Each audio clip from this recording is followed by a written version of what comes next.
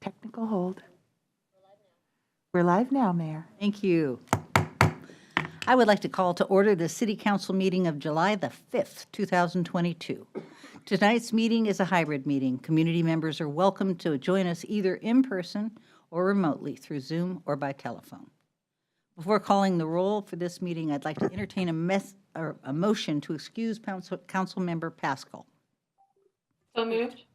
Moved by Council Member Curtis, seconded by Council Member Falcone. I did that alphabetically. All those in favor, please signify by saying aye. Aye. Aye. Opposed? The motion carries.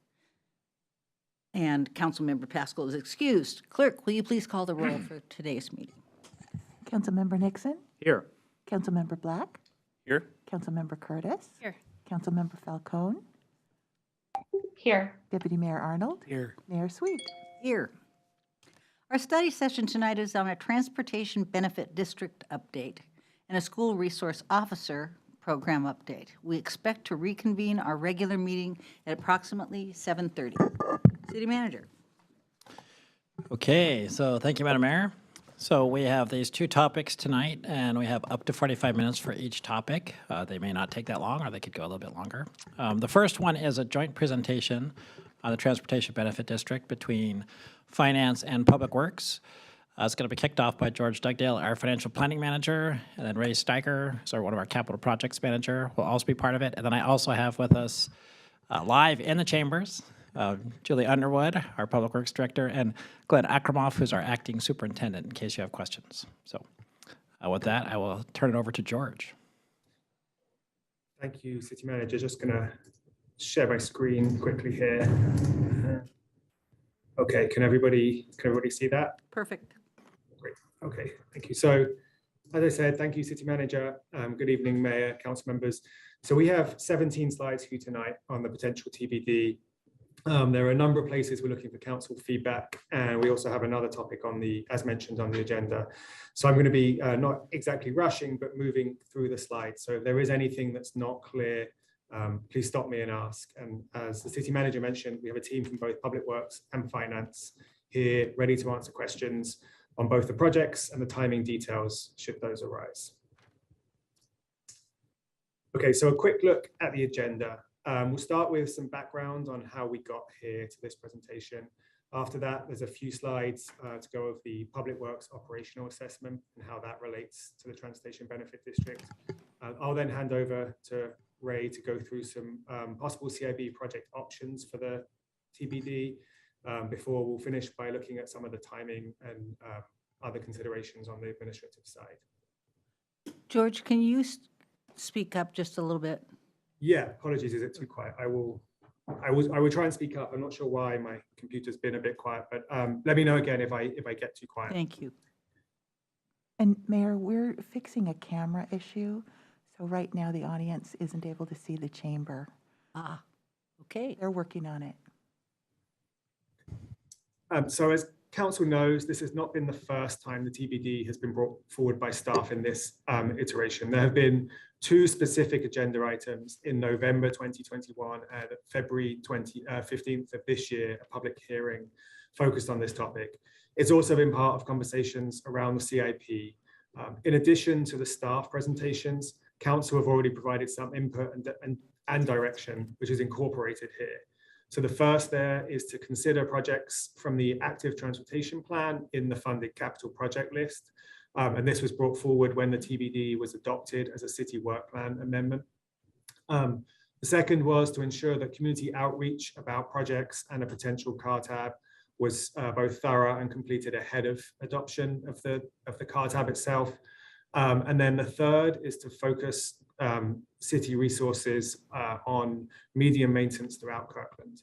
This was discussed at both the January and the May 2022 council retreats. So with that feedback in mind, I'll move into the structure of the TBD as we're presenting it today. In response to council questions and direction on medians and other grounds issues, Public Works has recently completed an operational assessment of the Streets and Grounds division. Some of the key findings from looking at the workload of division are shown here. So I'm not going to read the whole list, but there are some things I do want to highlight. The first is that Streets and Grounds is responsible for a huge amount of infrastructure in the city. Public grounds, which has about 2 to 3 hours per day dedicated to maintenance, has to compete with all of those other areas, which in the past has meant that other work has taken priority from this area. So what can be done to help the situation across Streets and Grounds? So the full results of this assessment will be included as an issue paper in the 2023-2024 budget. However, some immediate quick wins have been identified. For example, position reclassifications, which are already underway. But of most relevance to this conversation tonight is dedicated teams for specific tasks rather than shared operational teams. One of the teams identified is a tree and medium maintenance team dedicated to landscaping and tree and medium maintenance throughout the city. Implementation of this team would require 2 FTEs of new positions to be implemented. This would cost approximately $300,000 per year. The city manager is recommending that this funding come from the Transportation Benefit District. So just a quick note here on timing as well. If council did want to move forward with this and the TBD was adopted, staff could use one-time funds to hire and get started on the work ahead of the TBD funding being realized at the city. So are there any council questions on this section? We will also have time for discussion at the end. But if not, I will hand over to Ray Steiger to run through some example capital projects. I see none, George, so go ahead, Ray. Thank you, George. You can continue driving, I hope, here.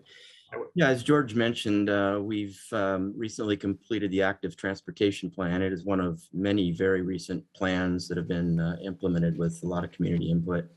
The Safer Routes to School Action Plan kicked off in 2019 with COVID. A number of meetings were held and pretty much finished that up last year. And so we now have a list of projects from that. Some plans on the 85th Street sub-area plan projects have come out of that, transportation master plan. So there are various plans that go even beyond our capital improvement program. Over the last few months, one of the things that we've been working on is to gather all those projects and look for overlaps, things that are duplicates, and try to get a list of projects to go through and do some estimates on. It involves around 200 to 300 projects, depending on how those are put together.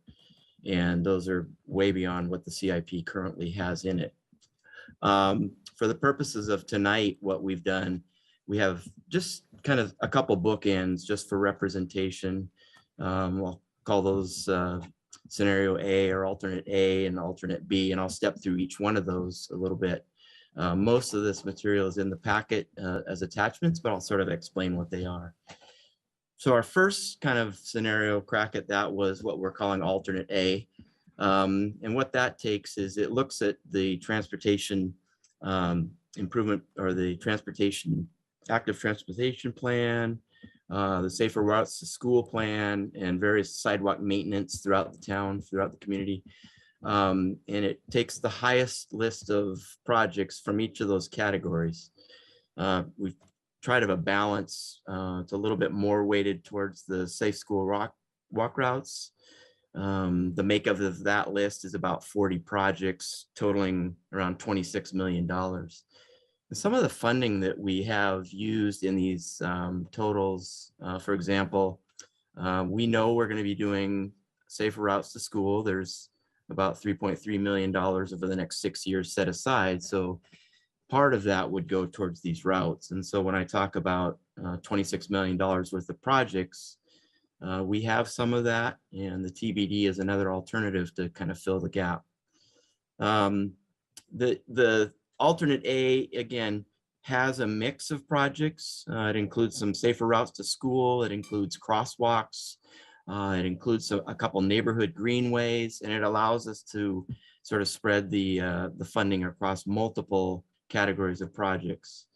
The map sort of shows where those projects are in the community. In some cases, as an example, we have a crosswalk on, say, 68th Street that also serves Lakeview, that checks both boxes. It's in our active transportation plan and it's in our safer routes to school. So that's represented here on the map. The next, another category would be alternate C, and that's where we've just taken all of the school walk route projects, be it sidewalks or crosswalks. It represents about $29 million. The totals are different in a little bit in that the costs are different depending on when we schedule those projects. That would allow us to do all of the safer routes to school that we identified. And George, if you want to, and then that list there of projects, again, most of the projects that we have, the bulk of the cost would be associated with the sidewalks along school walk routes, and then crosswalks leading to schools.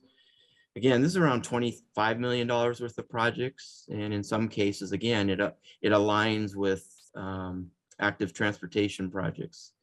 And the idea was to at least show the community or the council there are a number of projects to choose from, and depending how you want to cut those up, these are two examples of how that could be done.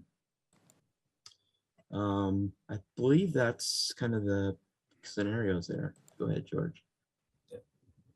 Are there council questions on the capital piece of this, or I can move on to the funding itself? I don't see anything specific yet. Great. Okay, thank you, Mayor. So thank just, you, Ray. if I can, sorry, George, just say a little bit about the process piece. So the question at the end will be, do you want us to proceed with looking at these in the capital list and the budget process? And so we would come back to you with specifics and say, do you want this project or this project or this project or this project? So, but the lists you do see in there, if you have more time to look at them, are probably pretty close to staff recommendations if you choose those. So they're not, they're, I think, a helpful starting point, but we are also open to other projects. Just to clarify, though, it's not a pick now. It's not a pick now. Do we want to put the money aside Right. or into the budget for future? Okay. Go ahead, Ray or George. Thank you, Mayor. So thank you, Ray. So taking a look at the overall project plan with those two pieces combined.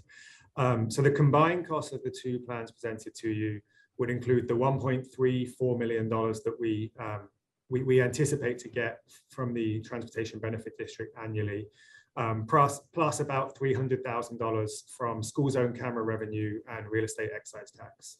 That would keep the original $1.34 million available for debt service, which, based on the most recent estimates we have from our bond council, would allow for about just over $21 million worth of debt, which, as Ray said, could be combined with existing CIP funding to fund a program of projects like alternate A or alternate C.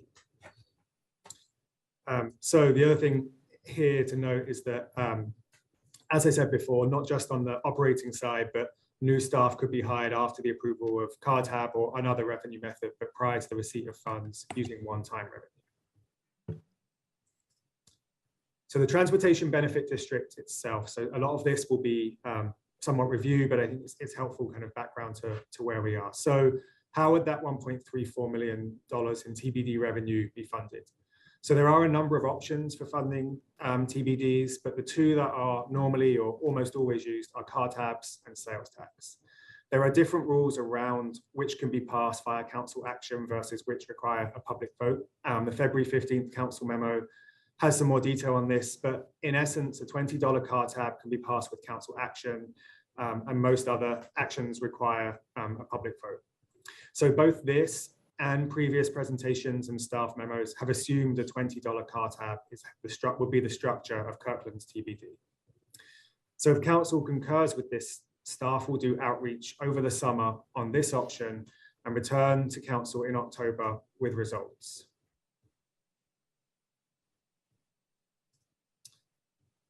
So on the timing, this is going to be the final piece of our staff update. So the final update is on the timing of the TBD passage.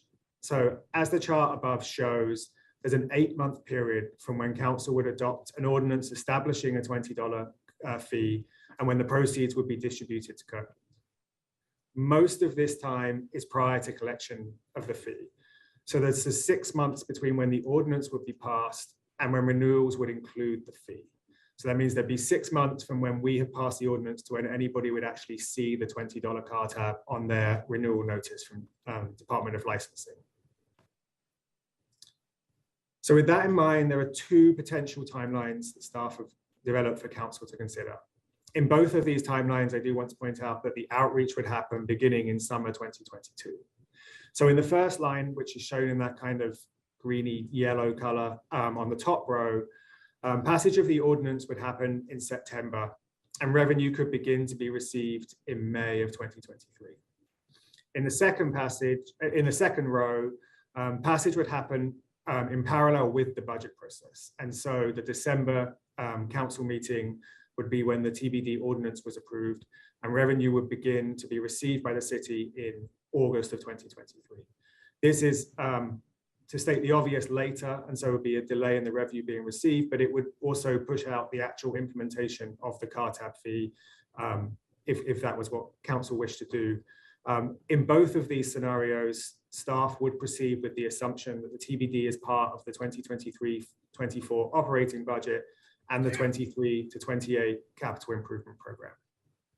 So George, Yes. if we do the September passage, is there any way to delay it if the, you know, the recession hits or hits harder or whatever? Do we have to start collecting in March? I don't know off the top of my head the answer to that question. We can definitely find out unless the city manager or finance director does know the answer.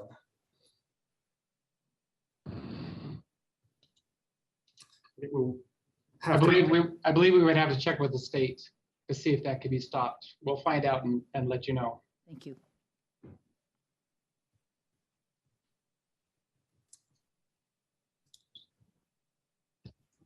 So we've covered a number of areas today, but just a kind of recap of where the council feedback is being sought. The first is this proposed plan of maintenance and capital projects the right balance for staff to move forward with? The second is on the structure of the revenue. Should staff move forward with assuming the TBD would be part of the 2023-24 budget? And does council concur with the structure of the revenue being a $20 car tab?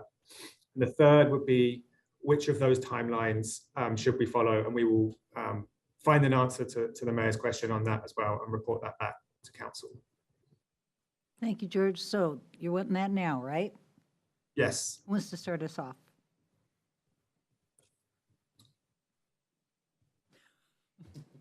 Deputy Mayor Arnold. Thank you, Madam Mayor, and thank you, George. Really appreciate you presenting us with some options that would give us some runway to make a decision given changing economic conditions. And to my colleagues, I would support planning on this, but waiting to formalize our decision till December of this year. That would give us 6 months to look at changing conditions and inflation stabilization, planning for elections 6 months later from that. And so I think that gives some time for things to stabilize, and appreciate the option that goes forward. In addition, I support alternative A that covers the safe routes to schools, the active transportation plan, and other transportation improvements. I think has the biggest community benefit for the investment we've been doing. Thank you. Thank you. Councilmember Curtis. Thank you, Madam Mayor. Lost my train of thought. Okay, here we go. So I also support moving forward with this and putting it in our budget and delaying till December 2022. I think that a robust public outreach is very important, and we know car tabs are a very divisive issue.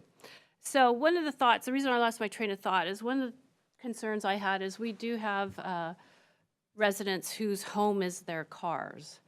And I'm wondering if we can create any program to waive those fees or provide some sort of, we pay them for them. So that is something that I would like to look into. As far as supporting the maintenance, the team for the medians and our right-of-ways and our landscape spaces, no surprise, I'm a strong advocate of that. And, you know, as we move forward to the station area plan and all of the green streets that we're going to put in there, we need a team. We need a team with horticulture knowledge to take care of those spaces and make sure that they are designed and work for the purpose that the sustainable purpose that we're implementing them for. And I think that was it. Oh, and back to, you know, I think that as we do this, we need to do a strong education on how expensive sidewalks are. I don't think the public truly understands the cost of sidewalks. It's mind-blowing to me, so I just want that to be part of our outreach. Thank you. Thank you, Councilmember Falcone. Thank you, Madam Mayor. Well, thank you for the great presentation, George and Ray. That was really informative. And, you know, I fully support moving forward with consideration of the $20 council minute car tab later this year with budget discussions, as my colleagues have shared. I, in particular, really appreciate the staff's acknowledgement of the historically high inflation and high gas prices, and just the consideration of the additional financial burden that this may cause our residents. That said, I believe that active transportation is an equity issue. It's a sustainability issue. It's something that we need to prioritize. This is something that I personally feel very passionate about. This is what first got me involved in local government, is active transportation, and in particular, safer routes to school. And so I'm really happy that we're having this conversation. With regard to the medians, I know it's acknowledged in the memo, but just a reminder that we have 115 medians in the city of Kirkland, and we need to care for them all throughout the city and not just downtown. So let's just remember that. And then looking at alternatives A and C that were presented in the package, I lean towards a combo of the two, where, you know, we focus a little bit more of Safer Routes to School action plan with some of the highest priority active transportation plan projects included. So a bit more yellow in the pie chart, but not the whole pie. For example, I noticed that the 90th Avenue sidewalk that I really see as part of just the larger sidewalk project along what I'm now starting to call Fire Station 24 Hill, along with the 90th Avenue 131st Way projects. I really see it as part of that whole group of projects. I saw that it made the cut in alternative C, but it was dropped in alternative A, and that's something that is such a high priority project. It's a need that I've heard just countless times from folks in the community, pretty much since I moved here to Finn Hill. And I know Councilmember Pascal is not here tonight, but he's commented before that he's heard from this time and time again from so many residents as well. So I really want to make sure that we prioritize that for funding alongside other parts of that project as well. And really just more generally, I still want the focus for this funding to be on safer routes to school, with the flexibility to cover some active transportation projects as well. So again, I just want to see just a little bit more yellow in the pie chart, but not the whole pie. Thank you. Councilmember Black. Thank you, Madam Mayor. And thank you, George and Ray, for your presentation and your memo and all the information. So I'm with the rest of my colleagues on the median street maintenance proposal. I wanted to respond to Councilmember Curtis's idea of our residents who are living in their cars, the car is their home, and what we can do, if we can do anything, to provide relief in that regard. I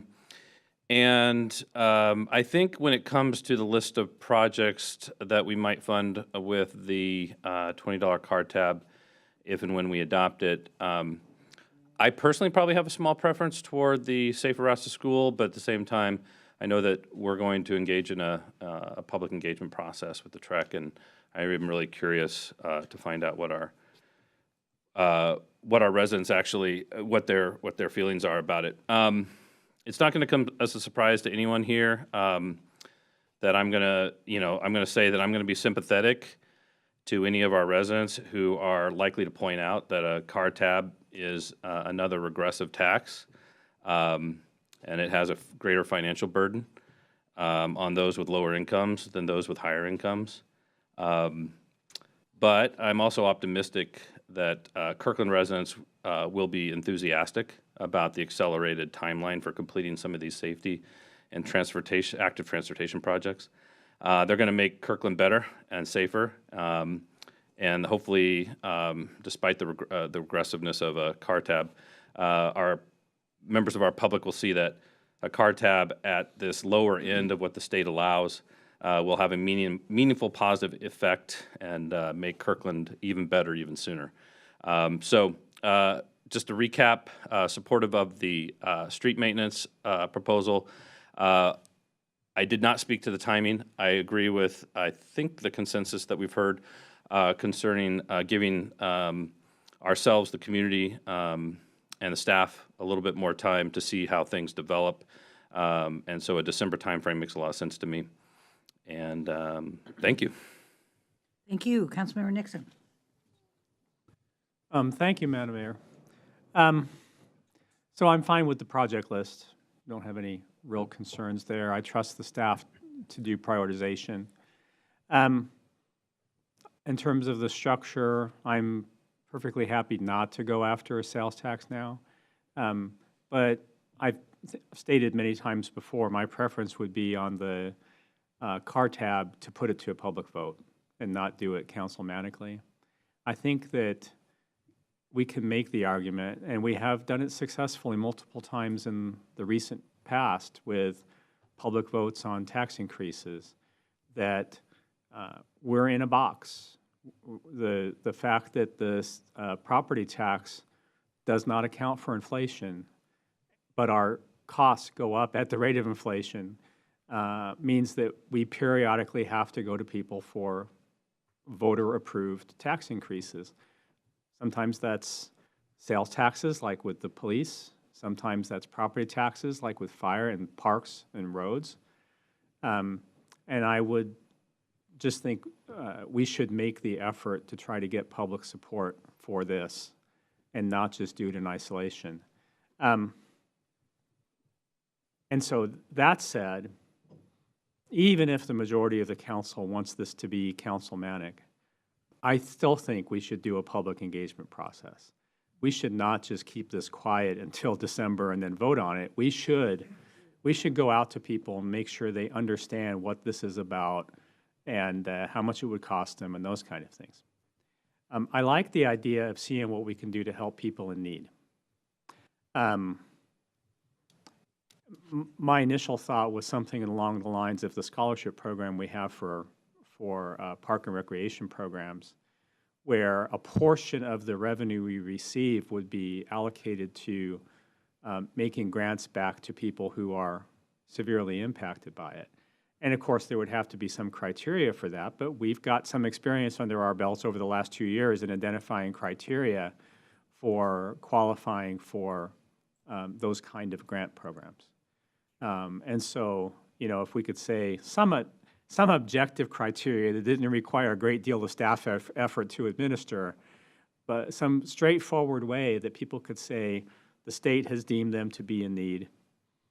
Section 8 voucher, EBT, whatever it might be, right? Something they can show us that says they're in need. Perhaps we could, they would have to pay the tab to start with, but then we could make them a grant back for the same amount, right? So I'd like to explore what the possibilities are along those lines, which maybe would make it a little less regressive, but we'll see. And I'm good with the timing, waiting until December to make a final decision. That certainly gives time for public feedback. Thank you. Thank you. Okay, thanks for your comments. Just a teeny bit to add. I think I go along consistently with the plan for the maintenance and the capital projects with the emphasis on the safety projects. In terms of the median maintenance, however, I believe that we need to go from clean to beautiful, Glenn, and I'm waiting for you to make that happen. I believe that with adequate outreach, people will not vote for this, because I think it should be councilmanic, but I believe people are asking for this. Yesterday was a clear demonstration of the pride that people feel in this city. And I think that you know, parks with weeds all over them, roads with, we just have not done a good job in responding to that, making people be proud of where they live. So that's very important to me. And with that, the timing, I'm not bought into the timing. Sounds like you guys are more than I. September, October, November, December, fine. And I think that's it. Think you got what you need, George? We did, thank you.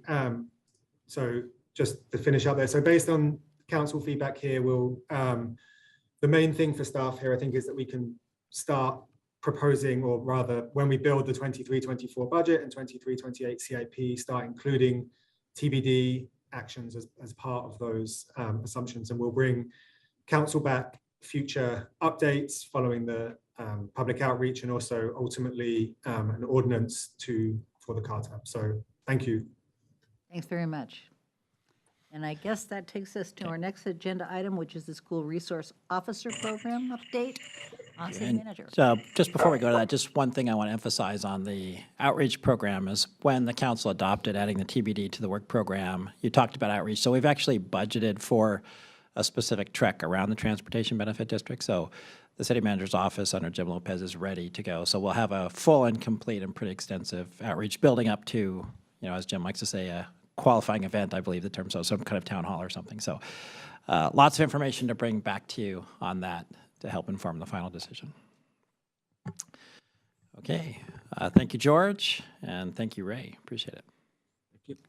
And back to you for the School Resource All right. Officer update. Okay, so this next topic is on the potential modification options for the School Resource Officer Program. A little bit of context before I introduce Sherry Harris about the timing of this. So in 2021, the council had asked us to work with the school district to discuss community outreach and options for the future of the School Resource Officer Program throughout the Lake Washington School District. And particularly wanted us to stay in close contact with the other cities and the district as well. The district had intended to have a process last year and early this fall that got delayed via COVID. And so we participated in a process that just ended in June. And so we're bringing you this discussion right after that. Also at that time, the school district in June approached the Kirkland Police Department and said that they were looking to scale back on the number of resource officers in Kirkland and to potentially reallocate that money to mental health and human services programs. So while we had been looking at that as well as the city, the school district also talked about that at the same time. And so both of those things led to us coming to you today because the city council had asked that we provide options to the council prior to the start of the fall school year this year in September. So that's the context of the timing of this, and we have a couple options for council discussion. We're happy to answer any questions. And so here to lead that off is our police chief, Sherry Harris. So Chief Harris. Welcome, Sherry. Thank you very much. I'm going to share my screen. Let's see if I can do this. You'll see that in the right content. Notes page or the slideshow version?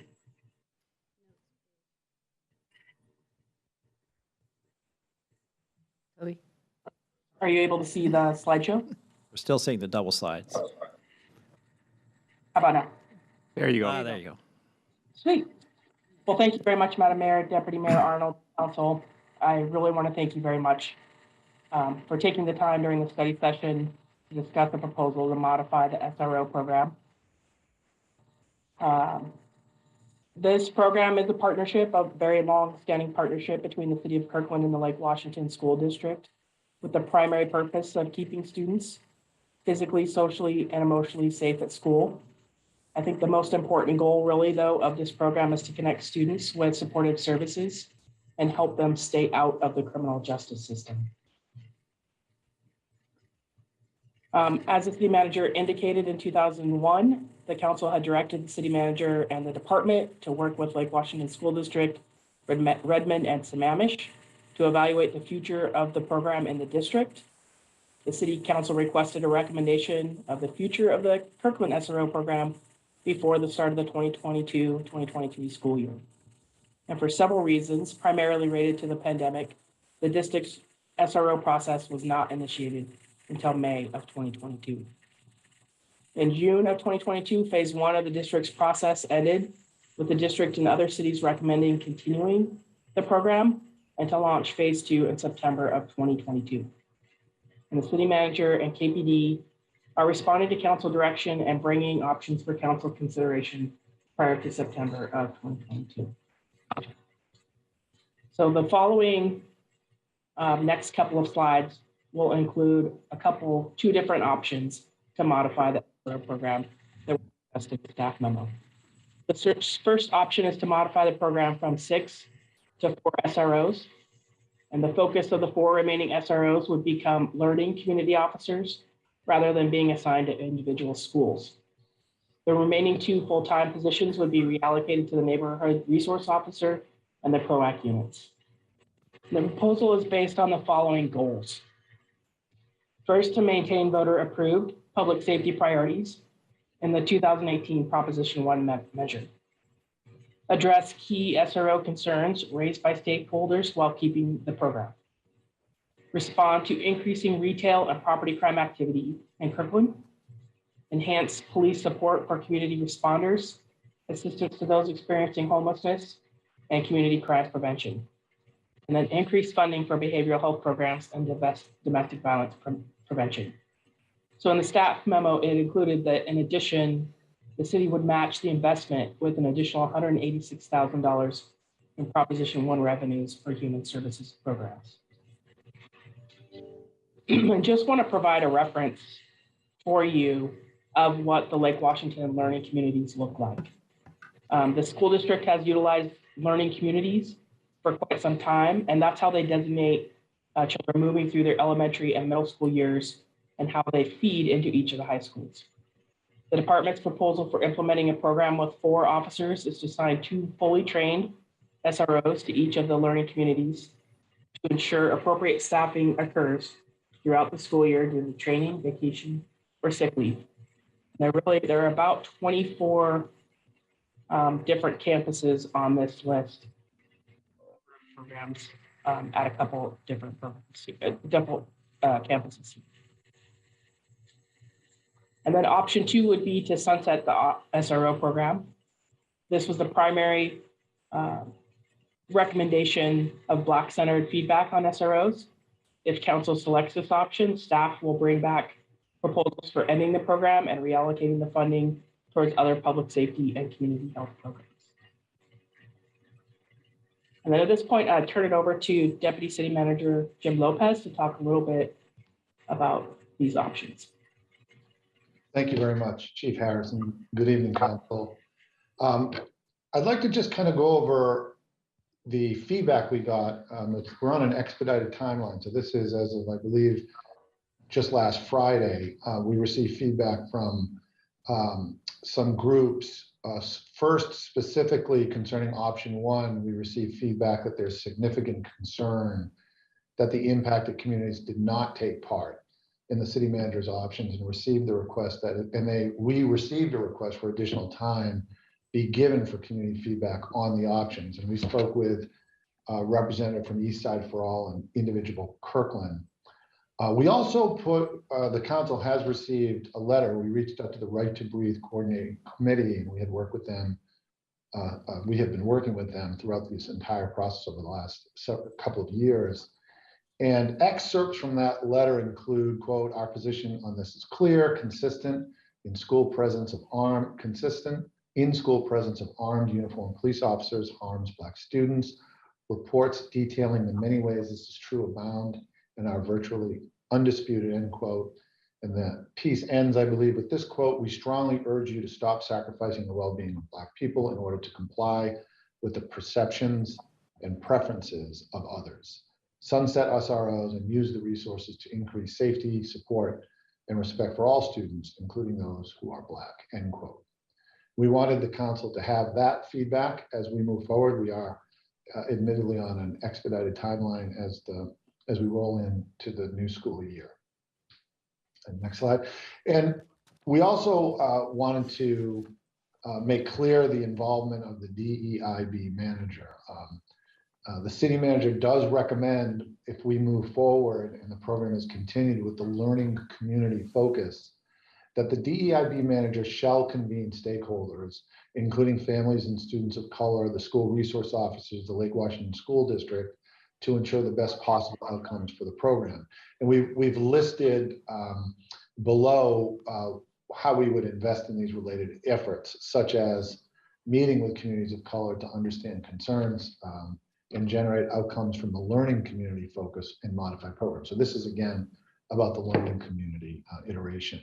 Meeting with SROs to current and future roles and responsibilities, reviewing the SRO reports and follow up with students on cases that involve students of color specifically, meeting with the resource officers to follow up and reports and develop training sessions, periodically report back to the community on this learning community focus, this new kind of iteration, and making recommendations to the council and the city manager about future improvements of the learning community focus. So that is a resource now that we have to invest in this program, and we recommend that that move forward.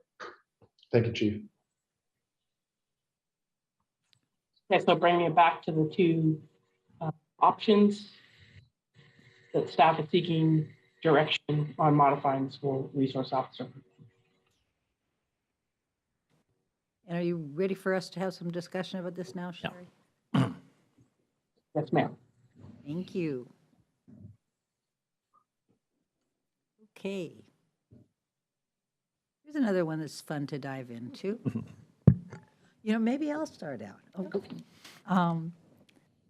You know, this has been such a long time since we began discussing this in the Public Safety Committee way back when, and it has evolved dramatically since then.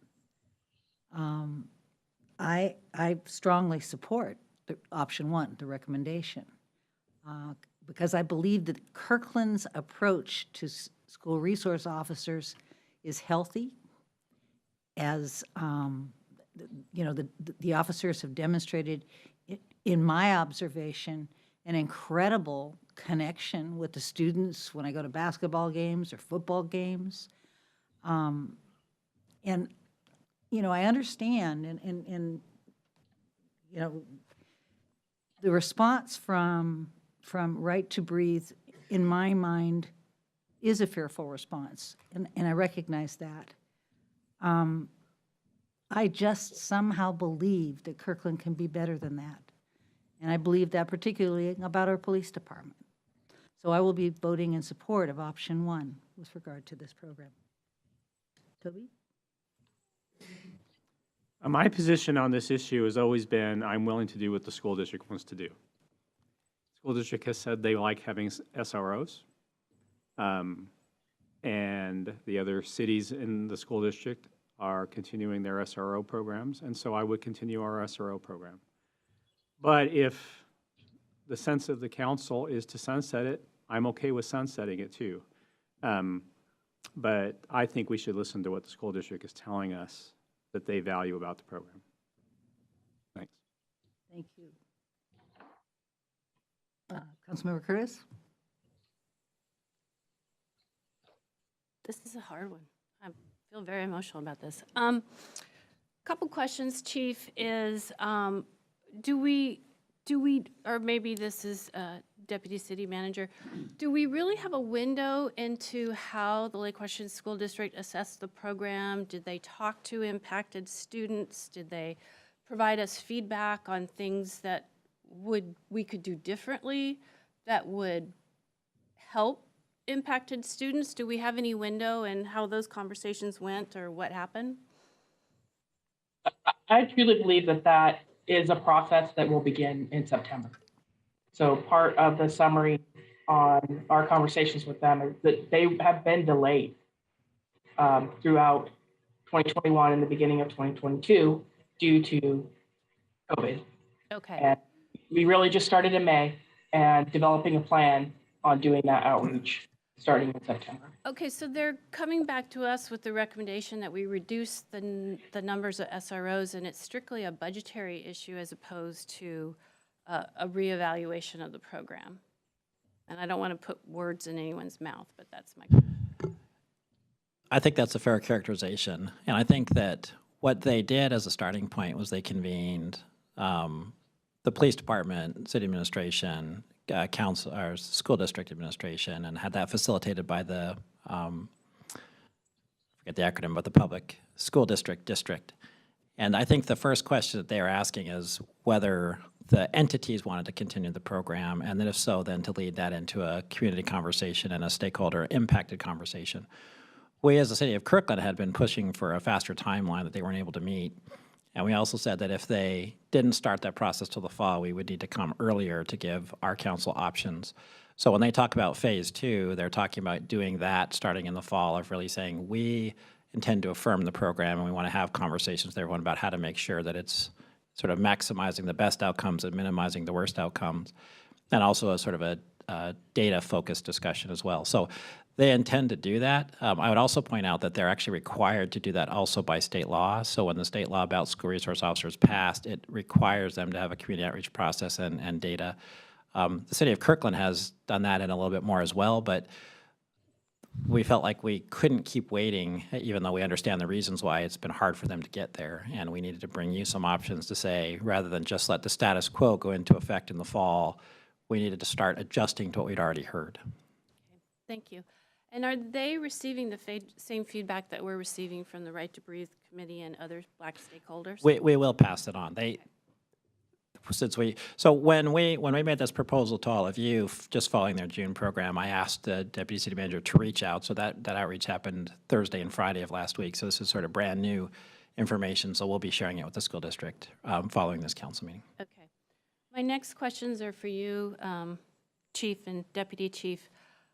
Can you give me a little better window into understanding what this learning community program will look like with 2 SROs, one for Juanita and one Lake Washington School District?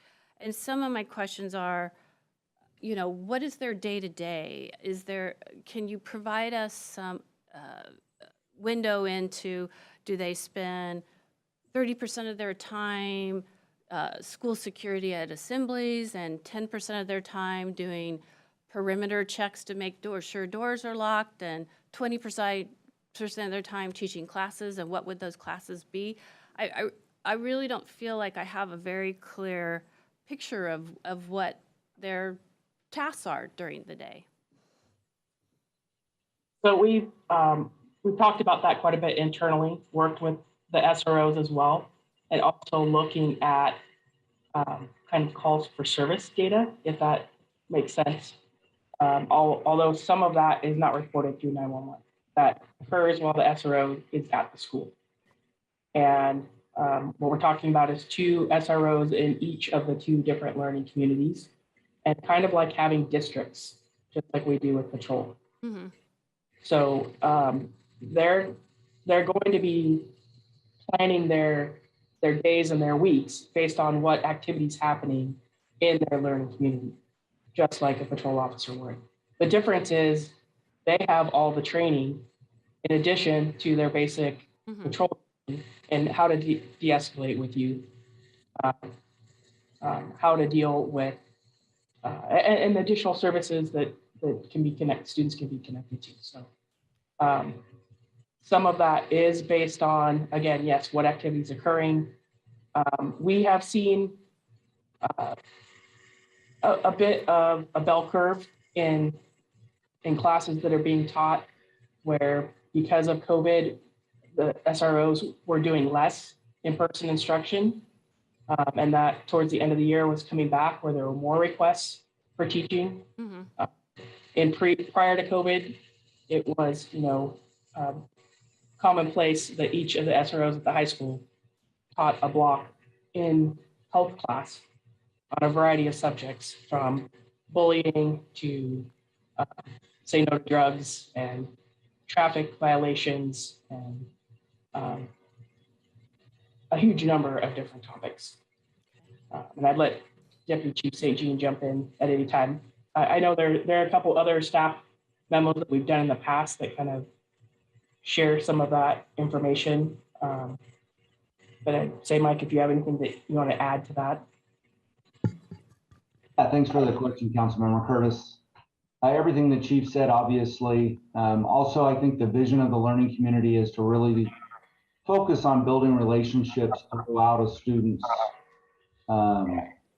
educational career, right? So when they get to high school, it's not the first time that they're interacting with a police officer. If we can get them into the elementary schools and the middle schools more, develop those relationships, the officers will have a better understanding of what kind of resources a student might have, instead of, kind of waiting for that high school or middle school for the last couple of years since Proposition 1, but really kind of spreading that out and focusing on those relationships. If right now, focus specifically on one school, they kind of do all the above to your question on percentages. And to the chief's point, it has kind of been dependent on COVID. But one of the examples is, oftentimes at the beginning of school, officers are greeting students as they come into school. Most of the community likes that and feels safe and secure, but we also have comments that that is intimidating and that people don't want them there every day greeting them as they come in. With the learning community, they'll be spread out more. They won't be all day, every day at one school, back and forth, obviously responding as needed to any calls that the school needs, but spread out a little bit more and making more of a purposeful effort to drop into the elementary schools and have lunch with the kids and play recess with them and some of those kind of things. So those positive experiences. Okay. When you say that, I'm sorry, everyone, if I'm taking up your time, but when you say they're responding to calls, 911 calls, or calls from the school, what are those typical calls? If there's a report of a weapon at school, if there is a stranger, an adult on campus that shouldn't be there, then, oftentimes Vanessa Rose at the school, they're responding to that so that school security or administrative staff don't have to deal with that and, have the training to go do those kind of things. Okay, and that was one of the things that I was going to point out is we've talked about student support, that sort of thing, but we haven't talked about school safety. And I am making, again, I'm making an assumption, and I haven't heard this from the Lake Washington School District, but I'm making the assumption that they support the program because the officers do provide school safety. Am I right or wrong on that? You are, and then in addition, they're all certified trainers in Alice, and they provide staff training.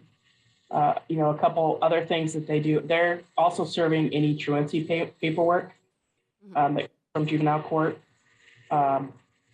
coordinating all of that kind of paperwork.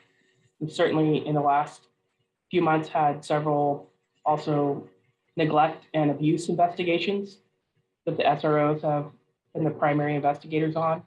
And that information was shared with them because they were there at the school. Okay, that's helpful.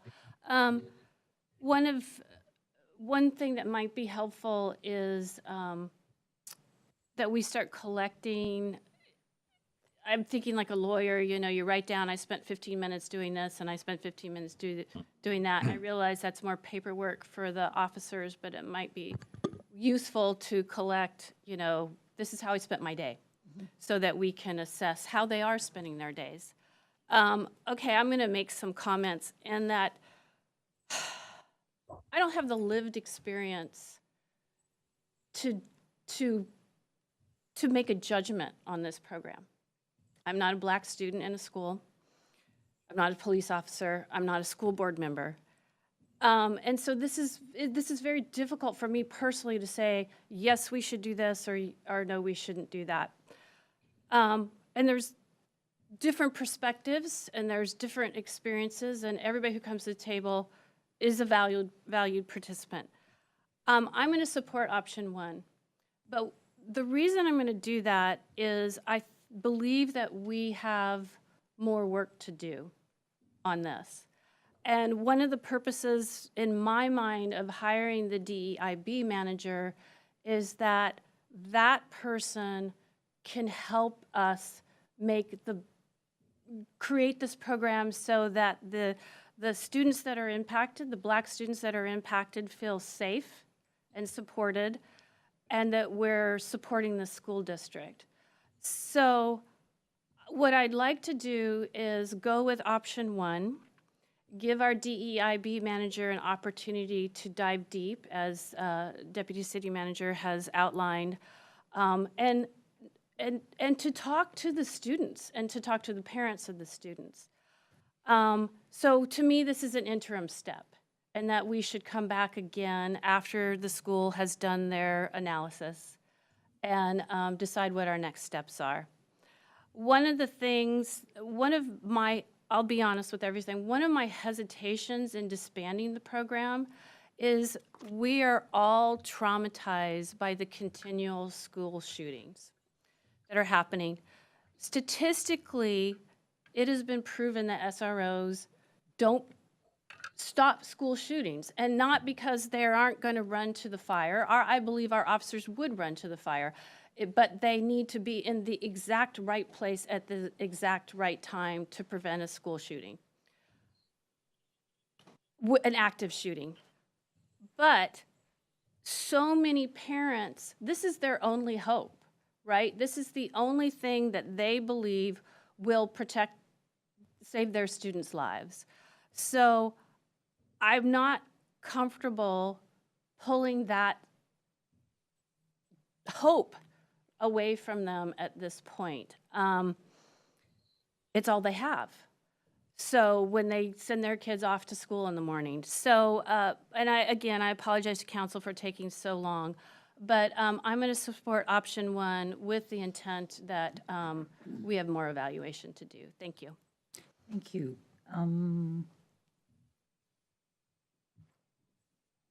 Councilmember Black. Oh, I'm sorry. Councilmember Falcone, was your hand up there? Councilmember Black can go first. I just raised it. Thank you.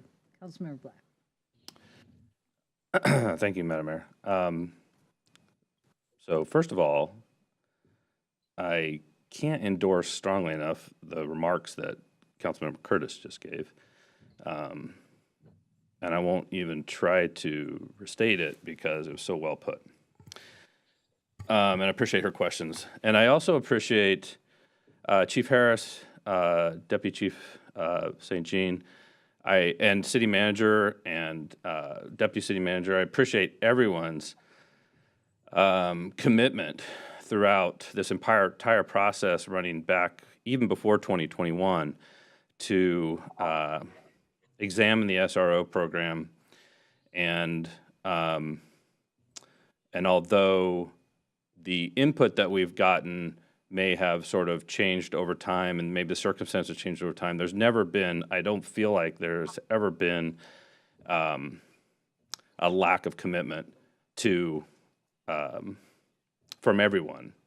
And that's the department and the city and the council at examining this program and understanding it and its unintended, including its unintended negative consequences. So I struggle with this as much as, well, if I understand Councilmember Curtis's comments, I struggle with it every bit as much as her. If I can summarize what Kirkland has heard from those members of our Kirkland and our East Side communities whose children are most affected by the unintended negative consequences or effects of an SRO program, is that they would like Lake Washington School District to sunset the district's SRO program. And by the way, I should also mention I actually agree very strongly with Councilmember Nixon. I've always felt that the school district is at the center of this effort. They're the hub, and they really are an extremely important partner in this effort. I'm optimistic that with our DEIB manager and the effort that the city manager and or deputy city manager and Councilmember Curtis just described, and this phase 2 that the school district's going to engage in, that the school district will maybe see and hear some of the important voices that we've heard from. The ask that we've heard is to not have a program that utilizes armed uniformed police officers in the schools, and to replace those law enforcement officers with trained professionals in behavioral health who, despite all the great training of an SRO and all of the great effort and the heart, the professionals in behavioral health can do more than a single armed officer over time to keep our students physically, mentally, and emotionally safe, fit, and healthy. What we've also heard from some, although certainly not all, is that if the school district does continue to have an SRO program with armed uniformed officers, they want it to be a safe program in every sense of that word, safe, particularly for those students most affected by the unintentional negative consequences of SRO programs. I mentioned at the outset, neither the council nor the city staff nor the KPD have stood still, as described by the city manager during his remarks. Kirkland has been working with the school district leadership on this issue, knowing that the district is a really, really important partner. I do like that the proposal, option 1, is a request by the school district. The proposal is an investment in neighborhood resource officers and proactive investigation of crimes in Kirkland, and that the school district has expressed that it would like to see the $186,000 in savings shifted to other strategies to aid student mental and emotional health and safety. I believe, it's not going to come as a surprise to anyone who's heard me talk on this issue before, that I believe that our students will be safer if, as a society, we invest more in professionals specially trained in youth behavioral health, who themselves get to know our students, learn their struggles, and are the most highly trained among us all to guide those students through their challenges. And it probably goes without saying, but I'm going to say it anyway, that investments in behavioral health within the walls of our schools is just one thing that we can do better as a society to keep our kids mentally and emotionally healthy and safe. I say all that now in order to say that today's proposal of option 1, if it's approved, should not be the end of any effort by us. Along with that current proposal, I want Kirkland to continue to work with students most affected by the unintended negative consequences of SRO programs, the adults that help represent them, and the school district's leadership to explore further change. And that change needs to include continued evaluation and consideration of sunsetting the SRO program and reallocating those resources to behavioral health professionals and programs. I hope to see a spirit of constant progress and improvement. Thank you. Thank you. Councilmember Falcone. Thank you, Madam Mayor. And thank you, Chief, Deputy Chief, City Manager, and Deputy City Manager, among others who've been working on this issue for quite some time. I remember a few years ago working on a task force with all of you, and I know this is an ongoing issue. I appreciate the school district's plan to reduce the number of SROs in Kirkland schools from 6 to 4.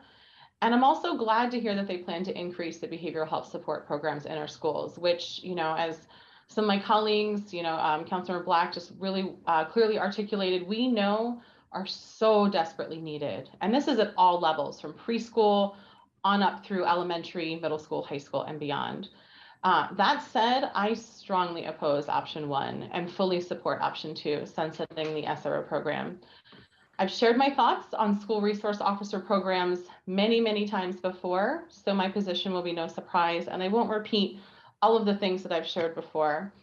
But I will just summarize that I remain concerned that we are intentionally doing harm to some of our most vulnerable community members, including school students with disabilities and Black students in particular, by continuing to have police in schools. As was mentioned in the memo, we've heard directly from Black families and youth in our community who have shared just their heartbreaking stories of harm that's been done by this program, asking us to please end this program. We've also read the multitude of studies that have documented the very real and very significant harm done by SRO programs. I also don't yet have a clear picture of the purpose of our SRO program or what they do on a daily basis. The memo lays out 4 primary purposes of the program, none of which are good reasons or ones in which police officers are the best equipped to handle, as some of my fellow council members have commented on. For example, the first point says that police are in schools to help keep students physically, socially, and emotionally safe. And we know that counselors and other behavioral health professionals are best suited for this, and that the police are not experts on these issues. The same with the third point of connecting students with supportive services. Clearly, a social worker or a school counselor is best suited are the best type of professionals suited to do this type of work, and they have the skill set and the training to do that job. I do support Councilmember Curtis's request for more information on what our SROs do on a daily basis. This is something that I've asked for both publicly in our meetings and also in task force meetings and other meetings many times over the years, and I haven't yet seen that level of information. And I think it'd be really helpful for us as decision makers and also for the public to know what it is that this program does. So to summarize, we know that this program does harm. We know that its stated purpose is best filled by other professionals, and we don't quite know what the program actually does. So for those reasons, I strongly support sunsetting our SRO program. That said, I know that my position is likely not the majority opinion of our council tonight. So I do support Councilmember Curtis's comments on having and Councilmember Black's comments on having our DEIB team explore this program further and help us learn how to apply an equity lens to this conversation and decision in the future. This conversation about the future of the program needs to be ongoing. So thank you, Councilmember Curtis and Councilmember Black, for raising that. I appreciate the community feedback that we received and that was presented tonight that impacted and historically excluded voices were not included in the development of this recommendation. So I think we can move forward tonight with the option that council selects and also still move forward on considering whether to continue the program further. The bow is not tied on this conversation with this decision. So I support Councilmember Curtis's and Black's suggestion of having our DEIB manager lead this discussion and to bring this back to council after Lake Washington School District's public engagement process has been conducted this fall. I also want to thank in particular the Right to Breathe Committee for your advocacy work on this and other important issues. I appreciate and in particular agree with the letter that we received from the Right to Breathe Committee today, urging us to sunset our SRO program. So thank you, Deputy City Manager Lopez, for mentioning that letter and quoting from that letter. I also want to quote that letter. I want to end by quoting a sentence from their letter. Quote, "The fact that this is up for debate is a painful reminder that the real world well-being of Black students is too easily bartered in exchange for the perception of comfort and preferences of the white majority." Thank you.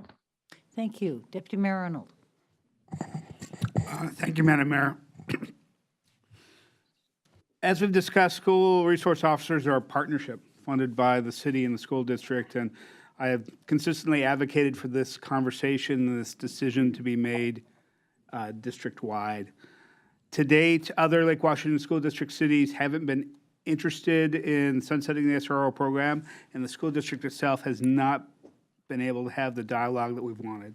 In a lot of ways, we're ahead of this issue, which I think it's good to be able to lead, but I think we need to bring other people into the conversation. It's not going to happen for the fall. However, I do appreciate the responsiveness of the police department and the city manager's office in being proactive with recommended changes to the program while for the fall, such as casual dress, before the school district is able to have this broader outreach. I also really appreciate the details in the packet memo prepared by the chief, Deputy Chief St. Jean, and team. It details lots of information that differentiate what Lake Washington School District SROs do in contrast to some of the worst examples that people have seen nationally. Kirkland SROs are not involved in school discipline. They seek to keep students out of the criminal justice system. They are specially trained to work with youth. They have specific direction, God forbid, in responding to a crisis at the school. And As we've seen as recently as last month, they've developed trusted relationships for responding to reported threats. I appreciate and support the comments of Councilmember Curtis and support continuing the program with the modifications proposed in the ongoing dialogue.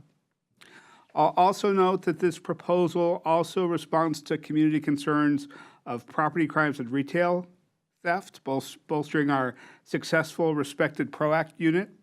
It adds a neighborhood resource officer that will focus on behavioral health issues in conjunction with our community responders, and adds human services funding.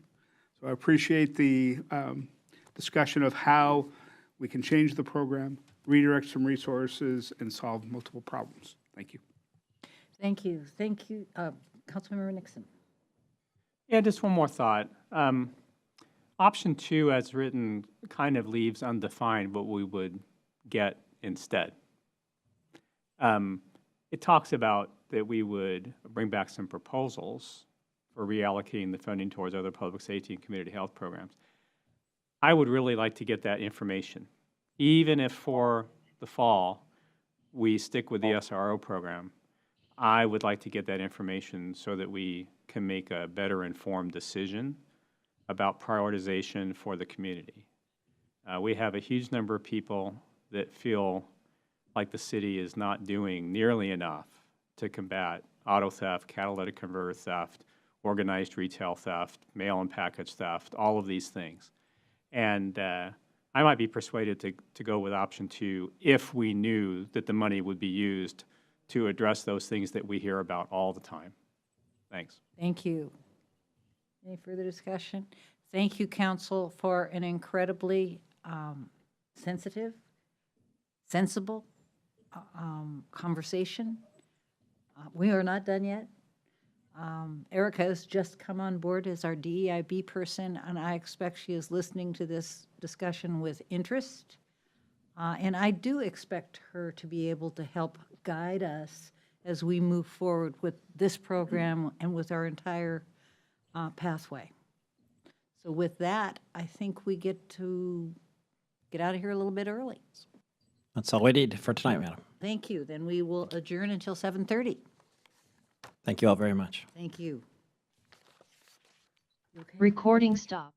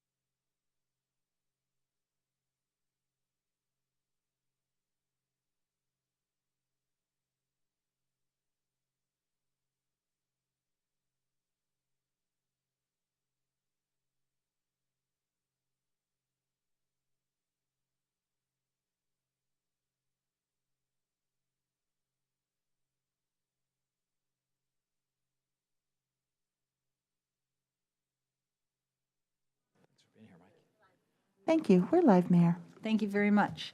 We're back in session following a study session on a transportation benefit district update and a school resource officer program update. We're at the honors and proclamations portion of our agenda, where we will be doing a Parks and Recreation Month proclamation, and Councilmember Kelly Curtis will help me with that. City Manager. Okay, thank you, Madam Mayor. So as you mentioned, we're proclaiming the month of July as Park and Recreation Month in Kirkland. This is something that's been done nationally in the United States since 1985, and with us for the last few years. Here to receive the proclamation, we have our Chair of our Park Board, Amanda Judd, and we also have our Vice Chair, Mike Holland, in person, who's here to receive the proclamation. Proclaiming July as Park and Recreation Month in Kirkland, Washington. Whereas park and recreation programs are an integral part of communities throughout this country, including the city of Kirkland. And whereas park and recreation programs are vital to establishing and maintaining the quality of life in our communities, ensuring the health of all residents, and contributing to the economic and environmental well-being of the community and region. And whereas park and recreation programs build healthy, active communities, aid in the prevention of chronic disease, provide therapeutic recreation services for those who are mentally or physically disabled, and improve the mental and emotional health of all residents. And whereas park and recreation programs increase a community's economic prosperity through increased property values, expansion of the local tax base, increased tourism, the attraction and retention of businesses, and crime reduction. And whereas park and recreation is essential and adaptable infrastructure that makes our communities resilient in the face of natural disasters and climate change. And whereas park and recreation areas ensure the ecological beauty of our community and provide a place for children and adults to connect with nature and recreate outdoors. And whereas the U.S. House of Representatives has designated July as Parks and Recreation Month, and whereas the City of Kirkland recognizes the benefits derived from parks and recreation resources by providing over 2,000 recreation programs, serving nearly 20,000 youth, adults, and seniors annually across 52 parks, 58 athletic fields, 3 swimming beaches, 2 community centers, and a community pool. Now, therefore, I, Mayor Sweet, on behalf of the City Council, do hereby proclaim that July is Park and Recreation Month in the City of Kirkland. Say something? Yes, I would. Thank you. There you go, sir. Thank you. Thank you, Councilmember Curtis and Mayor Sweet. On behalf of the Parks Board, we wanted to thank Council and also Kirkland's Department of Parks and Community Services for this proclamation. And more importantly, we wanted to thank the ongoing support that is received in maintaining and expanding our parks, our wonderful park system here in Kirkland. So thank you. Thanks, Mike. Appreciate it.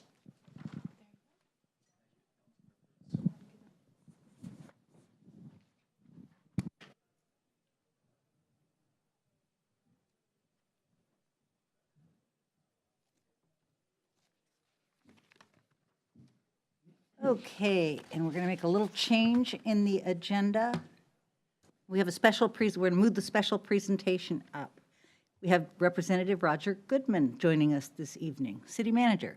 Okay, Representative Goodman can step up to the podium. So Representative Goodman serves Kirkland in the 45th Legislative District.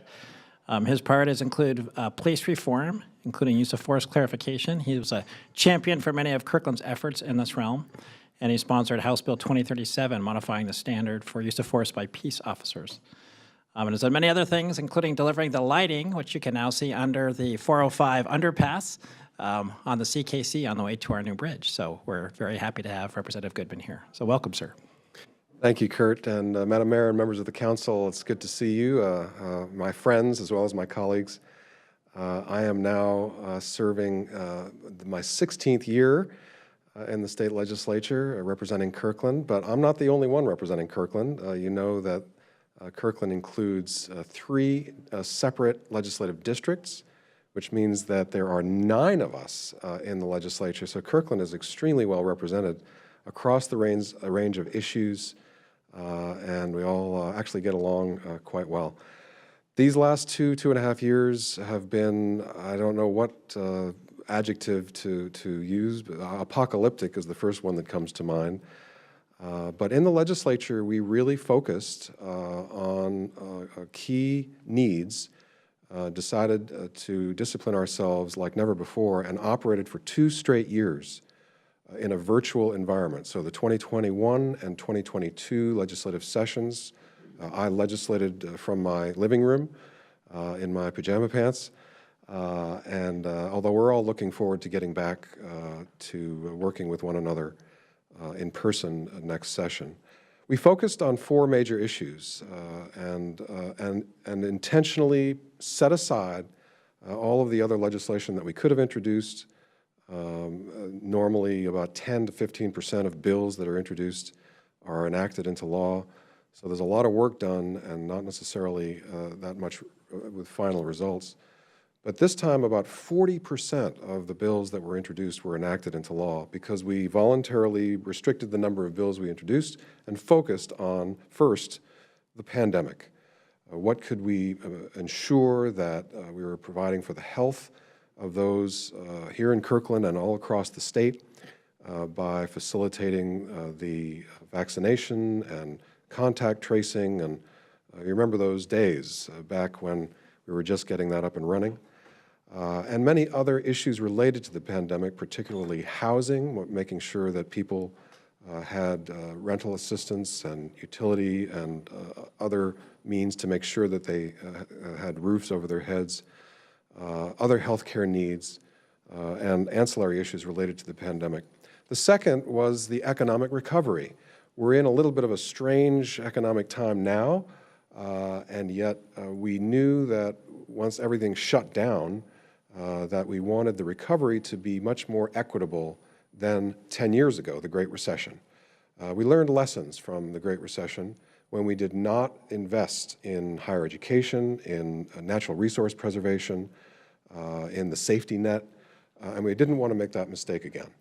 And so we made sure that the recovery, the economic recovery, was equitable and provided, particularly for small businesses, and continued in this most recent session, help for small businesses, particularly in the hospitality area, lodging and restaurants, childcare, and small businesses such as hair salons and so forth, arts and culture, to make sure that they could sustain themselves both during the pandemic and now post-pandemic. So an equitable economic recovery was essential. Third, and this arose in sort of sharp focus after the murder of George Floyd, and it was laid bare that we have major inequities in our society, social and racial inequities, and so another major focus was racial equity, and particularly in the justice system. And I serve as chair of the Public Safety Committee with jurisdiction over the criminal justice system, and that sort of was my area of focus to enact, in particular, police accountability laws to bring a sense of equity in our justice system and therefore more public confidence in the justice system. So I've been very busy for the last 2 years doing a lot of justice system reform, a lot left to do. I'm working on sentencing reform now to put forward a more community-based response to people who run afoul of the law rather than needlessly locking people up, which is counterproductive, and research shows it's really kind of a waste of resources. And finally, the climate crisis. We believe that the climate crisis needs to be addressed now, and it can't wait. During the summer of 2020, so we were suffering from the effects of the pandemic, protests in the streets, and if you may remember, acrid smoke choking us out from the wildfires and the wind blowing the wrong way. And if anything more than inconvenienced our lives, it was the inability just even to step outside because it was too smoky. And that was a reminder that the climate crisis is with us.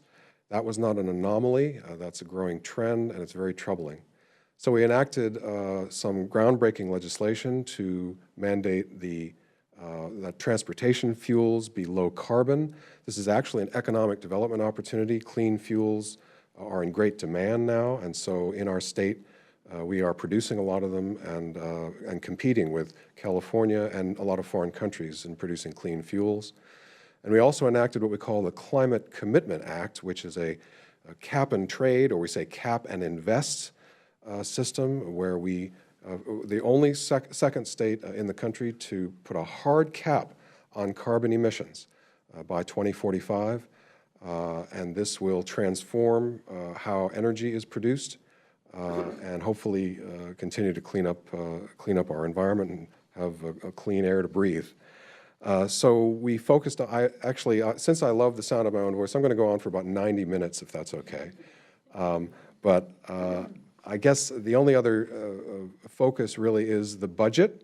We are mandated to do nothing other than pass a budget. We pass a lot of other policy legislation, but our budget was very healthy. We were in dire straits, as every other state was when the pandemic hit, but thanks to the federal government, we received $7.3 billion, which not only kept us afloat, but provided opportunity for us, many opportunities to make investments in childcare, in small business. So for instance, we have increased the business and occupation tax credit for small businesses so that about 125,000 small businesses in our state will now pay no B&O taxes at all, such as hair salons and truly small businesses that are very difficult to survive. Also provided $100 million to the hospitality industry, which were the most hard hit, restaurants and lodging, and a lot for arts and culture and heritage and film. We're going to be making more films here in the state. I could go on and on about what we were able to accomplish, but I'd say the only missing piece is something that Kirkland and the East Side really cares about, and that's housing. As some of the folks in our community say, the number one problem in our area is housing, the number two problem is housing, and the number three problem is housing. We are a very diverse community because of the high-tech industry, diverse ethnically and of foreign origin, but not diverse socioeconomically.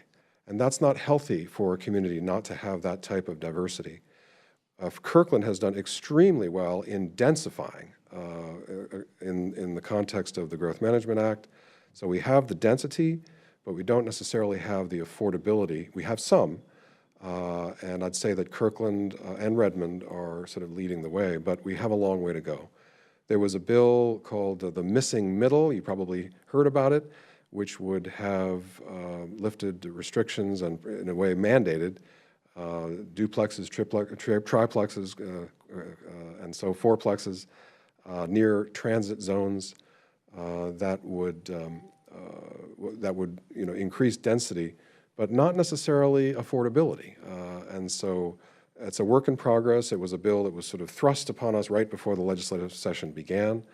But certainly one of my main concerns, and I enthusiastically supported that proposal, is to make sure that we have both housing that is environmentally responsible, but provides opportunity for people from all different backgrounds. So I literally could go on forever about everything we've done, but I'd be open to answer any of your questions. Before I conclude, though, I do want to thank all of you for leading the city of Kirkland through a very difficult time and making Kirkland a showcase for how a city is run, welcoming people from all backgrounds, a safe place to live. And so I really commend you for the great job that you're doing, and it's been a pleasure and a privilege working with you. I will comment on safety, because yesterday, yet again, we had a horrific, tragic shooting in a parade. It's every day in a shopping mall, in a church, in a school. And we did pass legislation to restrict the capacity of magazines or the clips in these high-powered weapons. And we also have restricted firearms in places like this, in city council, county council chambers, election offices, school boards. It's a shame that we have to do this. But this is the world that we live in now. And so you can at least rest assured that we're safe in this space. But I do believe that here in Kirkland, you've done a great job. And I want to commend Sherry Harris, the chief, for leading, again, an exemplary police service. I work very closely with police agencies across the state. And Sherry Harris really shines as one of the great police leaders in our state. So you've done a great job, and thanks very much for the great work you've done, and it's a pleasure working with you. Thank you, Roger. It is always good to see you, and we really appreciate the work you are doing for us. Council, questions, comments? Councilmember Curtis? Yes, thank you. Thank you for coming. It was fun seeing you at the parade yesterday. Yes. So thank you for participating.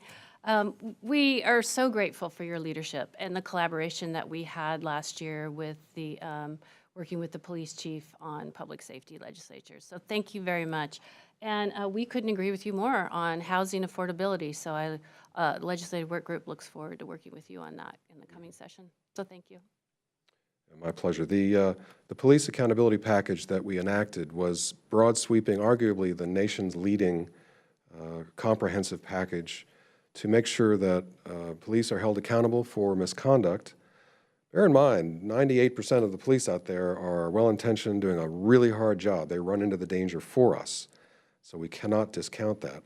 However, those who do engage in misconduct too often wander from one department to another and ruin it for everyone. And we did not have the structure and systems of accountability that we needed. And so we're in the course of holding those who engage in misconduct accountable. We're helping to professionalize police better and again, foster greater confidence of the public in our police force and making sure that police treat all communities equitably. However, I believe we did overreach. It was a very enthusiastic legislative session. We passed 13 bills in one session, and I, by and large, it really was a major accomplishment. But we did hamper police ability to engage in investigations of criminal activity, and we were not clear about the police ability to respond to mental health crisis in particular. Police on a daily basis deal with mental health and domestic violence. That's their daily work.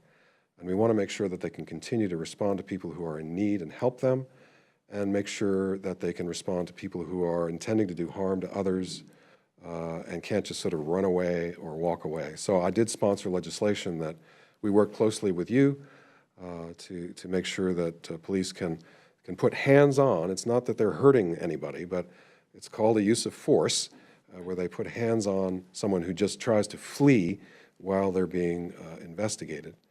And that, I think, was appreciated by the cities across the state. Absolutely. Thank you very much, Roger. We will see you soon. Yes, indeed. Thank you. I want to make one final comment. I could, again, go on forever. The biggest win in this legislative session were the schools. I think the biggest win of the entire legislative session was we're going to be putting nurses, mental health professionals, and social workers in every single school in the state. $44 million just for this year, but almost $680 million over the next 3 years. I, because of the experience I've witnessed with my children in the schools, there is a mental health crisis among our adolescents, and it was happening before the pandemic, and the pandemic exacerbated that. So we are now going to have the people who can help them not get into college, not those kind of counselors, but counselors who are trained in mental health to help kids in school so that they can succeed in school and then succeed in life. And we brought in, we were addressing the staffing shortage in schools, increased the pay, a lot more free and reduced price lunch for students all over the state. And so if taking sort of stepping back and taking a look at everything we did, in my opinion, the public schools won more than anyone else. And we have incredible public schools here in Kirkland. My son is a freshman at Lake Washington High School, and I'm just so impressed with the education that he's getting. So anyway, just wanted to make that final comment about our schools, one of the foundations of our society. So. Thank you. Did you have something to say, Deputy Mayor? No. Okay, thank you You very are much. free to go. Okay, thanks a lot. Thank you. Bye now. This takes us to item 5, communication. This is the time in our meeting when we normally hear from the public on matters which are not quasi-judicial or scheduled for a public hearing. We do have a public hearing this evening. It is item 6A, related to autonomous personal delivery devices. On all other matters, please limit your remarks to 3 minutes, and the council will receive up to 3 comments on each side of each issue. If you are present, either in person or virtually, and would like to address the council during the items from the audience period, please sign up using the online public comment instruction link or in person using the posted QR code. For those participating by phone, please dial *9 to be recognized to speak. Community members will be called in the order in which they signed up. Items from the audience is an important part of our business meeting, but we have to ask that everyone be treated with kindness and respect. We ask that you please do not clap or applaud after a speaker or express your disagreement with a speaker. We want everyone in Kirkland to feel welcome expressing their viewpoints regardless of content. Because they can be disruptive, we do not allow signs and placards in the council chambers during our meetings, regardless of their content. If you are interested in speaking, Kathy should have your name, and she will be reading them off as we proceed. So, Madam Mayor, just before we start that, we want to go ahead and open up the Oh, that's great. Yeah. doors and also turn the speakers on outside. So council, you have 7 speakers under items from the audience at the moment and 1 person who's signed up for the public hearing. The first 4 speakers are Caleb Koch, Justin Becker, Evan Hurley, Jonathan Ishmael, and then we'll proceed from there. Caleb. So Caleb is virtual. Thank you. We're just waiting for Ennis to promote him.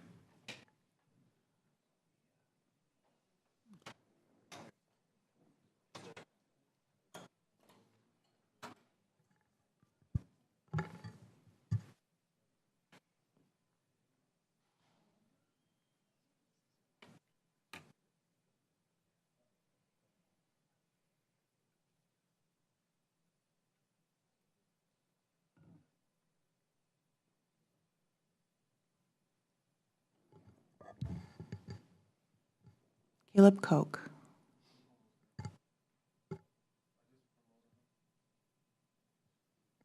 Caleb, can you hear us?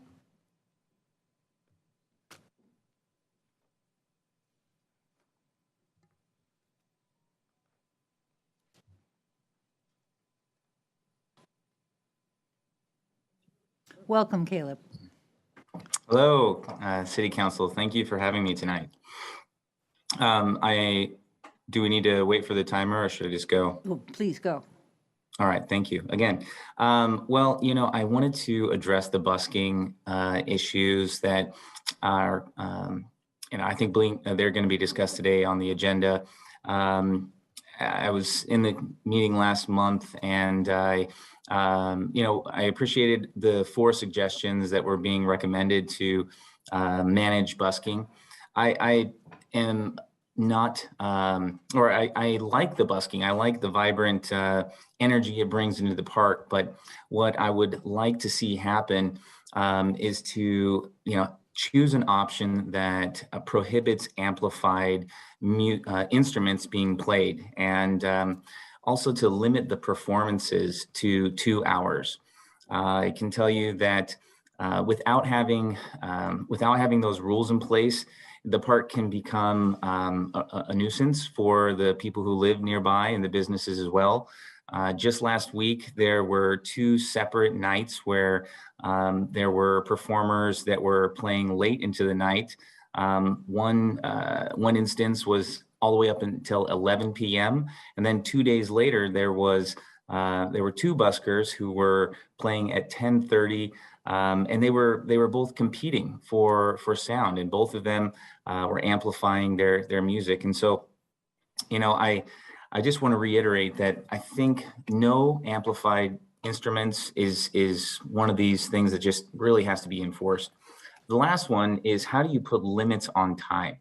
I know in the 4 suggestions that were discussed last month, having time limits, you suggest it, but I think what would be the most reasonable for everyone that wants to play is to have a calendar, a sign up that is available to the public, so that people who want to perform, they can sign up and they have their 2-hour time slot.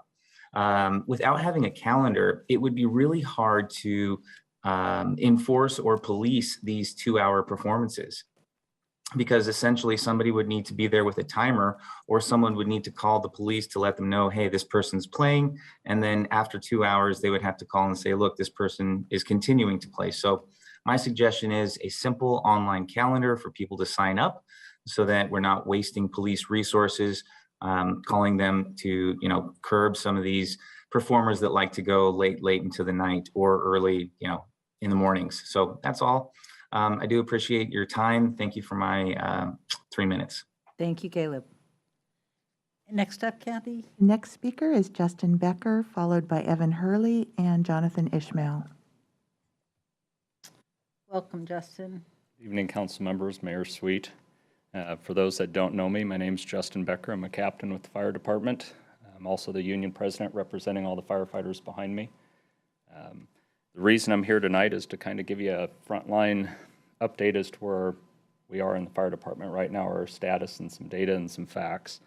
As you know, last fall, you all, along with City Manager Triplett and the fire chief, had to do a risk analysis for our unvaccinated firefighters and look at,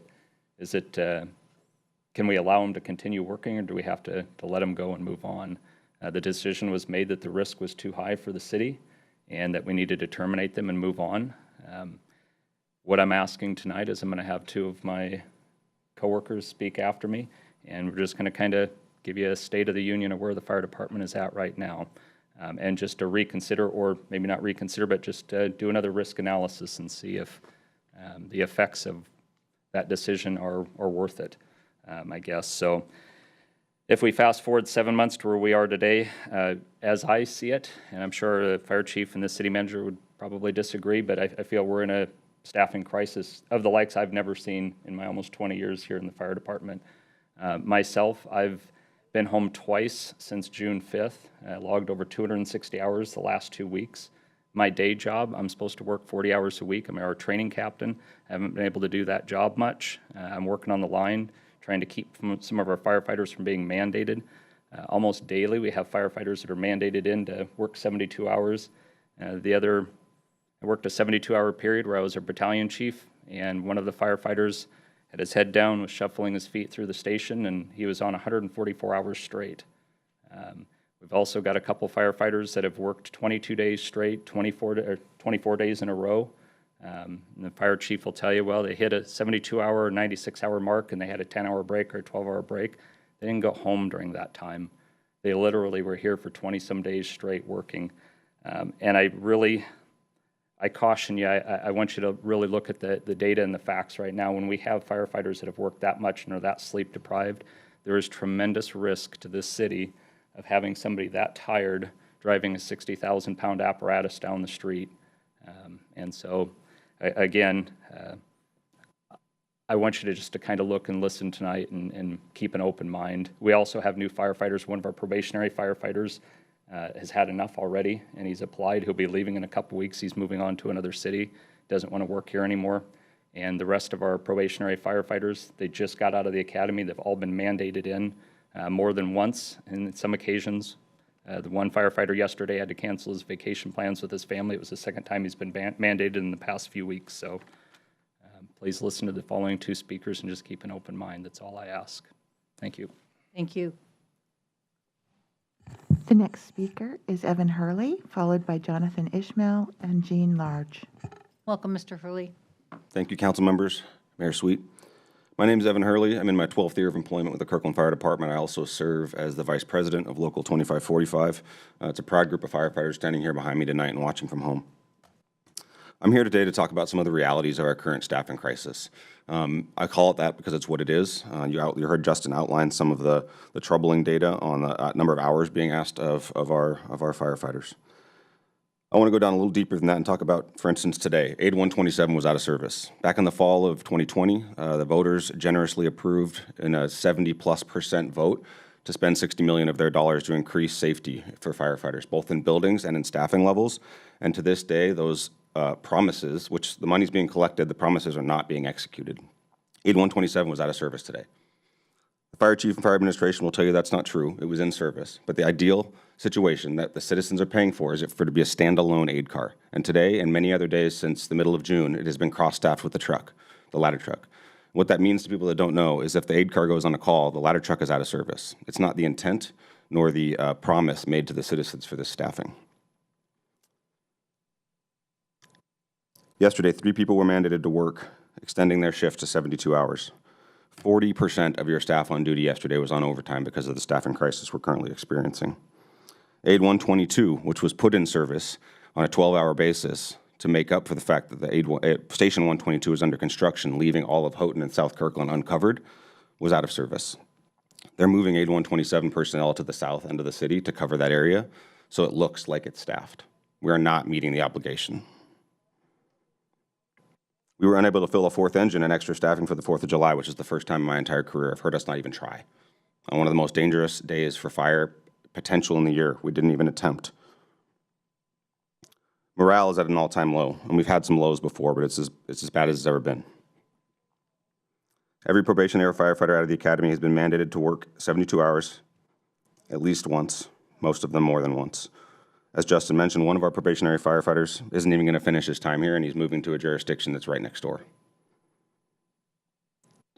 2 experienced rescue technicians who work on our ladder truck are actively in the process of lateraling to another department.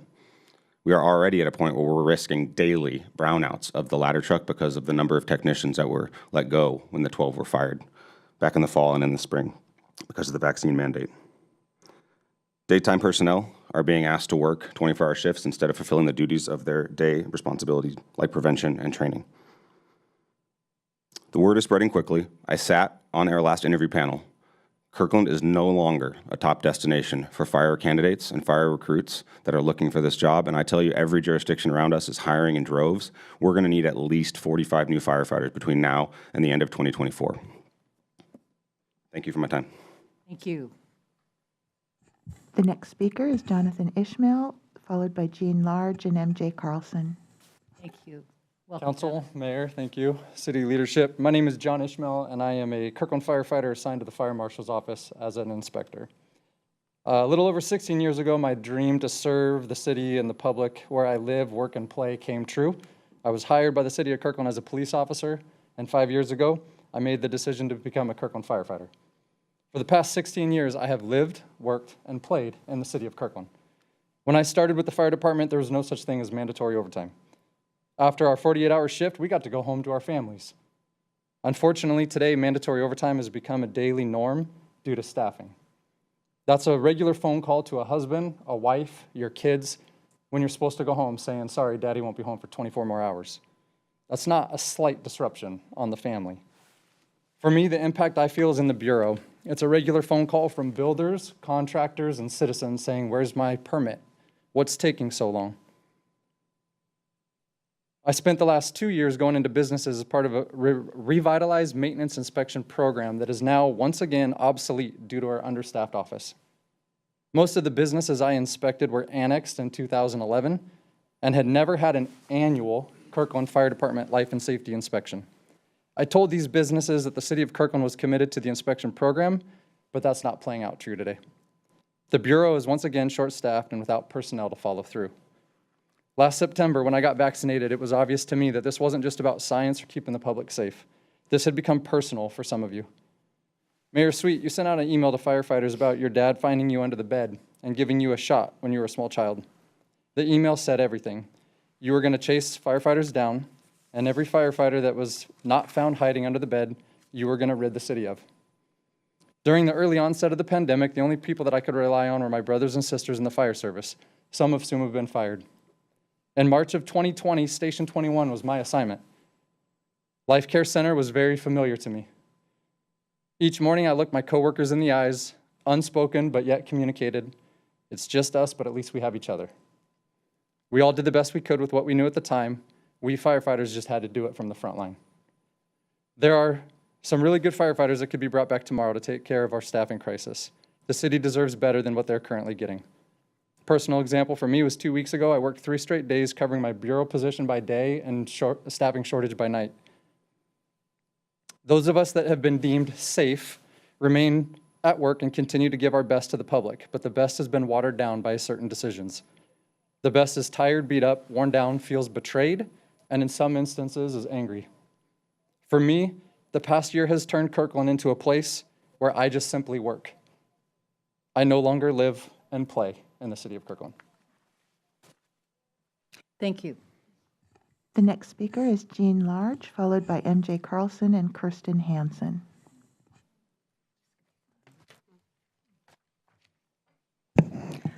Hello, my name's Jean Large. First of all, thank you to the firefighters who were here. That's very serious and sobering information.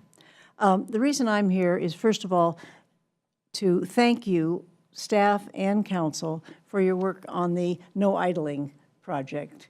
I've been volunteering with that as a citizen for the last couple of years, and the city has taken some good steps there to get that moving. What I'd like is to encourage you to move it further and faster. I'm pleased that the Sustainability Master Plan includes issues around not polluting the air and not making idling part of that. I'm delighted that you are working on an internal policy, which will have the electric city vehicles available soon, I hope, but whenever. But I'm glad that that's where you're going. What hasn't happened is a public policy. And as one of the volunteers who is out there trying to inform and educate and encourage citizens to turn off their vehicles when they stop in a parking place, or when they're getting ready to go somewhere, don't turn it on until they're about to leave. That's still not happening. And the reason I'm here was that today, in the last 2 hours before the council meeting started, I had 2 involvements with citizens who were sitting there in their cars. One of them was a family eating, and another one was a person there sitting who expressed to me a lack of understanding of why they should turn their car off and not pollute the air and be part of the climate crisis that we have. So we need to do a better job of educating and involving and enforcing. So my request to you is to get Kirkland up with other cities. I was down in Tacoma just last week, and they have signs there, no idling, turn it off. We could have that here too.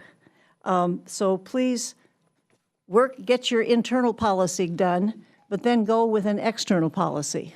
And what I'm hearing from staff is that unless the council tells them to do that, they're not going to. And so I think we need public policy in this community. Tacoma's not the only place. Vancouver, British Columbia has been doing it for years. Lots and lots of places are. Thank you. Thank you, Ms. Large. The next speaker is MJ Carlson, followed by Kirsten Hansen. Welcome, Ms. Carlson. Good evening, Mayor, Deputy Mayor, and Council. Good to see you after the fun parade yesterday. In 2018, a fairly small number of community members, primarily older, affluent, and white community members, voted in a town hall that they felt that SROs in middle schools would help prevent school shootings. This was, by the way, nowhere close to the most popular idea that they voted on that night. And as Councilmember Curtis brought up earlier today, it's also a policy solution that is explicitly disproven by research. The city immediately responded by tripling the size of the SRO program, a program that is extremely expensive, has unclear goals, and is not supported by research, and results in undisputed harm to vulnerable populations. In 2020, several groups of Black students and parents asked the council to end the SRO program, a request which is supported by research. Somehow that community request did not result in immediate action. Instead, the city promised future conversation and engagement. And Superintendent Holman promised Black student leaders that the SRO program would be reexamined that year and that the process would include community input. He said this in August 2020, by the way, so it was not derailed by COVID. He had already canceled school for the next year, or in-person school, I should say. Neither of those community engagement processes has occurred. And despite the fact that the RCW on SRO agreements requires that the district involve parents, students, and community members in the annual renegotiation of the SRO agreement, you heard a proposal this evening that was negotiated behind closed doors without a single opportunity for input from any students, parents, teachers, or impacted communities. This is deeply disappointing. Council, you already know that Black Kirklanders fear for their kids' safety with armed police officers stationed in their learning environments. It was really disturbing to hear those fears dismissed tonight as simply a fearful response, as though those fears are not absolutely based in painful experience and reality. The reality of racism and over-policing, which are practiced not just in faraway locations, but here in Kirkland. It is doubly disturbing to hear you brush off those extremely rational fears, but then be willing to base policy on the irrational hopes of other parents, even knowing that SROs cannot offer the safety from school shootings that those parents imagine. With my remaining few seconds, I would just like to address Councilmember Curtis's comments about gathering data on what the SROs do on a daily basis. I have those reports, which I have FOIA'd. It's disturbing to me, again, that that was not offered to the council as you're debating the pros and cons of this program. And I'd like to say the police department's answers to you this evening about their average case reports were factually inaccurate.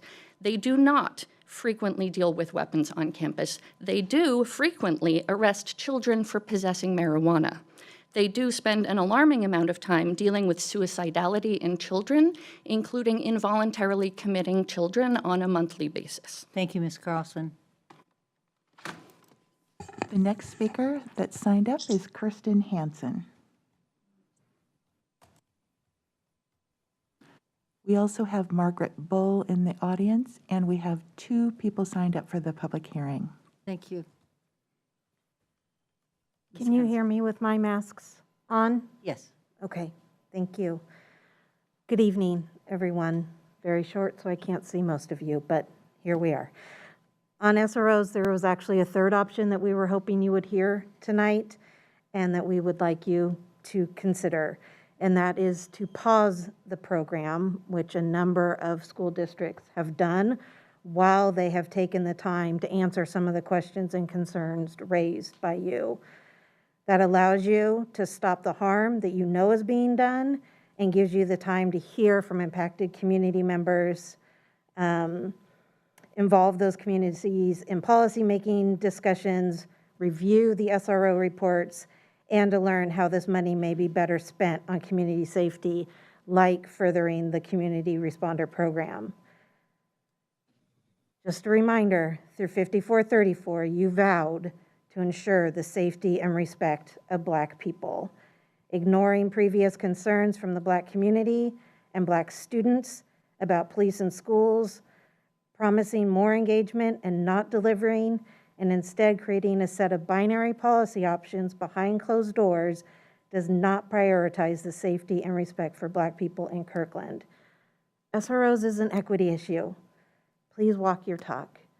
Thank you. And in my remaining time, I just need to say that I am concerned that I'm hearing a lot of comments tonight from firefighters, and I am Ms. not. Hansen, I'm sorry, but we have heard 3 commenters on the firefighters. Okay, I was going to be on the other side of you. Oh, I'm sorry. Sorry, I'm sorry. Go ahead. Our next speaker is virtual, and it's Margaret Bull.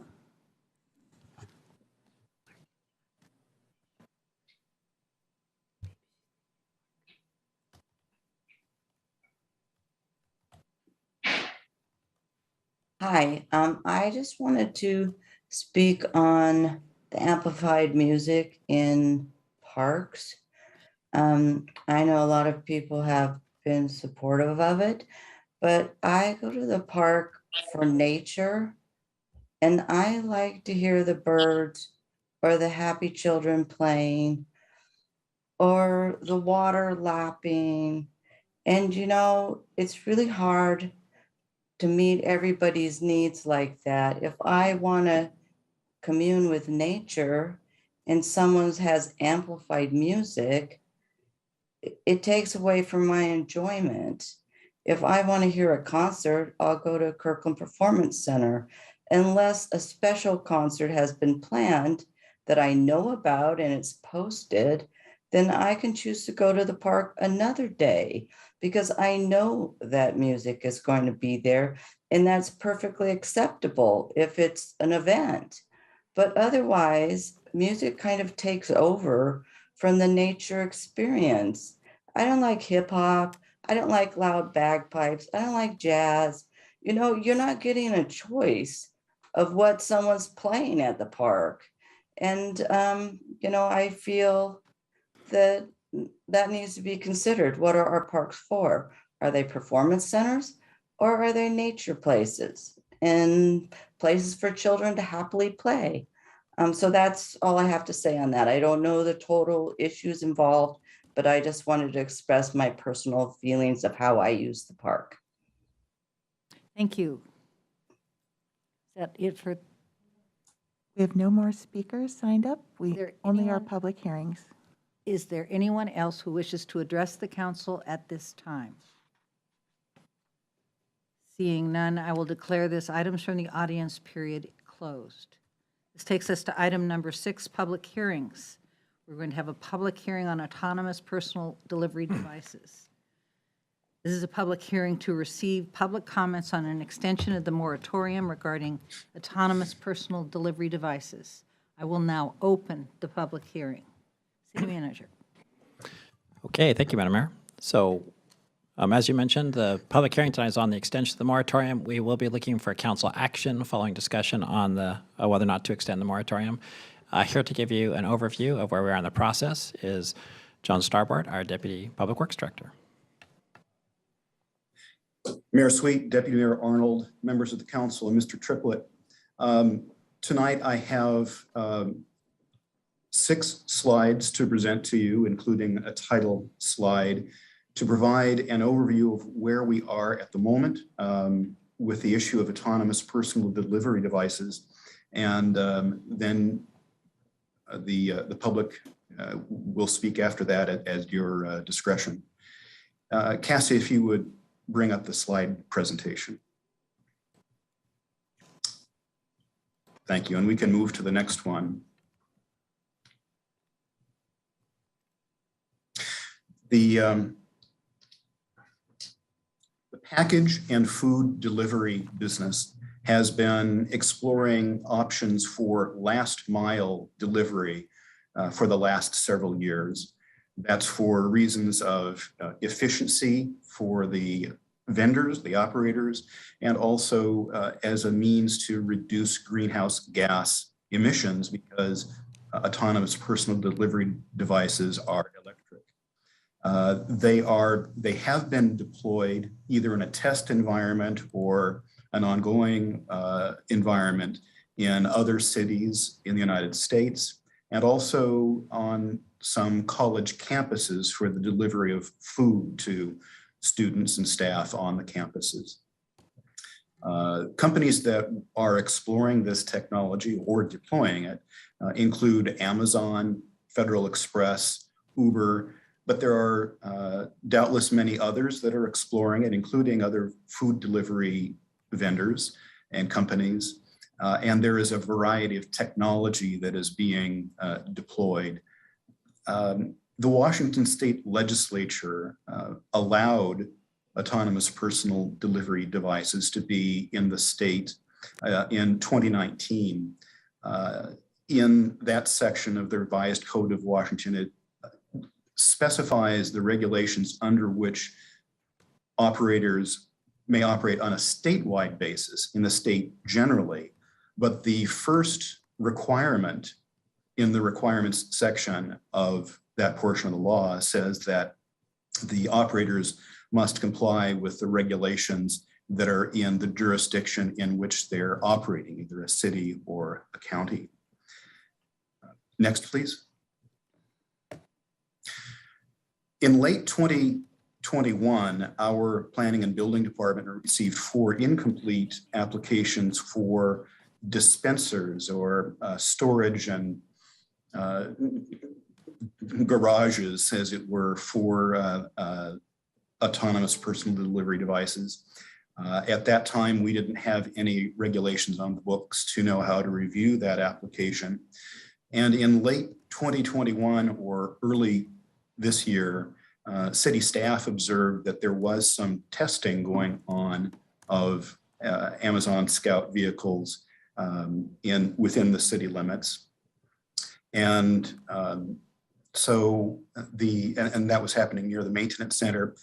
So because we lacked local regulations for this type of use, the city council established an emergency moratorium on January 18th of this year, and moratoria last 6 months or shorter. Extensions of a moratorium are possible in Washington State. They require the accompaniment of a work plan that will be undertaken during that extension period.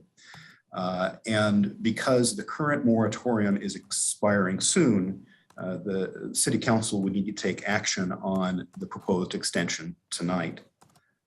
Next slide, please. Since establishing the moratorium, staff has made presentations to and had discussions with the Planning Commission, the Transportation Commission, and the Houghton Community Council.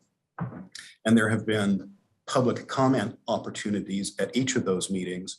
And the Planning Commission held a public hearing about this topic and proposed draft regulations for operation on private property and institutional sites. In addition to the bullet points here, it's also true that the City Council has discussed this item several times in the last 6 months. And also there were 2 virtual community dialogues.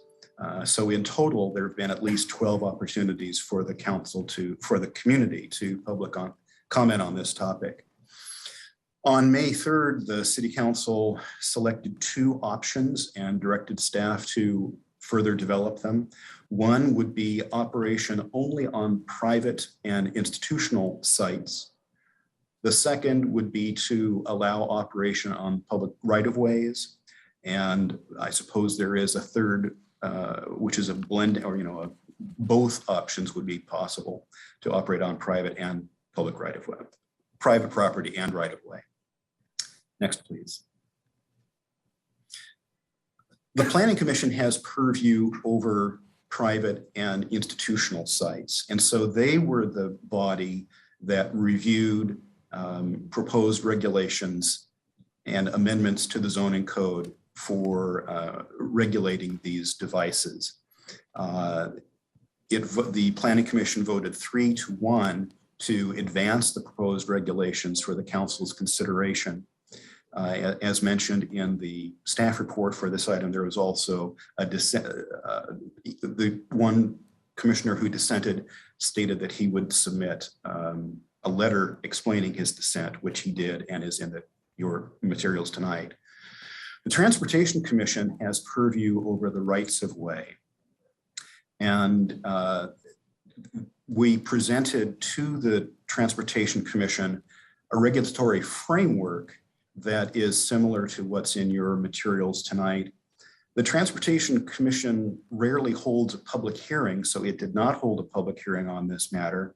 And it's also true that the Transportation Commission doesn't discuss proposed code language very often, but instead more policy and plan items. So rather than present code language or draft code language to the Transportation Commission, we presented topics and asked them to opine on various elements of those topics, similar to what's in your materials tonight. With any of the options before the city, this applies to any applicant, any operator or vendor who would like to come forward and use this technology in the city. So we have been focused for the last 6 months on the Amazon program, but if the council enacted legislation, it would apply to all comers. Next, please. So the question that is before the council tonight is primarily on the extension of the moratorium for another 6 months. Staff does not believe that it will need 6 months to complete its research and refine its proposal and return to the council.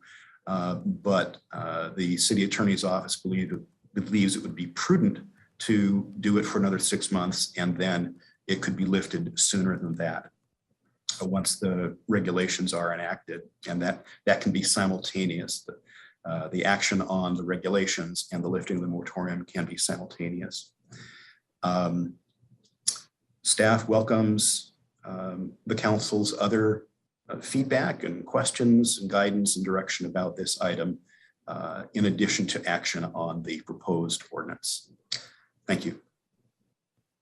Thank you. Council, any questions, comments for Mr. Starbart? Seeing none. Oh, wait, what did I not? We have 2 people just signed up for. Oh, I'm sorry. That's right, that's next. So now we will call upon members of the public who wish to speak. Our first speaker is Jeff Cleland, followed by John Tim Chizen.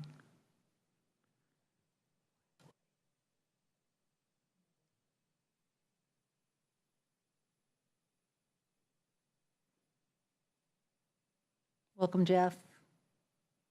Thank you. Can you hear me? Yes, we can. Great. Thank you so much. Good evening, Mayor Sweet, Kirkland City Council members, City Manager Triplett. Thank you so much for the opportunity to provide public comment this evening. My name is Jeff Cleland. I manage last mile transportation public policy at Amazon, to include Scout, Amazon's fully electric autonomous personal delivery device. I'm testifying on behalf of the proposed extension related to APDDs. I also want to thank city staff for collaborating with Amazon over the last few months to learn more about Scout and how it operates. We do appreciate the thoughtful manner in which Kirkland is approaching how to best accommodate innovative technologies such as Scout to operate on public rights-of-ways and private properties. Scout's one of the many ways we're living up to our climate pledge commitment. We know local governments and communities like Kirkland will play an integral part in developing and incubating new technologies that will allow us to live more sustainably, reduce our carbon footprint, but also ensure a great customer experience and meeting our customer demand. Amazon looks forward to working with the city staff during the period of an extended moratorium to address any questions about Scout's operability, particularly on interactions of how residents would interact with Scout on the sidewalk. We greatly appreciate the interactions so far and want to continue those conversations.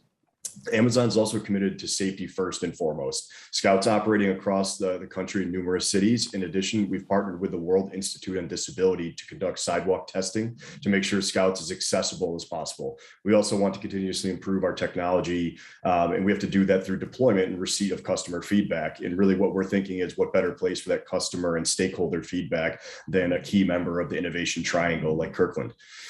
Several of you have asked for the opportunity to view Scout in operation. We appreciate the interest, and we absolutely look forward to following up and arranging further demonstrations of Scout in operations. We're also happy to present any commission or city group that you would think is helpful in this process as we move forward. So I just want to thank you again for the time this evening and look forward to further discussions.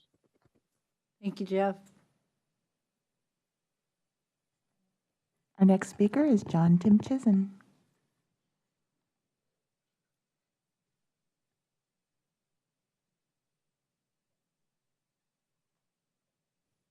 Welcome, Commissioner Tim Chisholm. Hello, City Council. It was great to see all of you at the parade. My kids enjoyed it. Quick comments on this. I'm not here because I really care whether or not Amazon operates their vehicles on private property in Kirkland. My comments are in writing, and they are attachment 3 of your packet. I'm dissenting because I don't like the process in which Amazon engaged in this process, or actually lack of engagement. Amazon attended our open hearing. They did not present, did not make any public comment, and did not answer questions. I had questions for Amazon, and they've met with staff extensively about this issue, but they've met with staff without the planning commission present. I think this undermines the public process, undermines the role of the planning commission, and undermines the planning commission's ability to do our job, which is really to take deep dives into subjects and then provide quality recommendations to the city council. I don't think the planning commission can provide quality recommendations to the city council when we are not allowed to speak to Amazon, can't ask any questions to Amazon, and don't have them present to us. So that is the nature of my dissent. I hope you give additional thought to my comments, because I don't know what the role of the planning commission was in this process so far, because our lack of engagement with Amazon provides a situation where I don't think we can really do our best work and provide the city council with recommendations that are based on information. Thank you for your time. Thank you. Is there anyone else who would like to address the council on this subject? See none? Then I will declare this public comment portion of this hearing is now closed. Council will consider all public comments received on this issue, including those submitted in writing. I will entertain a motion to approve ordinance 4806 if the council wishes to act at tonight's meeting. So moved. Been moved by Councilmember Falcone, Second. seconded by Deputy Mayor Arnold, to approve ordinance 4806 relating to autonomous personal delivery devices. Is there any discussion? Councilmember Falcone, do you want to address your motion? Yes, thank you, Madam Mayor. Well, you know, I do think it's wise to extend the moratorium so it can be more thoughtful about this process. Just wanted to address just one minor piece of feedback I had on the plan outlaid in the memo, is that I'd like for us to add to the pilot program framework where we mentioned requiring data from the past year. Let's ask for that monthly rather than just holistically from the past year, so that we can better make comparisons with the monthly pilot data that we'll also be requiring. So for example, it'd be better to be able to compare August of last year to August of this year, or whatever year the pilot's happening in, or from January of the previous year to January of the current year, and have more confidence that the changes, any changes that we're seeing, are more likely due to the program and not to other factors such as, you know, whether school's in session or seasonal weather patterns or things like that. So that's the only note I have, and thank you. Thank you. Councilmember Curtis. Thank you, Madam Mayor, and thank you, John. First, I want to thank the staff for being really thoughtful and thorough in this study, and, you know, really taking our time, and we're asking for more time. The memo's really well done because it doesn't just talk about potential issues, but it provides solutions. And, you know, I'm well aware that this has taken significant staff and time and effort. And you did point out that this is not just to benefit Amazon, but let's be honest, Amazon is the first benefactor of the work that you're doing. And they're asking to use our infrastructure to prove and improve their technology, and they've asked a lot of us. So I support this 6-month moratorium. I think it's the right thing to do. Some of my outstanding questions are around public, you know, continued conversations about the disability community, public safety, including theft issues. And so one of the things, we did receive a letter from the member of the disability community today, and she continues to raise the same questions that haven't been answered. For example, how does the device respond to animals, service animals? Does it go around people if they're stuck? How does it respond to the deaf or blind community who cannot hear or see the warning signals and the lights and so forth? And I know that Amazon is working with this national organization. I encourage them, and I did tell them this on my phone call with them, that they connect with Disability Rights Washington directly and work with that community. I do have hesitations Sidewalks are expensive, as we discussed earlier today. Private companies pay for the use of our streets through taxes. This company is asking to use our sidewalks and public spaces to improve their technology, to use our thoroughfares. And frankly, we're not being compensated in some way. Also, the whole time I was reading the memo, I was thinking about the impact on KPD. I'm glad to see it at the very end. But I want us to be very thoughtful because we will be responding to calls about theft, vandalism, accidents, and other calls. What does that mean for us? I didn't see in the memo this stipulation. Maybe it's there, maybe it's in your thoughts, but I strongly discourage use of these devices on the CKC. And then my last issue, which is a fairly large one, is my understanding, and we will be talking about privacy later tonight, but my understanding is these devices record nonstop. So they're recording as soon as they leave the dispensary all the way to when I remove my package. So that means they're recording everything that's happening on the street. They're recording my face when I'm picking up my package, which means that they can very easily attach my personal data, my purchasing decisions with my face. So there needs to be a conversation about what they're recording and what the data storage is and what is the end result with that recording. Is just like the conversation we had with body-worn cameras, which is this going to be used for facial recognition technology? Is this going to be sold to other companies? I think those are big questions that need to be answered. Do consumers and people on the street have a reasonable expectation of privacy? They don't realize that they're being recorded by this cute little robot that happens to be driving by. So obviously by my comments, I do think the 6-month moratorium is the right thing to do. Thank you. Thank you. Deputy Mayor Arnold. Thank you, Madam Mayor. I too support the extension to give us time to get some feedback and finalize the policy. As we look at this, I'd have some questions that I would want to get some feedback on and follow up. For example, in some of the draft policy, hours of operation are limited from 9 a.m. to 4 p.m. and limited to 16 delivery round trips per day, given the test period defined.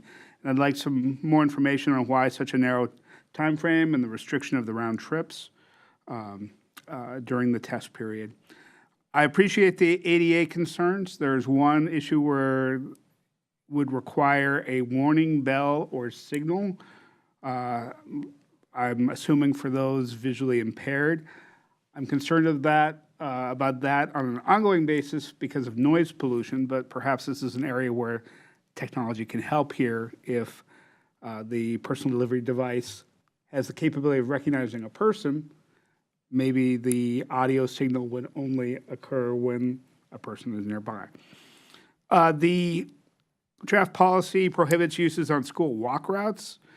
That involves a lot of our sidewalk infrastructure. Perhaps we can be more nuanced here in talking about restrictions during that period of time before and after school that the school walk routes would be in use. There are a number of performance standards in the draft policy. I'd like to get feedback from Amazon and others on those if we're hitting the right responsiveness times there.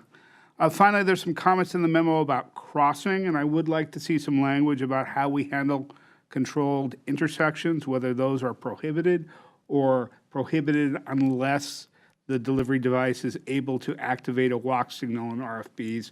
Councilmember Nixon in a previous meeting had talked about some potential innovative technology that would enable that. So I think there are a lot of issues that we can talk through and work out details on, and look forward to further discussions over the next 6 months. To some of Councilmember Curtis's concerns, I do want to make sure that we recognize that Amazon is delivering packages daily in our city today on our public infrastructure, and want to have a similar comparison of what we're asking of this. Yes, this is the sidewalk infrastructure versus the street infrastructure, but there's no particular requirement that a delivery van pay for our street infrastructure today. So I want to make sure that we're at least being consistent.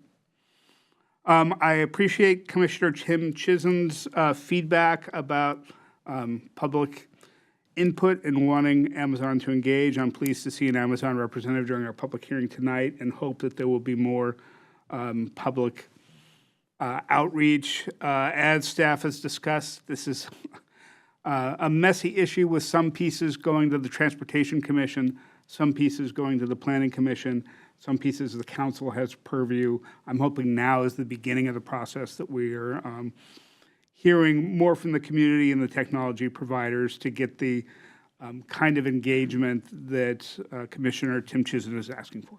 Thank you. Thank you. Councilmember Nixon. Oh, thank you, Madam Mayor. Well, I too support the extension of the moratorium.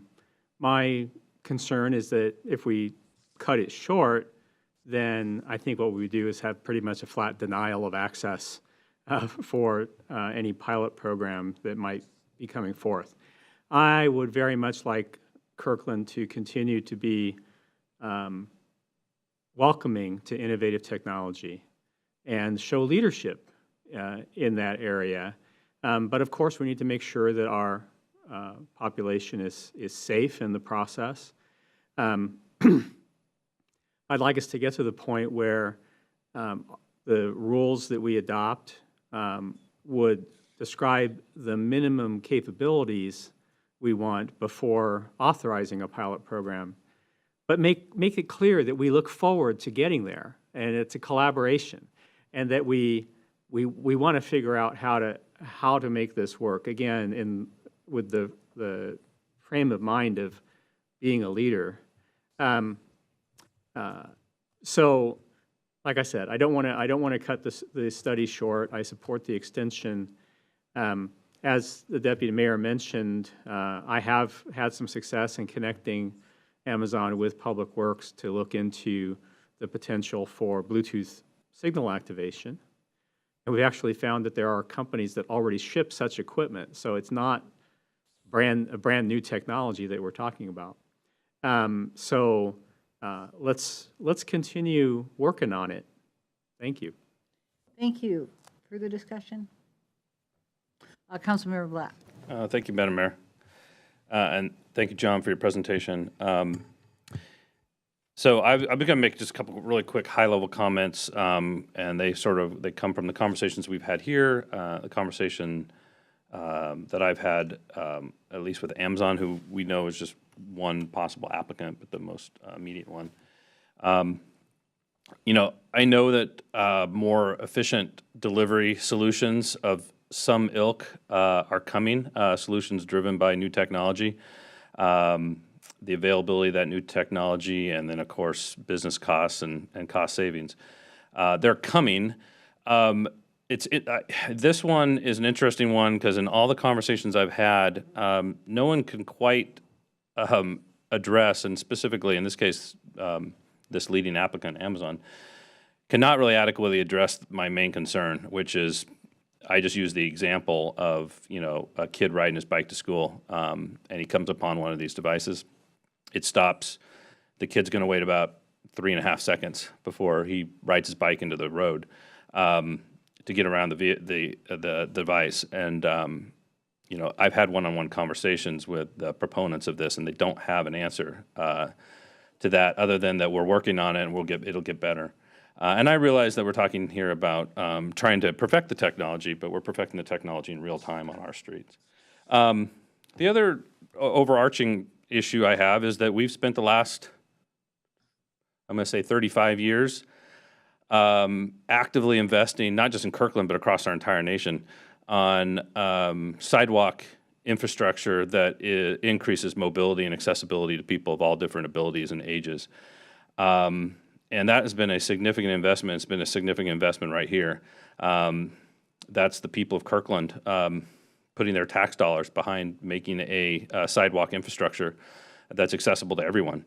And, these are private commercial interests who want to use that same infrastructure to increase their efficiency and perhaps pass the savings to consumers. It's hard to know. But I'm cognizant of that. And, I walked through a thought experiment with the folks who are proponents, at least those proponents from Amazon, of, what this looked like when we went from horse-drawn carriages to horseless carriages. And it took 20, 30 years for society to figure out how to bifurcate the right-of-way for use by horseless carriages. And we've essentially, for the last, whatever it's been, 70, 80 years, we've had, 90 years, we've had that bifurcation of, of vehicles in the street and everyone else bifurcated to the sidewalks or the edge of the right-of-way, bicycles and whatnot. So we don't have that possibility with this technology. We're not going to have APPD only lanes on our sidewalks. And so we're asking now,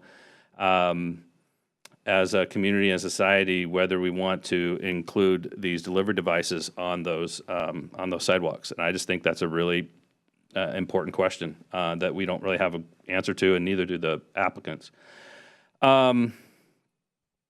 Also, on the there's also no meaningful commitment. I mean, there's a suggestion that this will reduce greenhouse gas emissions because it will reduce the number of gasoline-powered vehicles delivering packages, but there's actually no meaningful commitment from the applicants to actually reduce the number of delivery vehicles. That may or may not occur.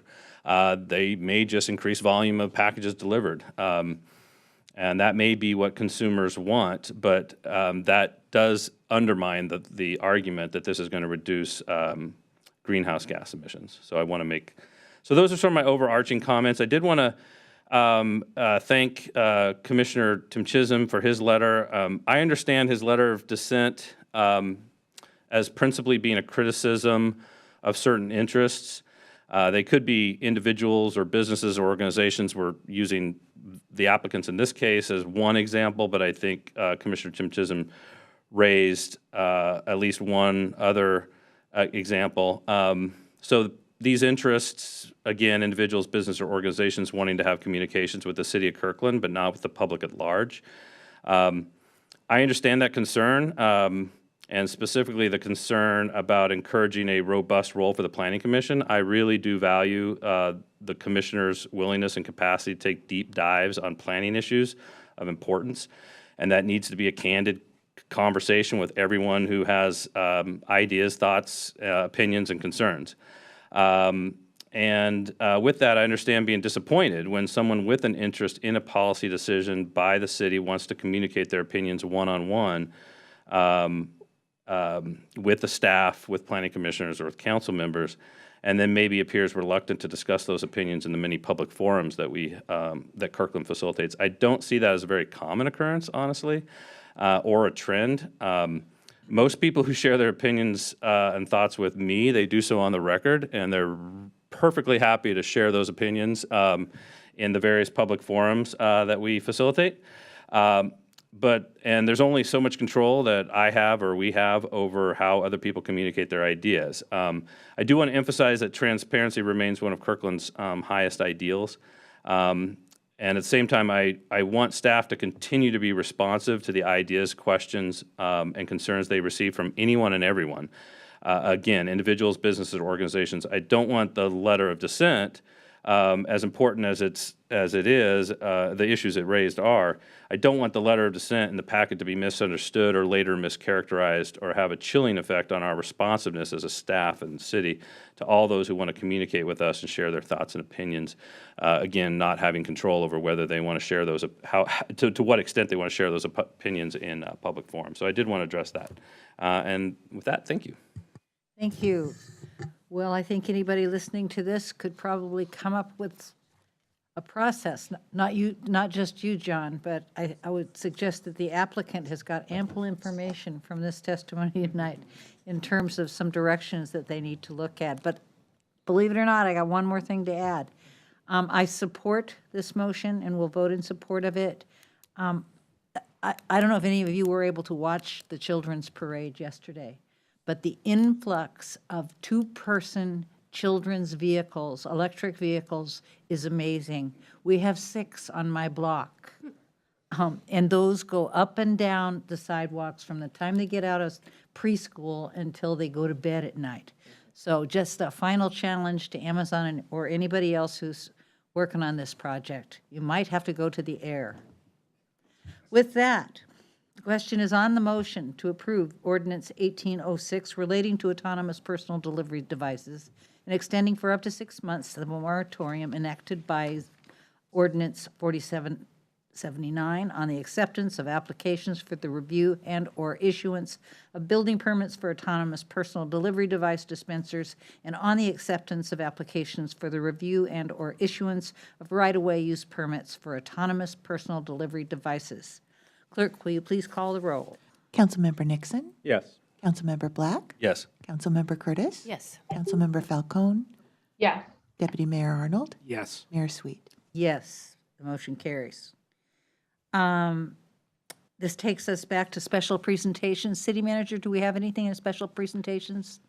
So I don't have anything for the two special presentations, but since the firefighter testimony that we heard under items from the audience was related to vaccinations and COVID, I just wanted to say that to anyone listening that the chief and I listened carefully. We took very good notes, and the chief is going to be drafting some response to the comments that were made about overtime and its impact on the department. So that should be coming to you all sometime in the next day or two. Will we be releasing those publicly? Yeah, we can make those available. So. Thank you. This takes us to the consent calendar. Before I ask for a motion, I'd like to ask Deputy Mayor Arnold for an audit of the accounts. Thank you, Madam Mayor. We had payroll in the amount of $4,741,786.70 and bills in the amount of $9,541,940.05. Thank you. Can I get a motion to approve the consent calendar? So moved. Been moved by Councilmember Black, Second. seconded by Councilmember Curtis to accept the consent calendar. Any discussion? Councilmember Black. Thank you, Madam Mayor. One quick question for staff. One of the items on the consent calendar is our changes to the municipal code, the Kirkland Municipal Code concerning notice of public meetings. And those changes are largely, no, let me take away the adverb there. Those changes adhere to the state Open Public Meetings Act. But if all we were ever to do was to provide 24 hours notice, that would be different than our current process. And I thought I would at least ask City Manager if our plan is to change our process with regard to regular meetings of the council in any way. Yeah, no, thank you for the question. No, the intent is poorly articulated question, but if you could, you probably know what I'm trying to ask. Yeah. So sort of two parts. So no, what it says is basically no less than 24 hours notice. So we'll continue to produce the advance notice as far out as we can, and particularly with respect to council packets, we still will keep those on the same process timeline, which is to the council as soon as possible on Thursday and to the public on the Friday before the Tuesday. So that will not change as part of this change. Perfect. Thank you. Thank you. Further discussion, Councilmember Nixon. Thank you, Madam Mayor. I wanted to comment briefly on Ordinance 4804, which has to do with busking. You and my colleagues will remember that back when we had an active public discussion on this, some of the proponents of amending our current regulations argued that we should simply eliminate the ban on amplification because it would be simple and quick. And I just wanted to compliment the staff. We thought, at least many people thought, that it would take a long time to put together what at that time I remember was option 3, which was a much more comprehensive amendment to the rules. And we were promised it could be done quickly, and it has in fact been done quickly, and we appreciate that. I know there was some concern expressed during public comment tonight about the elimination of amplification, but I think we also need to remember and remind people who are watching that the 50-foot rule still applies, and I believe that we will intend to strictly enforce the 50-foot audibility rule, even with people who are using amplifiers. And I'm depending on that in supporting this. Thank you. Thank you. Further discussion, the question is on the motion to approve the consent calendar. Because the calendar includes ordinances, our vote must be by roll call. Clerk, will you please call the roll? Councilmember Nixon, Yes. Councilmember Black, Yes. Councilmember Curtis. Yes. Councilmember Falcone, Yes. Deputy Mayor Arnold, Yes. Mayor Sweet. Yes, the motion carries. Council, you want to take a break before we start the business agenda? Okay, then let's take a break until 9:10. Recording stopped.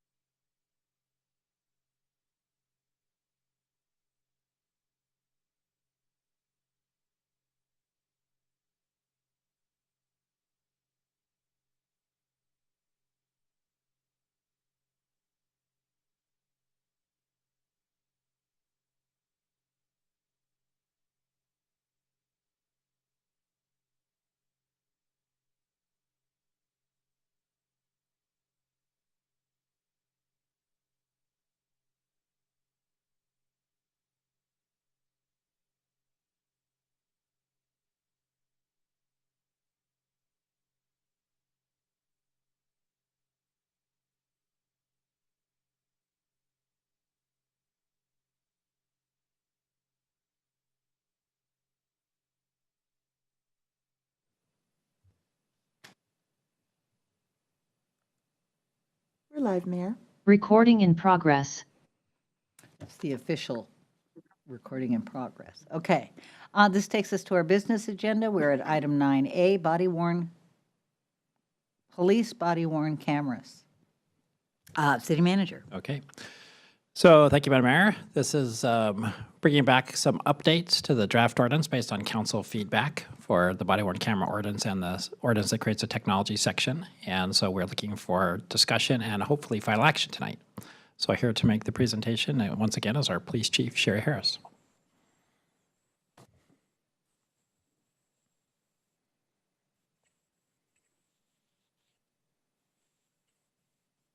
How's that? Looks good. There you Is go. everybody here? Goodness. All right. Well, thank you, Madam Mayor, Deputy Mayor Arnold, and City Council for allowing me to bring back changes to the draft body-worn camera ordinance. I have just 7 slides to review with you, and we'll be asking for final direction at the end of the presentation. I'd like to take just a brief second and thank all the staff who've been diligently working on the body-worn camera project for over 2 years now. Their names are listed here on this slide. They truly have been actively working on implementing the technology with the goal of improving law enforcement interactions with the public and to ensure safe, effective, and professional policing in Kirkland. And just briefly sharing the slide for anyone who is watching the council meeting tonight for the first time and has not been following the Officer Worn body-worn camera program implementation process. The development of the program has touched a number of different city departments and includes input from a robust community engagement process. And most recently, the council approves the department policy, which was submitted to the Department of Justice after the May 17th council meeting. We're still waiting for final approval from DOJ. And then in addition, council directed staff to include suggested edits into the draft body-worn camera ordinance on limiting facial recognition software and civilian review and oversight. So each of the next 3 slides provide the suggested edits contained in the staff memo to the new chapter of the Kirkland Municipal Code entitled Public Safety Technology, KMC Chapter 11.94. The second draft of the ordinance includes the following revisions that are depicted in bold underline for any new language that's been added. The first suggested edits are contained in Section 6, which restricts the use of facial recognition software. These edits make it clear that future use of physical biometrics require the knowledge and consent of any person authorized for such entry or access and will not be utilized for other purposes. I just want to thank Councilmember Falcone for the suggestions that you made in this section. I think it's much more clarifying. And I can either go through each slide or take any questions or suggestions, whichever you'd like to do, Madam. I'm trying to think. We've got amendments coming from 3 council members. So each of these amendments are actually incorporated in the draft ordinance that's in front of the council. So maybe we just go through all of them and then see if there's any further amendments. Each of the amendments that we've received in emails today is already incorporated. I think that might be the DEIB ordinance that follows. Oh, I'm this sorry. one. You're right. It was about, sorry. Please Okay, I'll proceed. keep going. All right, thank you. So the second draft of the body-worn camera ordinance also further clarifies the city manager's explicit authority to oversee and manage the program in Section 7, consistent with RCW 35A 13.080. Any comment? Go ahead. And then Section 10 adds civilian review of recordings to the ordinance to ensure transparency and accountability. And the city manager or his or her authorized designees, including but not limited to the city ombudsman, the city attorney's office, the city clerk's office, and civilian investigators or advisory bodies authorized by the city, may conduct a review of body-worn camera recordings when there is an articulable reason justifying such review. This second draft ordinance clarifies the connection to a community interest and does not require an inquiry. In addition, it designates a civilian employee in the city attorney's office to have access to the digital evidence storage software system independent of the department with the appropriate training and certifications. The city manager shall develop and implement the process by which body-worn camera footage or related data is reviewed or accessed by those authorized in this section. And this section has been refined with assistance of Councilmember Black. Thank you, sir. So then this really brings us to next actions. And I want to thank all of you for the input and direction that you've provided over the last 2 years, but most of all for your support and providing Kirkland officers and really trying to implement a program to improve law enforcement interactions with the public and ensure safe and, again, effective policing in Kirkland. This program provides additional transparency and accountability for the Kirkland Police Department and the community. So just seeking direction from council on the final review and or adoption of a City of Kirkland ordinance on public safety technology, including officer-worn, body-worn cameras. Any discussion, or could I get a motion?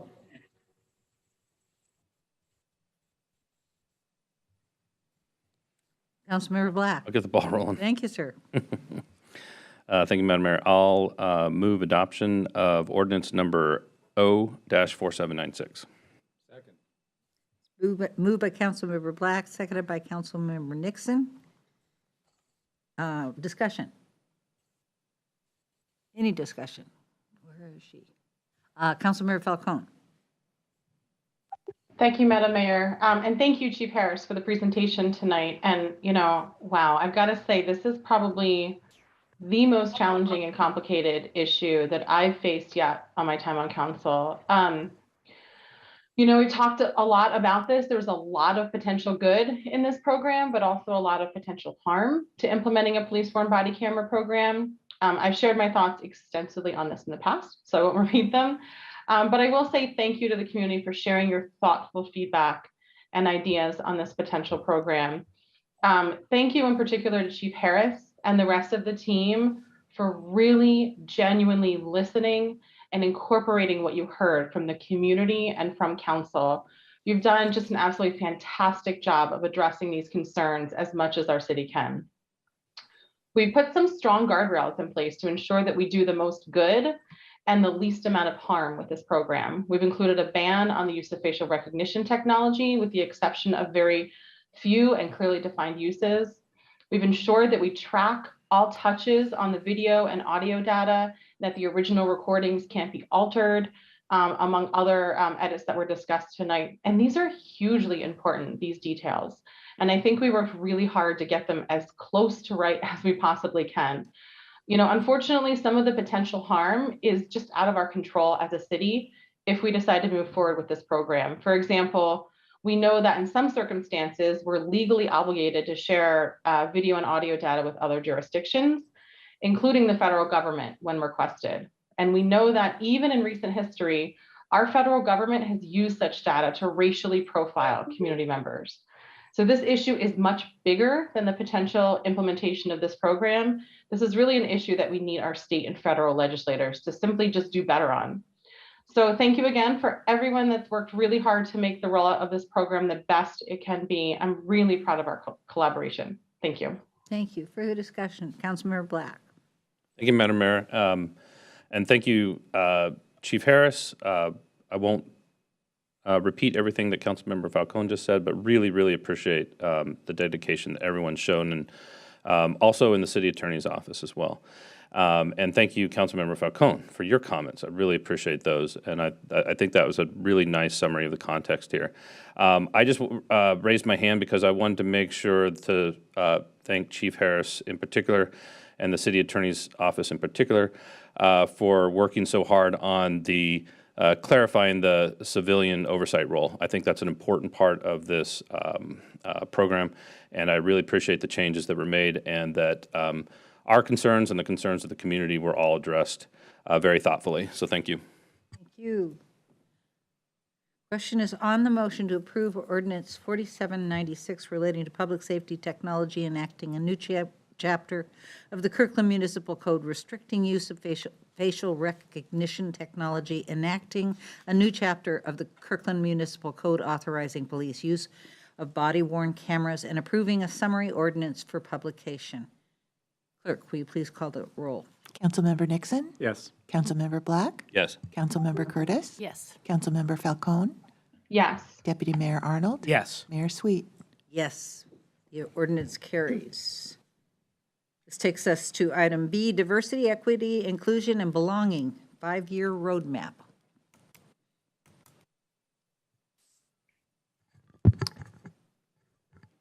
Okay, I'll just give a few introductory remarks, Madam Mayor. So we are bringing this forward for potential council action tonight. As you mentioned earlier, there are a couple amendments that I know council members have. But we're going to be making a presentation on the changes that have been made since you last saw the roadmap. And then if the council has further amendments tonight, we can act on it. If the council does decide you need more time, we can also bring this back to a future council meeting.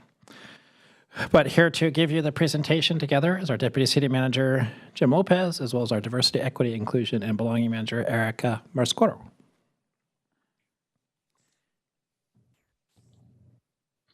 Thank you very much, City Manager. Erica is preparing the PowerPoint. She's going to put up the PowerPoint now. We'll go over where we are today. I am so sorry. I'm having technical difficulties in bringing up the PowerPoint. Would you like us to support it from here? I think I see it. Can you see my screen? Yeah. Thank you so much for your patience.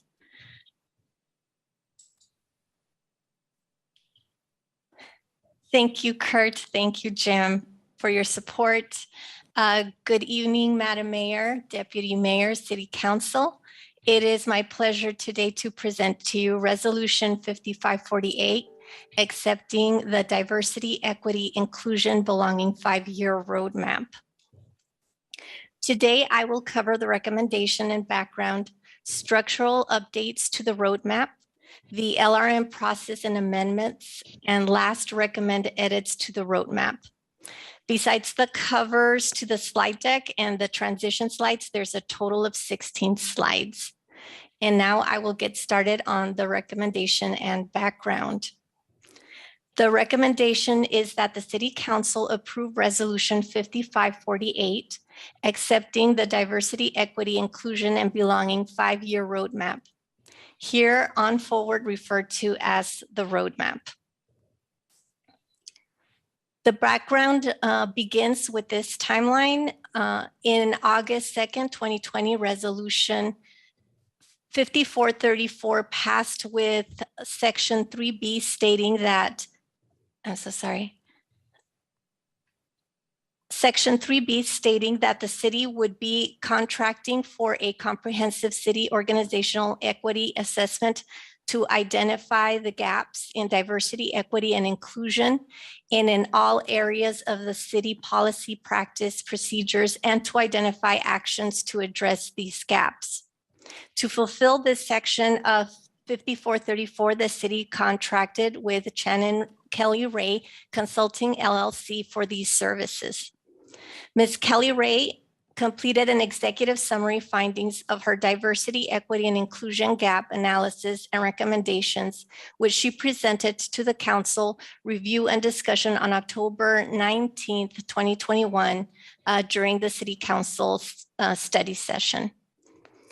As part of that work, city staff worked closely with Ms. Kelly Ray on a preliminary draft DEIB roadmap, which was included in the council packet materials for October 19th study session and discussed by the council during its January 4th, 2022 study session. Staff provided a review of the synthesized feedback and an updated draft roadmap at council's May 17th, 2022 study session, at which point the council provided further feedback necessary to bring this proposal's final version at today's council meeting.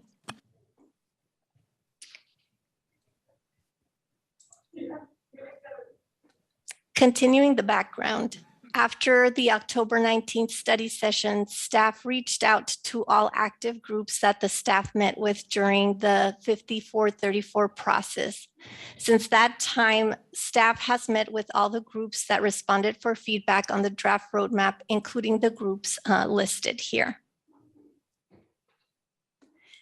Additionally, staff posted the roadmap to our 5434 landing page and solicited feedback from the general community via various This Week in Kirkland articles, Inclusion Network, and our 5434 listserv emails and social media posts. Staff also received feedback from the Human Services Commission, as well as internal feedback from a request sent to all city staff. The next section is the structural updates to the roadmap. Since the last time the roadmap was presented to City Council, there have been 4 structural updates. We have developed a 2-page summary at a glance document, an acknowledgement page, a vision statement, and added the local law acknowledgement, land acknowledgement. Taking a closer look at the structural updates, here is the at-a-glance summary. This document is intended to give a brief and substantial overview of the DEIB goals over the next 5 years. You can find this document as attachment B. Here we see the acknowledgement page, similar to those found in master plans, neighborhood plans, and strategic plans used across city departments.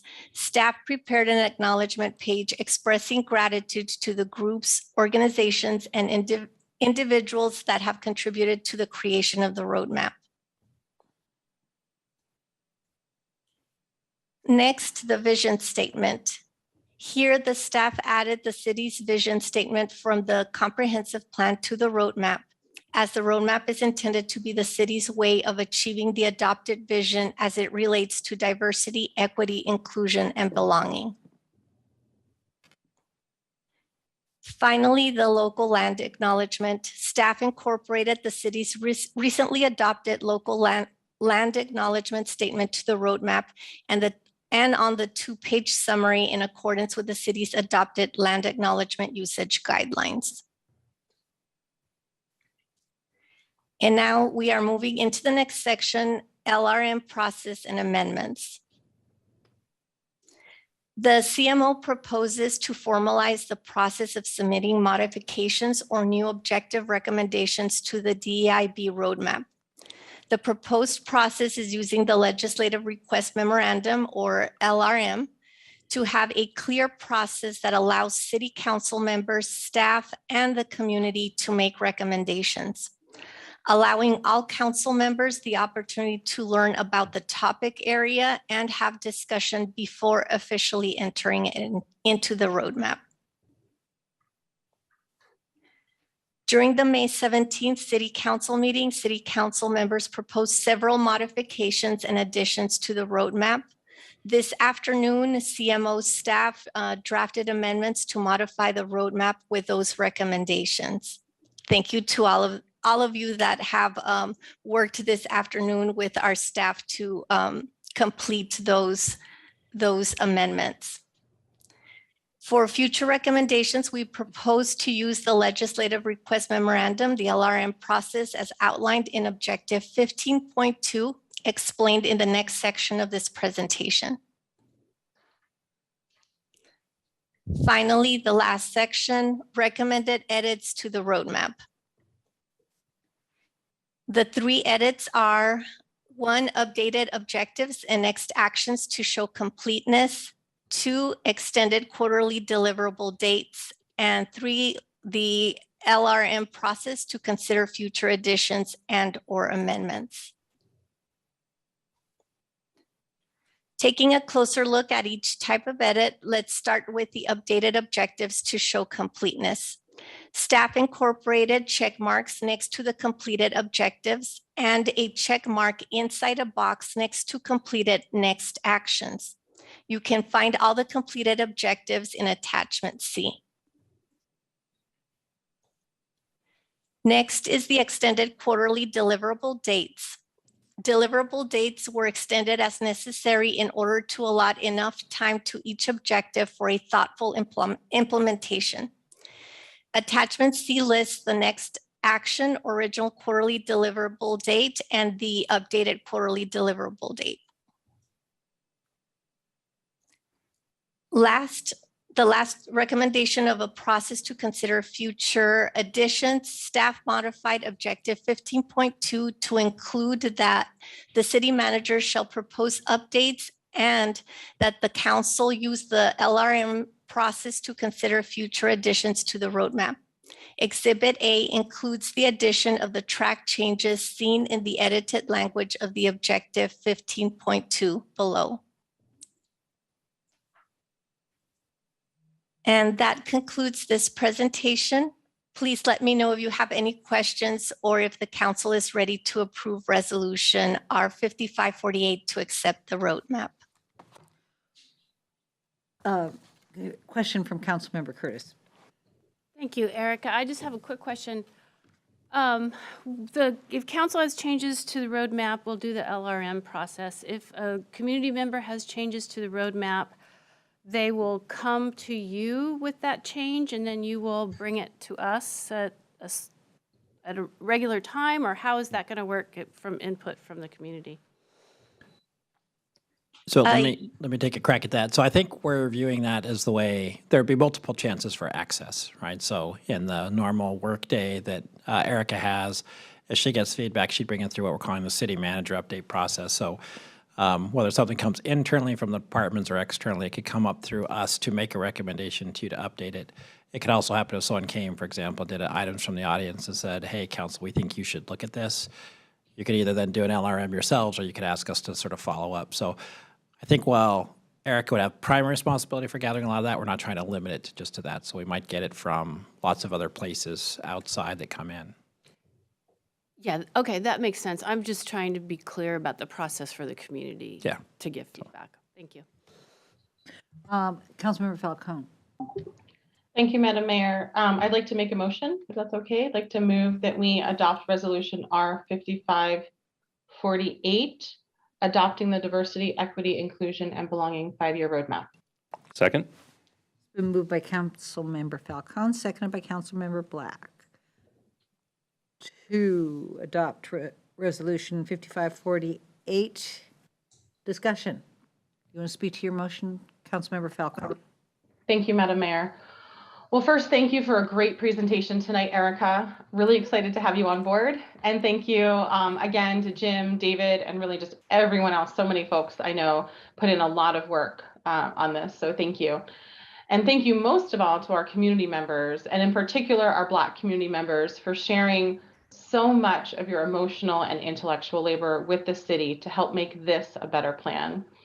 I have a lot of thoughts on this plan, and I've shared them extensively in the past, so I won't go over them all again. I feel like I've said that a lot today, that I've had a lot of comments on these things. It's good. We're checking the box on a lot of these things that we've talked about extensively already. Overall, I believe this is a really good starting point. We also have a lot more work to do, both in implementing this plan and in adding more to it, because as I mentioned, this is merely a starting point for this really, really important work. As I also said, I'm excited about our new diversity, equity, inclusion, and belonging team led by our new DEIB manager, Erica. So again, welcome, who I know will work very hard on implementing and updating this plan. I'm confident that this team will provide invaluable leadership and guidance to the city. However, we all have a role to play in dismantling systemic racism and working for a truly inclusive city where everyone has a sense of belonging. That said, I would like to propose an edit to objective 15.2, which I emailed to council.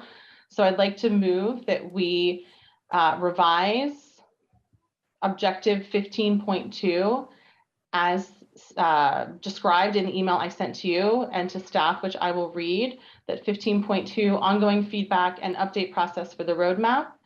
It currently, I'll read the first couple sentences that I'm not proposing changes to, and then I'll read the section that I would like to change. So I'd like it to read, this plan should be considered a living document. Although it provides a roadmap with destinations and milestones, those should be regularly reviewed and aligned with the council's and the community's expectations, and that I'd like to add on no less than an annual basis. The city manager or city manager's office shall provide the council with an annual progress update, including the city's progress on the plan's goals and also proposals for new goal areas, goals, and/or objectives. And additionally, as issues and opportunities are identified in between annual progress updates. So that's the end of my update, or of my motion. Second. Thank you. And this proposed edit is in an effort to clarify the role of the DEIB team as part of the city manager's office in proposing plan updates to council, and also to build in a regular annual review of both the progress and also any new goals and objectives that we need to consider. And also allows the flexibility that was already in there, maintains that flexibility for staff to bring any additions to us as they arise. Okay, it's been moved by Councilmember Falcone, seconded by Councilmember Curtis to accept what I'm going to call the Falcone language. Any further discussion? Councilmember Curtis. I just want to thank Councilmember Falcone for bringing that forward. It addressed what I was trying to ask earlier, is what is the, what is our process for updating? And I think my question was how frequently we update it. So thank you very much. I also would like to make a motion, or do we need to vote on that one first? I think we'd rather vote on that one first. Nope, I'm not. Okay, so we're going to vote on whether the motion by Councilmember Falcone, seconded by Councilmember Curtis to adopt the Falcone language. All those in favor, please signify by saying aye. Aye. Aye. Opposed? Motion carries unanimously. Councilmember Curtis. Thank you. Okay, I would like to also make a motion to amend Resolution R 5548. I also have emailed you these changes, and these were things that I think I brought up on May 17th, and I'd like to codify them. The first, it's one motion, one amendment with 3 changes. The first one is in 1.4 Diversity Services Team. I will not read you the entire paragraph, but it talks about art and decor in city facilities. I've added the sentence, this includes all public art that the city is responsible for, including City Hall, city parks, and recommendations from the Cultural Arts Commission for Park Lane and other public sites. And if you recall, when I spoke about it on May 17th, I particularly was calling out the cow and coyote and potential microaggressions in that art, that we should oversee that. The second one is 3.5, the Native History Document and Land Acknowledgement. At the very end, we talk about including neighborhood plans, wayfinding, signage, and I added and public art. And then the third one is 7.3, enhancement of existing training. We talk about doing cultural competence and bias training for city staff, and I'm sure you guys will remember that I said we should also include training with council member boards and commissions, et cetera. So what my addition reads is, the city will also offer this training to council members, boards and commissions, chamber leadership, neighborhood associations, and any organization that does work on behalf of the city and community. Second. So moved by Councilmember Curtis, seconded by Councilmember Falcone to accept the Curtis language. Discussion? All those in favor, please signify by saying aye. Aye. Aye. Opposed? Deputy Mayor Arnold. Thank you, Madam Mayor. Thank you, Madam Mayor. From the May 17th study session, I discussed a desire for a specific goal for the city manager's office to develop options for a salary commission or other group to study the issue of decreasing barriers to serve and run for council. I wanted to codify this with an amendment on package page 196. So I move that we amend Exhibit A of Resolution 5548 to add the following new objective to the DEIB roadmap. This is in your email, but I will read it for the record. Item 1.6, decreasing barriers to serving on city council, boards, and commissions. Serving on city council involves 6-hour evening regular business meetings and staff briefings or other meetings that often happen during the day. In addition, council members often represent Kirkland on regional boards, either appointed by the council or by the Sound Cities Association, that have daytime or evening meetings.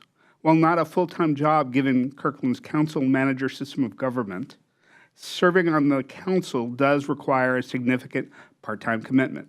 The City Council is interested in removing barriers to entry for community members to run and serve on City Council, as well as serve on board and commissions, including considering stipends for board and commission members, salary changes for council members, or a child care benefit. And the action is the CMO will develop options by the fourth quarter of 2022 to have the Kirkland Salary Commission or other broader committee study this issue. Second. It's been moved by Deputy Mayor Arnold, seconded by Councilmember Falcone to adopt the Arnold language. Discussion. All those in favor, please signify by saying aye. Aye. Opposed? The motion carries. Question is on the motion to adopt the amended, thrice amended resolution. Am I on the right one? Yes. 5548, adopting the Diversity, Equity, Inclusion, and Belongings 5-year roadmap. And that is a resolution. So all those in favor, please signify by saying aye. Aye. Opposed? Motion carries unanimously. Good job. That takes us to, oh gosh, we're not done yet. Item C, Development Services Fee Update. City Manager. Okay, thank you, Madam Mayor. So this is the last of our check-ins on cost recovery for development services before final action later this year. And so we're looking for some final policy direction for you on a couple items. Here to give that presentation is once again our financial manager, George Dugdale. Welcome back, George.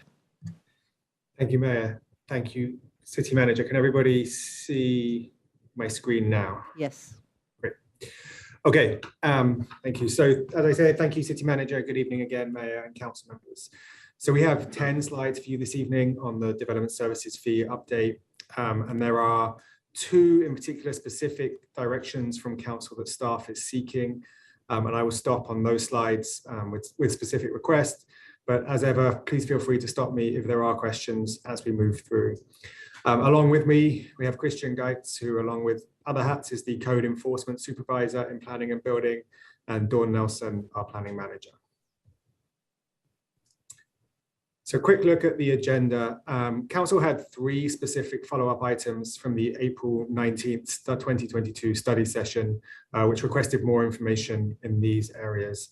The first was code enforcement. The second was pre-submittal fees. And the third was accessory dwelling units or ADUs. So after we do a quick slide on background, we'll run through each of those 3 areas before quickly walking Council through the remaining next steps on this development fee update. So as previously mentioned, the most recent presentation was that April 19th study session where Council directed staff to move the fee schedule towards full cost recovery with some exceptions and requested the 3 follow-up items that we have for you today. Prior to that meeting, there were 3 presentations culminating in Council adopting Ordinance 4787, which set a new high tier of permits for building and fire prevention. Those fees went into place as of Friday, July 1st. We are now most of the way through this process, as the City Manager said, and are getting closer to the incorporation of these fees into the 23-24 budget. But before we can do that, we have the questions before us today. The first of these is on code enforcement. So this slide runs through a little bit of a description of the code enforcement function. The key item is really that code enforcement works across a very wide range of cases. The overall aim is to protect the environment, public health, safety, and welfare of the Kirkland community, including residents, business owners, and visitors. This work is achieved through work across a wide range of cases. A number of them are shown up there in the slide, including wetland and stream clearing without permits, overgrown lawns, construction noise, from a mechanical unit, and other permit and non-permit related infractions. So in April, staff presented evidence which will show on the next slide of the growing number of development-related cases in code enforcement. Council were asked if they would therefore support allocating a portion of these costs to the development fees. At that point, Council did direct staff to bring back options on this, although I'll note that a decision was not made at that point. So as I said, this is the table that shows you the growth in the percentage of overall code enforcement cases that are related to development. You can see there in 2018, the percentage was 32%, and by 2021, it was 45%. The total number of cases, both overall and related development, appears to have dropped between those 2 years. That's actually related to the way that cases are recorded. As I understand it, previously, any complaint was entered into the system, whereas now only those which are going to be followed up on are entered into the system. Some of the complaints that come through are not directly related, are not code, are not either violations of the code or don't need to be followed up on. So in response to this growth in code enforcement cases, a third temporary code enforcement officer was added to the budget in the 2021 mid-buy. And I also want to mention that code enforcement has impacts beyond just the code enforcement officers. Other staff within planning and building and other areas of development services spend time on code enforcement cases. And this is reflected in the total cost of the code enforcement function. So with that in mind, staff have developed 3 options for incorporating code enforcement in the development picture. I think it's easiest if at this point I explain why staff is recommending the middle option, and that should help explain why the other 2 are not recommended here.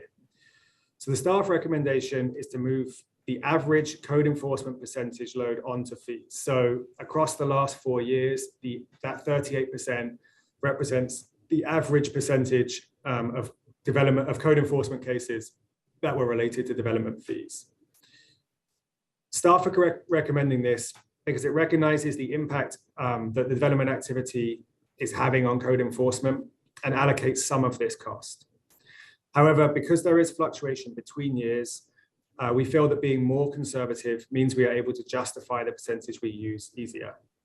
Proceeding cautiously like this is always prudent, but it's particularly important in this case, as other cities around Washington generally do not allocate code enforcement in this way and treat it as a general fund function.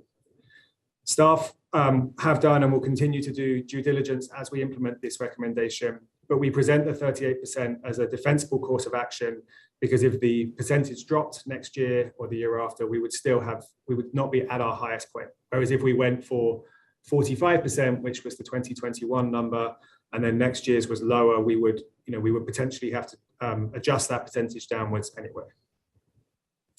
So at this point, this is one of the places where we are seeking council direction. I'm happy to stop here, or we can save them for the end. What do you suggest? I'd recommend stopping here. This is one of the big choices. The others will go faster, so Okay, maybe great. get input now. Discussion?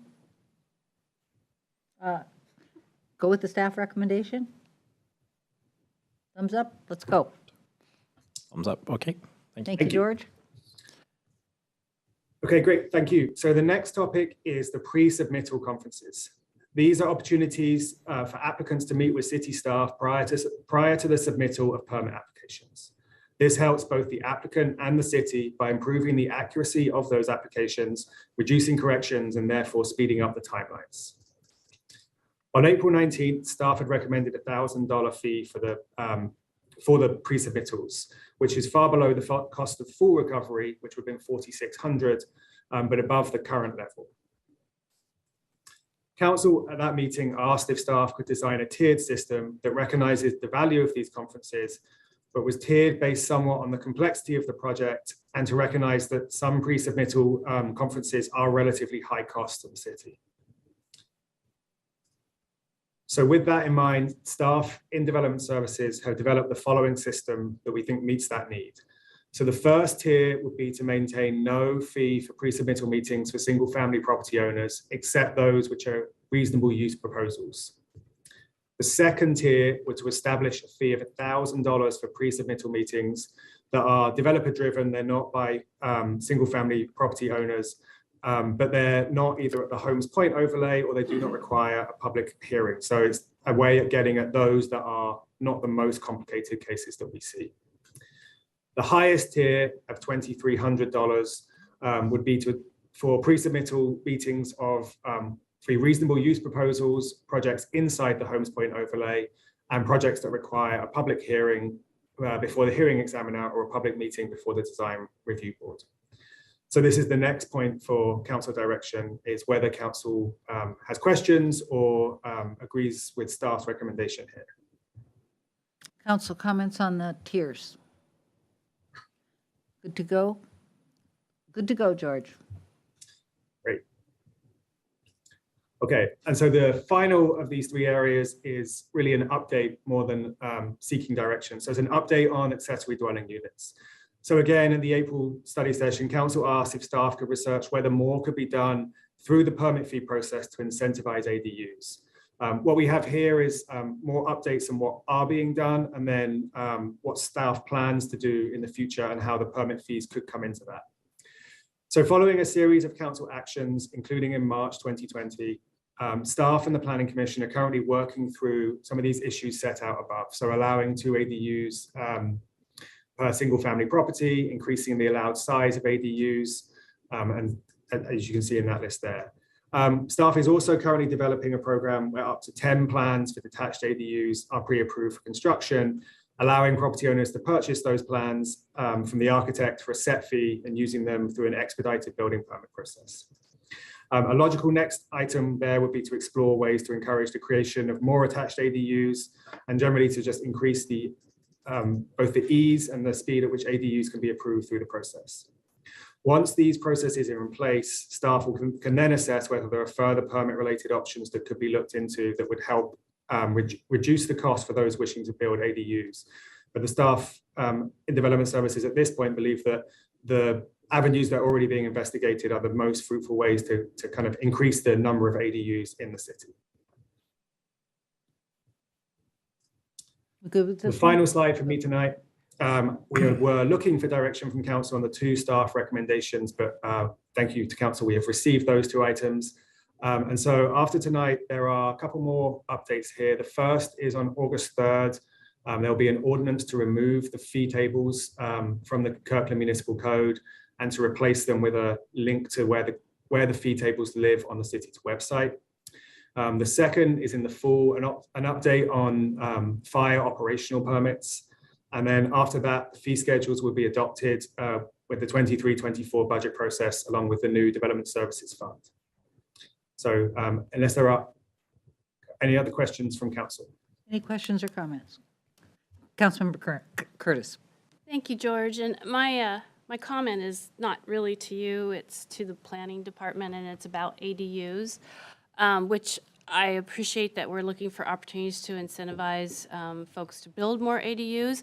What I think might be helpful, and I'm wondering if planning is considering doing an ADU missing middle housing walking tour, some sort of way that the public can see these built environments and see and feel them. And recently, a couple of us had an opportunity to tour a home that had multiple, what would you call that? Multiple ADUs in one. Yeah, potential for more ADUs right in it. Yeah, and it is really helpful for the public to see, especially if they're considering this type of housing. So I'm just going to throw that out there. And thank you for your presentation. Okay. I think that's it, George. Great, appreciate it. Thank you. Thank you. That will take us to item D, the tenant protection policies update. City Manager. All right, thank you, Madam Mayor. So when you all received the ARCH proposed tenant protections, you asked us to reach out to stakeholders, both landlords and tenant advocates. So it's once again sent our intrepid Deputy City Manager of External Affairs, Jim Lopez, into the breach, and he has spent a while talking to all of the stakeholders, and he's here tonight to present you an update on his findings and seek direction from the council on next steps. So, Mr. Lopez, take it away. Thank you so much, Dinesh. Go a little easier on us this time. Can you see the presentation? Yes, we can. Well, thank you. Thank you, City Manager, Madam Mayor, Deputy Mayor, and Council. I don't think that the decisions are getting easier as the evening grows longer. We'll see. Here's my feedback from the brief external outreach we have done. So the recommendation, what we're looking for tonight is for you to review the approach we've taken and give direction regarding the public outreach and bringing forward an ordinance soon, either in the next council meeting or on August 3rd, for consideration regarding tenant protections related to significant rent increases, move-in fees, and late fees. And I do want to give a special shout out to Adam Weinstein of Planning and Building, our director, and Don Nelson, our planning manager, who've done a ton of work on this as well. So a lot of gratitude for you both. So by way of background, on May 3rd, the council did receive the ARCH proposals, a regional coalition for housing, around these tenant protections. And as you remember, we're really focusing on three for this outreach. One is notice of rent increases, which would require landlords to provide a minimum of 120 days written notice for rent increases greater than 3%, and 180 days notice for increases greater than 10%, and there was an exception here for subsidized housing. The second proposal put a limit on late fees. I understand there is no limit now, to establish a cap on late fees of 1.5% for the tenant's monthly rate. And the third proposal was on move-in fees, establish a cap on move-in fees and security deposits of no more than 1 month's rent, again, with an exception for subsidized tenancies. So that's the baseline of what the council was considering. And the council did at that May 3rd meeting ask staff to return with a timeline for conducting additional public engagement of the tenant protections before adopting the ordinance. And in that directive, you let us know it was urgent and time sensitive, that you needed a better understanding of the unintended consequences of the proposed legislation. You wanted us to ensure feedback from housing providers, to collect additional data on the proposal, and a directive that I think perhaps was aimed specifically to me, to avoid making tenant protection rules overly complex. And hopefully I haven't let you down in that regard. So not surprisingly, the tenant groups were very supportive of the ARCH proposals. The specific groups that we met with are listed in my memorandum. There really wasn't much interest in delaying a vote on the proposals in favor of negotiating different options with the landlord community. They echo the sense of urgency on this issue and the need to take action as soon as possible. So it was I'm very grateful for the time that they spent, and I think it was a fruitful conversation, but I think this kind of accurately describes that conversation. The landlord groups, of course, were different. They very much appreciated, by the way, the opportunity to engage in this outreach.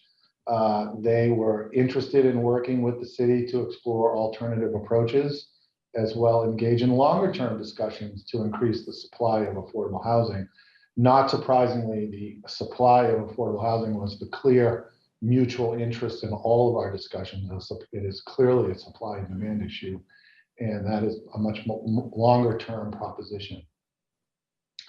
Now, while there was no firm consensus, and I really do want to emphasize that, I did not hold anybody to any specifics in any conversations. And by specifics, I'll talk specifically about language or payment limitations of any kind in the counter proposals. Robert Pantley did take the lead, and I'm very appreciative of him doing this, of Muse Management and Natural and Built Environments. He presented his views in a letter to the council, which you have. We actually put it in an attachment to the memorandum. And I think his views were generally reflective of the discussion. Again, not the specific amounts, but the groups did talk in the context of the three proposals from ARCH. And more specifically, the interest was the notice would be required for 90 days, but not limited to 3 or 10%. It would simply be any increase to give 90 days notice. And that, we could talk about some of the more detailed underlying interests of all of these proposals.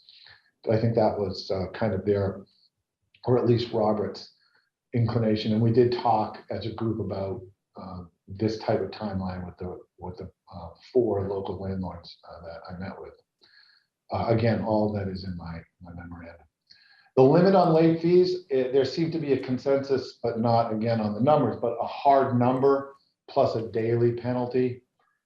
In Robert's letter, he talked about $100 and a $5 a day penalty after that. Now, he actually put in his proposal, if it's paid back within 90 days, all late fees are actually waived.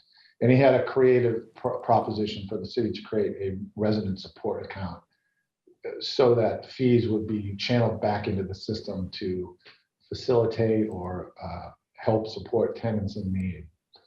And then the third item, limit on movement fees, again, not too far apart, 1 month plus a hard number, in this case, a $500 security deposit. There was kind of uniform feedback to allow flexibility in this score because the landlords cited several examples of people without good credit that need some kind of risk management. So they make agreements to have more security deposits so that they can get a tenancy that they might not otherwise have qualified for. So there was that, of the three proposals, this one, there clearly was an issue of an unintended consequence raised, which was consistent with all of them, but that's the one that stands out for me in terms of unintended consequences. Now, we have also been exploring supplemental ideas in these fruitful conversations, at least longer term as well. The ARCH proposed language, but with a sunset provision. Again, it could be temporal, it could be we're moving out of this, hopefully moving out of a high inflationary period as we hopefully come through the pandemic. Another topic was to focus policies only on lower income tenants. There was a little bit of a disbalance here because the policies might affect folks with means who are paying higher tenancies and might not otherwise need these provisions. I think they're focused, for people that are in need. One topic that we gave a good deal of conversation to was developing an enforcement alternative. You know, I remember when I practiced in law days, these are private rights of action, and sometimes it's a little cumbersome. Well, oftentimes it's cumbersome for folks on both sides to get an attorney and then go and enforce their rights in the court of law. So we talked about some ideas of maybe how the city might be involved administratively to expedite the process and really get to the interest as soon as possible. And Adam and Don had some interesting supplemental ideas with that as well. And then similarly, collecting associated fines to be used to provide rental assistance. Could we in some way, with more thinking, create a positive reinforcing loop of, okay, here's a fine, but we're going to put it back into the system to support tenant groups and make a more equitable landlord-tenant relationship. So the ask tonight is really in the spirit of the sense of urgency, and I've gotten some great direction from our city manager on this, is to try to hone in kind of sideboards on what happens next. And one could simply be to return on July 19th with an ordinance with respect to the ARCH proposals as presented. The option would allow the council to make a yes or no decision on an expedited timeline. I really did my best to try to meet with all of the groups. I know the council received a letter on May 19th from the Bellevue Chamber and the Commercial Real Estate Development Association and several other statewide groups. I don't actually get to meet with them until tomorrow. I tried to get that in before this council meeting. It was just too complex to get that meeting together before this meeting. So just would like to point that out as the outreach. That would conclude my expedited outreach, and that will be tomorrow. But we could fit that in and certainly come back on the 19th with a yes or no ordinance.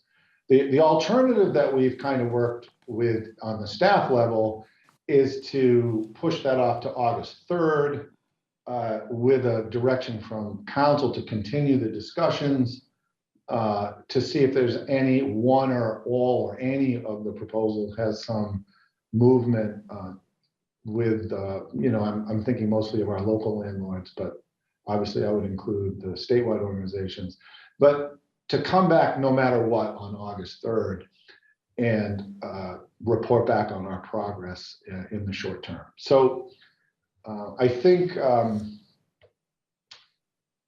Yeah, I think it's possible to get traction in the month of July, but again, I want to make sure I'm reflecting all of the groups accurately. And I do think the tenant groups would want to move as quickly as possible. And I do sense some goodwill from the landlords or the housing providers to continue the conversation. So that is our update on the tenant protection policies. And I am available now to of course, answer any questions. Councilmember Nixon. Thank you, Madam Mayor. So Jim, my reading of the staff report and listening to your presentation, to me sounds like the tenant advocates are just saying no, and that they really have no interest in any compromise. For whatever reason, it sounds like they think they have the votes they need, and so they don't even want to listen to concerns raised by the housing providers. That's the way it comes across anyway. While at the same time, the housing providers have been making reasonable proposals that try to mitigate the downstream impacts of the ARCH proposals so that we don't lose rental housing in the community, that people who are greater credit risks are still able to find housing, those sorts of things.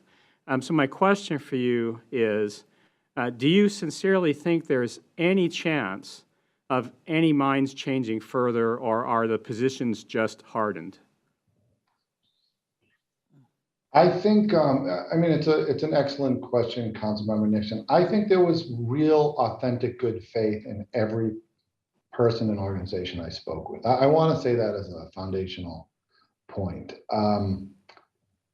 I'm careful because I want to make sure that I'm expressing the sense of urgency in tenant groups. But I don't think anyone would come into a conversation without an open mind if that conversation were scheduled. But I also feel like much more on the tenant side that there was a feeling that the ARCH proposals are not the heaviest proposals that could have been made to the city council. If I'm trying to channel the feedback that I got, there were a lot of proposals that the city didn't get that potentially were on the table. And I think they see these three proposals as not as heavy a lift as might otherwise have been made. So I think any conversation would be authentic, and I think everybody treated me very fairly, or the city staff very fairly, but I do want to preserve that sense of urgency for the tenants. So I'd like to offer my opinion on the options that we've been presented with. By saying, I'm really unhappy that we weren't offered an option 3,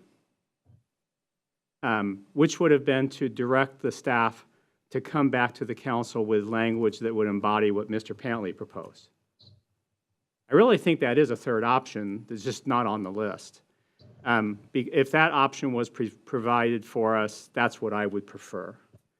And I would also pursue the focus on low-income tenants, enforcement through like city code enforcement or business licensing, and using any recoveries from housing provider misbehavior to help fund rental assistance.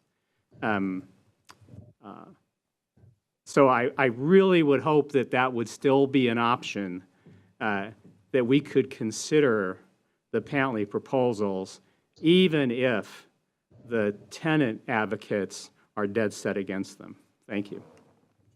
Thank you, Councilmember Curtis. Thank you, Jim. Thank you for your work on this. I'm wondering, looking at your list of who you reached out to, have you talked to small landlords? And we're talking about, we always hear about the mom and pops with 1 or 2 rental units. Have we contacted any of those landlords?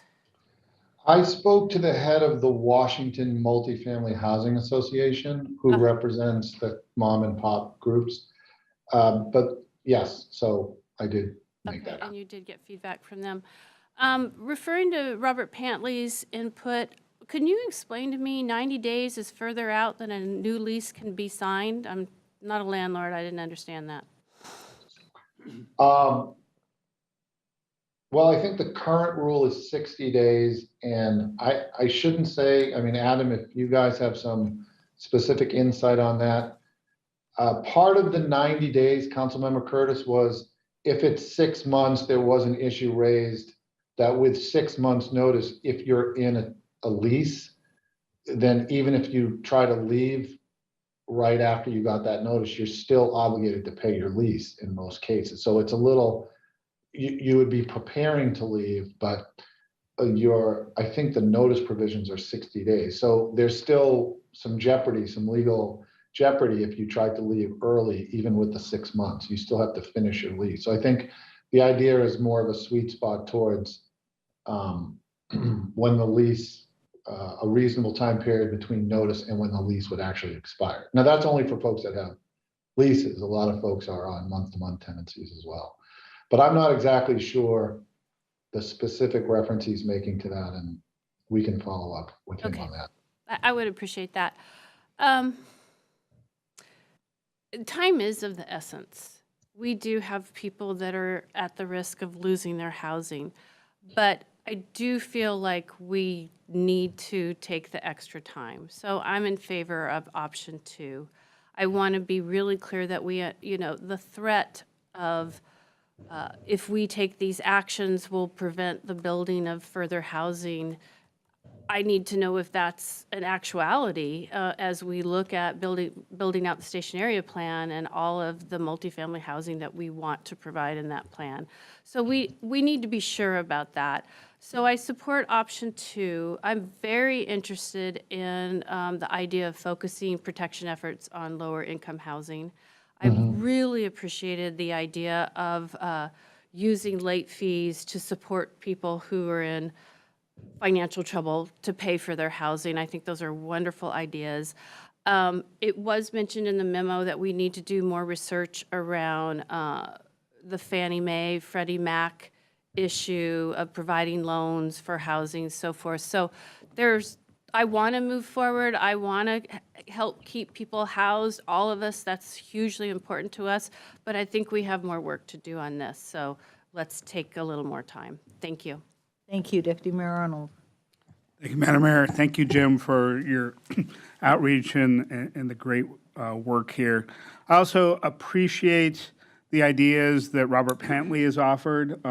He, as a local provider of affordable housing throughout the region, I think he has a unique perspective, both in being successful with projects like Arte and Kirkland that provide some of the most affordable housing in our city to do this. So I would concur with Councilmember Curtis in saying I want to continue the conversation and get this right. But I also would support Councilmember Nixon's approach and perhaps within option 2 to say they'd like to continue the discussion along some of those ideas that Mr. Pantley has offered. There is a lot of complexity here. I think we do need to get to some of the accommodations. The discussion around creditworthiness is a great example of saying you do want to have a way for somebody to provide that may have recently declared bankruptcy to provide some additional way to offer security to a landlord to say, yes, I can pay this. I think there also is a piece that wasn't included here, which is comparing what other cities are doing. I know Redmond City Council is discussing this particular item tonight. Their particular proposal mirrors the ARCH recommendations, but they also have an opt-out on the move-in fee and deposit limitations that may allow for the same things that Mr. Pantley is proposing. So I do think we need that kind of flexibility here. One thing that we may want from a consistency standpoint is how we handle notice. King County and other cities in the Redmond proposal seem to be coalescing around 120-day, 3% notice, and there may be some advantages in saying that we standardize throughout the region. I do have a concern about The late fee proposal from the arch recommendations, I think the Pentley proposal is closer, but maybe given some of my colleagues' suggestions on focusing on low-income housing, we can get to that versus somebody of means that 1.5% provides them with a way to game the system. Finally, I do want some more information on potential alternate enforcement mechanism. This would be the city getting into enforcement areas that we haven't before, and I'd like to understand a little more of the overhead and how that works. But as was stated by my colleagues, it may be a better way to handle some of these issues than going through court action. Thank you. Thank you. Further discussion? I think you've captured it. Oh, I'm sorry. Go ahead. Councilmember Falcone. Yeah. Thank you, Madam Mayor. Thank you. It looks like Councilmember Curtis for alerting her that my hand was raised. I appreciate that looking out. So yeah, this is a great discussion. I'm really intrigued by, Councilmember Nixon, what you mentioned of having a third option. I'm kind of in favor of a hybrid of the options. I think that council needs to discuss the different options available rather than just having one proposed slate of actions for us to take. I'd like for us to consider each of the proposed arch recommendations and then potential housing provider recommendations that are, that mirror each of those so we can discuss each of them, right? I think that's really important. So that's what I'd like to see come back. That said, I also really want to hear feedback from tenants and tenant advocates on the housing providers' proposed changes to these tenant protections. I'm really curious what their thoughts are on that, right? And to have those conversations. So, and I agree with the deputy mayor that there might be some creative solutions that we need to really think through.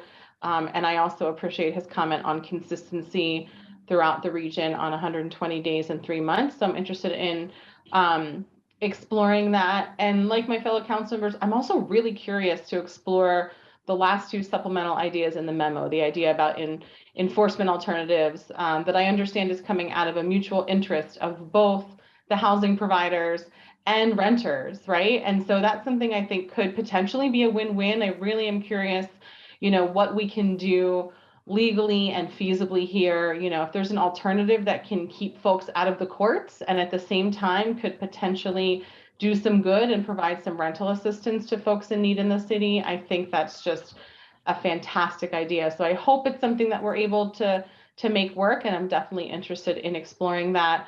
All of this said, my lens continues to be, how can we keep folks housed in our city? That is my central laser focus on this. And I think that's something we really need to consider as the most impacted folks here. I absolutely am interested in continuing to speak with housing providers. I remember when I raised this that I really highlighted the need to speak with housing providers as well.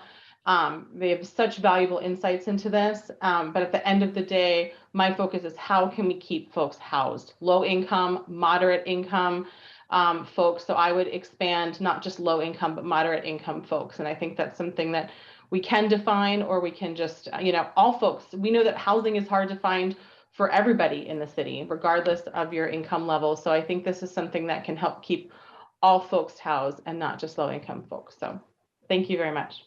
Thank you. Councilmember Black. Thank you, Madam Mayor. All right. Well, I get to be on an island tonight, so that'll be fun.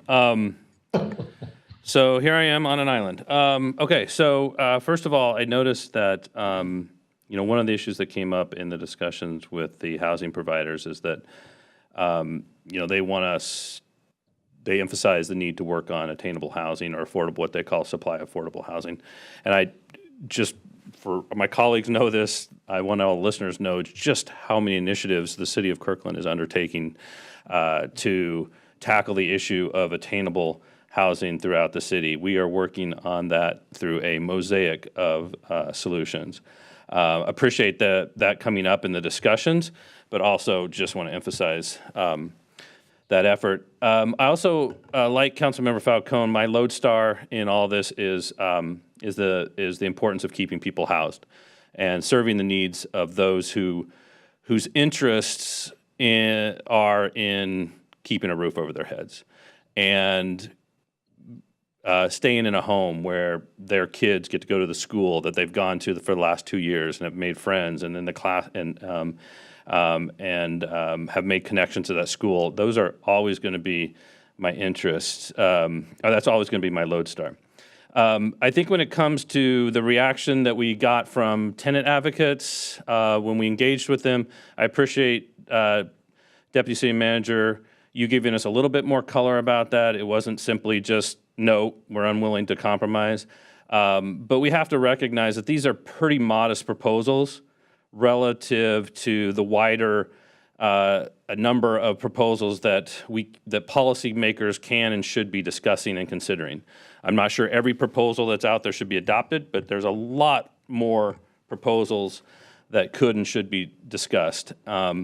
And so if their reaction was, well, adopt these now, it's because this is literally the most modest proposals that they're proposing and those that are needed most urgently, as recognized by our partner Arch. And they're also quite simple, and that's one of the beauties of them.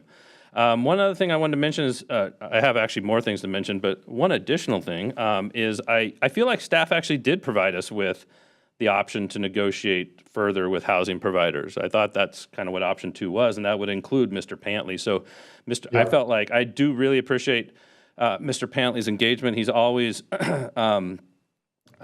engaged with us very robustly on these issues and provided us a lot of information and education and helpful ideas. And I appreciate that again here. And I did feel, I read the staff memo and felt like that was one of our options. I really felt like option 2 involves further discussions with Mr. Pantley about his options. But I wouldn't go that route. I would go the route of adopting these modest proposals as quickly as we can, and I would do them at our next meeting. We talk, the landlord-tenant contractual relationship is one involving freedom of contract. So you certainly have two parties in negotiating a contract, and when we recognize that freedom of contract, we recognize that in another context as well, and that's the employment relationship. And there's something really unique about both of those contexts of where there's freedom of contract, and that they're both inherently coercive relationships. I don't mean that no one's on the bad side or the good side. It just literally is employer-employee relationship is inherently coercive. The housing provider tenant relationship is inherently coercive. One person is trying to meet a basic need. Another person is engaged in a business. It may be their core business and maybe a side business, but it's a business that they've decided to enter into and they accept the risks of that business. When it comes to the specific proposals, I don't know that I appreciate the comments we received or the suggestion we received for a 90 days for all increases of rent. That's not very meaningful to me. That's a very low bar to meet. You simply send out a notice saying your rent's going to go up in 90 days, and every tenant in the city of Kirkland is going to get that notice because their rent's going to go up, and all you have to do is just send a notice saying your rent's going to go up in 90 days. So all you have to do as a landlord is just have that calendared and send out that notice, and that's all that's going to happen there. I think it's much more meaningful that tenants are receiving notices if their rent is going to go up by a certain amount, and they're receiving more notice if their rent is going up even more. I'm not necessarily advocating this today, but honestly, I would take that first proposal a step further and say that when landlords send a notice that there's going to be increase, they have to actually put a number on it. It can't just be your rent's going to go up more than 10%. So I'm going to automatically give you a 120-day notice. Your rent's going to go up by more than 10%. And then when the time comes, I can either increase your rent 11% or 15% or 20%, or I could even do it just 8%. I've met the legal requirement of sending a 120-day notice. And if I'm a landlord, a housing provider, that's all I'm going to do. So I don't find that meaningful. I would actually take that another step, and actually you have to provide notice, and that is the amount of rent that you can increase it up to that amount that you've notified the tenant or less, but not more. So But I'm not necessarily suggesting that be an amendment to these.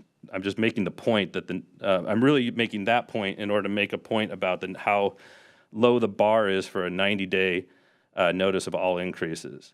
On the finance charges or the late fees or whatever you want to call them, I would just make a note that if we're talking about contracts in the commercial context, if that's what this is for housing providers, the standard rate for finance charges, almost universal, is 1 to 1.5%. That is how commercial interests in our state protect secure their interest in payment, is through finance charges of almost universally, again, 1 to 1.5%. This is on the upper end of that. So housing providers in the business of providing housing are actually asking for more than the typical commercial interest business is able to secure in the marketplace for finance charges. I'd also add on the move-in fees here, it's interesting that what we're kind of hearing is we want simplicity from property owner or from housing providers, is we want simplicity until it comes into moving fees and security payments, and then we're hoping for greater complexity. And I would rather keep it simple. And one thing I like about the ARCH proposal is its simplicity. I would also note that there are a few contracts that get negotiated with security interests, but the vast majority of commercial contracts get negotiated without security interest. So here again, in an inherently coercive contractual relationship, housing providers are asking for more than the standard commercial interest gets to secure payment. And they're already getting 1 month in advance move-in fees. And we also know, and this is an important part of this, we also know that this has really negative unintended consequences for the one party to the contract that's trying to meet a basic need, which is a roof over their head. The one place where I guess I'm not on an island is I do like the idea of consistency with our neighbors. I do think it would make a lot of sense for us to have the same rules with respect to notice as our neighbors do. The other comment I would make is with respect to, and I'm even going to be on an island when it comes to alternative forms of dispute resolution. And the reason I'm there is because low-income tenants have a right to counsel in our courts. They don't have a right to counsel in other contexts.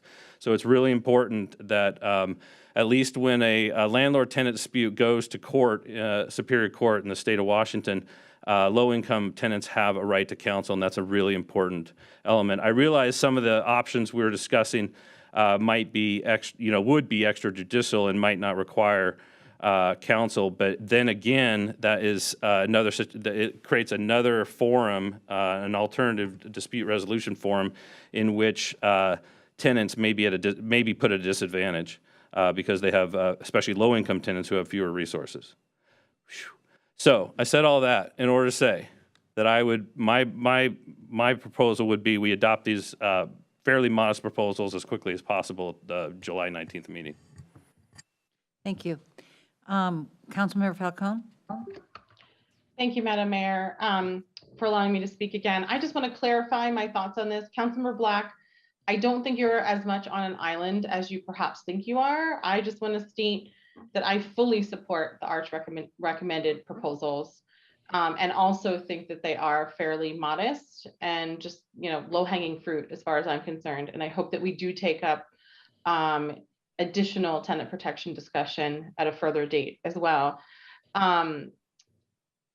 The reason that I mentioned that perhaps my stand was a hybrid, or my thoughts were a hybrid of two different options, is that I just felt like the council perhaps needed to discuss that. But my opinions is that we should adopt the ARCH recommendations. But it sounds like some of my fellow council members also are interested in exploring other options. So I think it's fruitful to have that discussion and to compare those at the same meeting.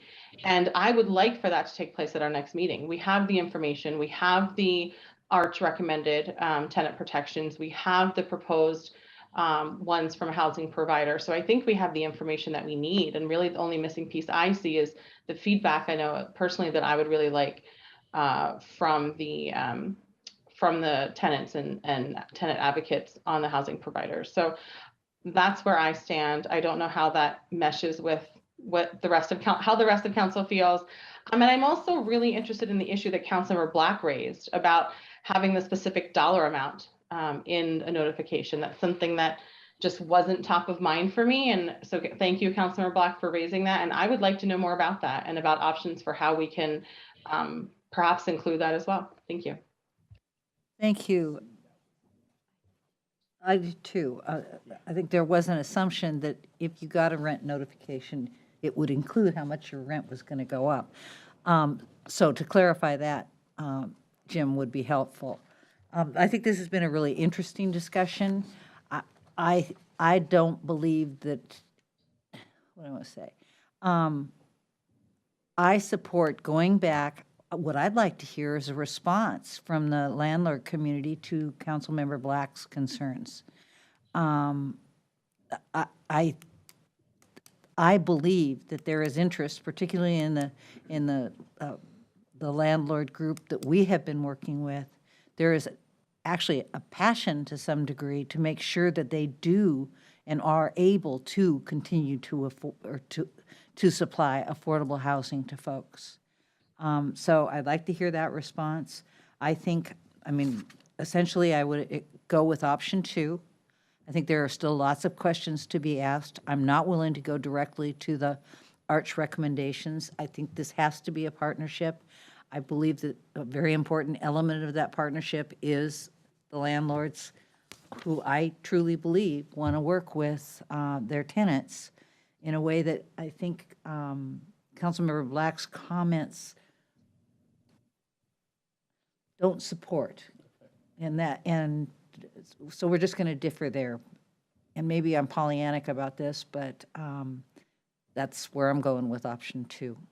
And Jim, I forget to say this to people all of the time, but I really appreciate all the work you guys have been putting into this. And I believe we have another comment from Councilmember Black. Yeah, thank you, Madam Mayor. I appreciate another opportunity to speak. I just want to be very clear. I'm not anti-housing provider.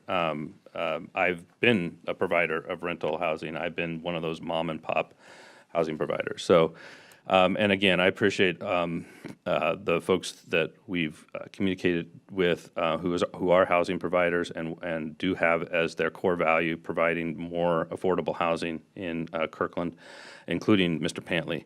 So I know I kind of went on, I was trying to cover a lot of material in a very short period of time as quickly as I could, and so it may have came off like I'm anti-housing provider. I just, in summary, when it comes to a balance between the interest of housing providers and the interest of tenants who are trying to stay housed, I think modest proposals like these are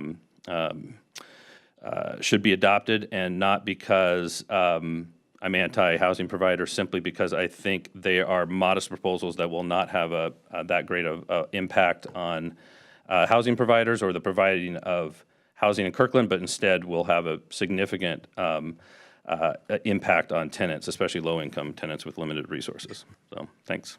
Thank you. Okay, Jim, have you got what you need? I believe I'm hearing August 3rd with multiple alternative proposals. And if that's correct, we'll roll up our sleeves and get to work. Okay, thanks very much. So just, I would clarify that I think what I heard is a bit that in that final one, come back with both the ARCH tenant proposals and the potential alternatives so council can compare them each one at a time. Is that correct?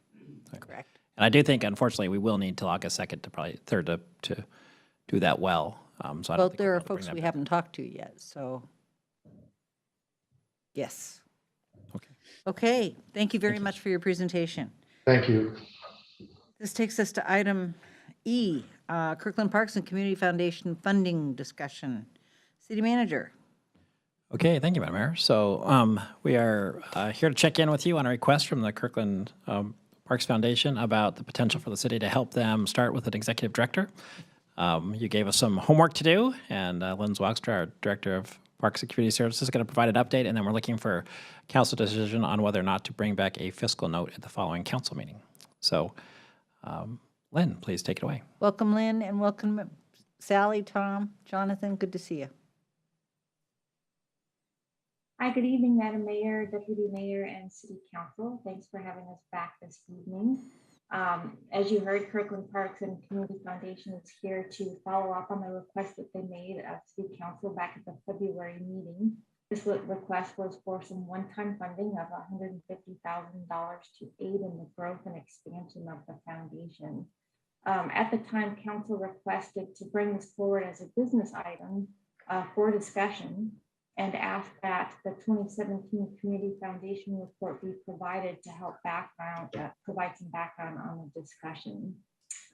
Noted in your council packet were 4 additional items that council is interested in discussing, that being an MOU, building equity into the mission of the foundation, transparency in the hiring of the executive director, and clarity on selection of projects. So staff are seeking feedback on what direction you'd like us to take pertaining to the request. And as you just saw here, to have that conversation with you are several board members of the foundation, Jonathan Moore, Sally Otten, Tom Neer, and Kathy Beek. I will hand it over to them. Thanks a lot, Lynn. We really appreciate the chance to speak with you.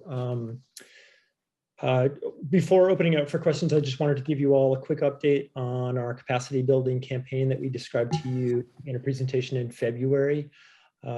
We have raised a total of $340,000 from local families and a few local companies. We've engaged a consultant to help us with our search for an executive director. And we're not standing still. We've been working on a number of projects to help make Kirkland thrive. We backed the salmon mural that you're probably all familiar with, the summer concert series that's about to kick off. Just last week, we paid for a delivery of new sand to Marina Beach, Houghton, O'Denny, and Waverly beaches. And we're working to steer a major gift to the city for parks infrastructure worth about $500,000. So we're poised to post this executive director position that's key to our expansion and begin accepting applications. And a key question that we anticipate discussing with applicants is how we interface with the city.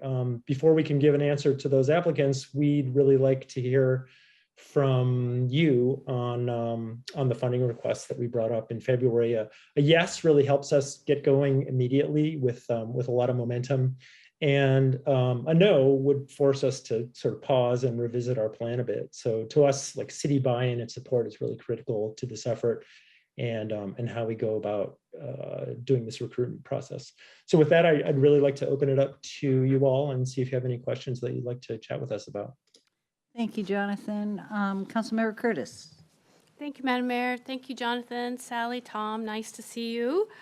Thank you for your patience. It's taken us a while to get to this point with our MOU, and then we make you wait till 10:38 in the evening. So sorry about that. You can go to bed after this.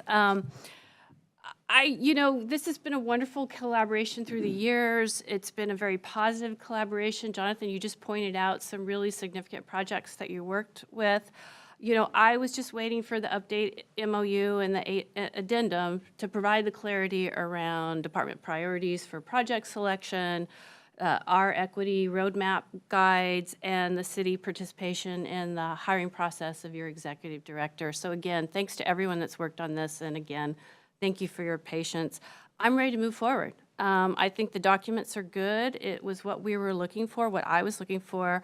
So I'd like to move forward and approve this funding and bring the fiscal note to the July 19th meeting to fund KPCF for $50,000 per year for the next 3 years to enable you to hire an executive director. And I look forward to our future collaboration. Thank you. Second. It's been moved by Councilmember Curtis, seconded by Councilmember Black, to approve the 3-year, $50,000 a year funding to move forward with the Community Foundation. Any further discussion? Councilmember Falcone has her hand up. Sorry. Councilmember Nixon. Thanks. Yeah, my question for the city manager is, even though this motion would express the council's intent to do 3 years, we would be actually approving the first year funding from the Special Projects Fund at the next meeting. And the second and third year would be in the budget process. This is really just a statement of intent, and the actual approval would be done in separate steps. Yeah, thank you. That's a great clarification. So yeah, the fiscal note would just be for the first 50, and the rest would be done in the budget. So should the motion be amended to just address the first 50? You could. I mean, I think we can what- express the intent, Let's do. but we just have to remember that we are going to be taking separate final approval votes. No, I think the motion already expresses that is as intent to approve Excellent. it. Yeah. So further discussion? Oops, sorry, Amy. Thank you, Madam Mayor. Well, thank you, Lynn. Thank you, Jonathan, Sally, and Tom. Thanks for being here. I echo Councilmember Curtis's comments that we appreciate you waiting up so late to discuss this with us tonight. I really appreciate your patience, both in the long term and this evening with our meeting. Tom knows how that goes, so you're familiar with that. I'm really glad to see the updates to the MOU. I'll be supporting this motion. I do have a couple of minor tweaks that I'd like us to make to the MOU prior to adopting the fiscal note. In particular, I'm really happy to see the mentions of equity. I think that there's perhaps we could be a little bit bolder in that language, a little bit more focus on DEIB there and centering that. And then also, I'd like us to add language about partnering to support the work of the Human Services Commission and Human Services staff. Perhaps we can add this where we list the plans, like we list the pros plans and other things. I don't know if there's a particular plan, but I'd like for us to come up with language that, because I know you do so much fantastic work around supporting human services needs in the community, that I'd like to see that in the MOU listed alongside those other plans that support kind of the more capital projects in the Parks Department. Thank you. Thank you. Well, I'm just going to make a comment. When the Woodmark Hotel opened, one of the first meetings that the community held in it was a meeting that brought together organizers from various committees. And I was invited because I was Celebrate Kirkland. And the whole objective of that meeting was to begin to figure out how to establish a community foundation that would live on and grow in Kirkland. I've been involved in many efforts to do this over the years, and I am so proud of the way that you guys have accomplished this. So congratulations. I am really looking forward to our partnership. You have been more than partners with us already. I can't help but feel really good about this, and I have somewhere to leave the millions of dollars I'm going to win between now and whenever. So thanks, you guys. And is that all you need, Lynn? Well, we need the vote. Oh, the vote. Oh, yeah. Okay, fine. Well, all right. The motion is by Councilmember Curtis, seconded by Councilmember Black to, hold on, I gotta read it. To, Return with a fiscal note. thanks. Yeah, to come back with a fiscal note for $50,000 next year with the intention that we will continue in years 2 and 3 in the regular budget process. All those in favor, please signify by saying aye. Aye. Opposed? Motion carries unanimously. Thank you all very much for being here. Thank you. We really you very much. Thank you, Yes. each of you. Thank you. With that, are we done? Okay, it takes us to reports. City council reports. I think I'll be kind and start with Deputy Mayor Arnold this time. Thank you, Madam Mayor. Couple things I wanted to note. On June 27th, had the opportunity to attend a meeting of the Sustainability Ambassadors, looking at their work in Kirkland on the Sustainable Neighborhood Program and outreach on heat pumps and tree preservation and other ideas that they had. It was always inspirational on how passionate and how informed these students are. It was a very much a peer exchange as we talked with them. And Councilmember Curtis and Councilmember Falcone joined me at that meeting. On Tuesday, June 28th, Councilmember Curtis and I attended the Audit Entrance Conference with the State Auditor's Office. They, in addition to doing their standard audit, will be looking at federal grant compliance for the COVID-19 CARES Act and other recovery funds. Part of the state auditor's mandate is making sure of compliance with federal grants such as those. And other than that, I will leave it to others to cover interesting things we've seen each other at. Thanks. Thank you. Councilmember Falcone. Thank you, Madam Mayor. Well, as usual, a lot is happening. I won't mention everything, but since our last meeting, some highlights include the chamber luncheon, where our city manager did just a fantastic job providing a mid-year city update. So thank you so much, Kurt, for representing us well, and it was well attended by council as well. As the deputy mayor mentioned, that same day we met with the sustainability ambassadors. He is right. They are so sharp, so passionate, so hardworking. It was just the highlight of my week. And yet again, our youth just give me so much hope for the future. So kudos to them and to the adults that are working with them.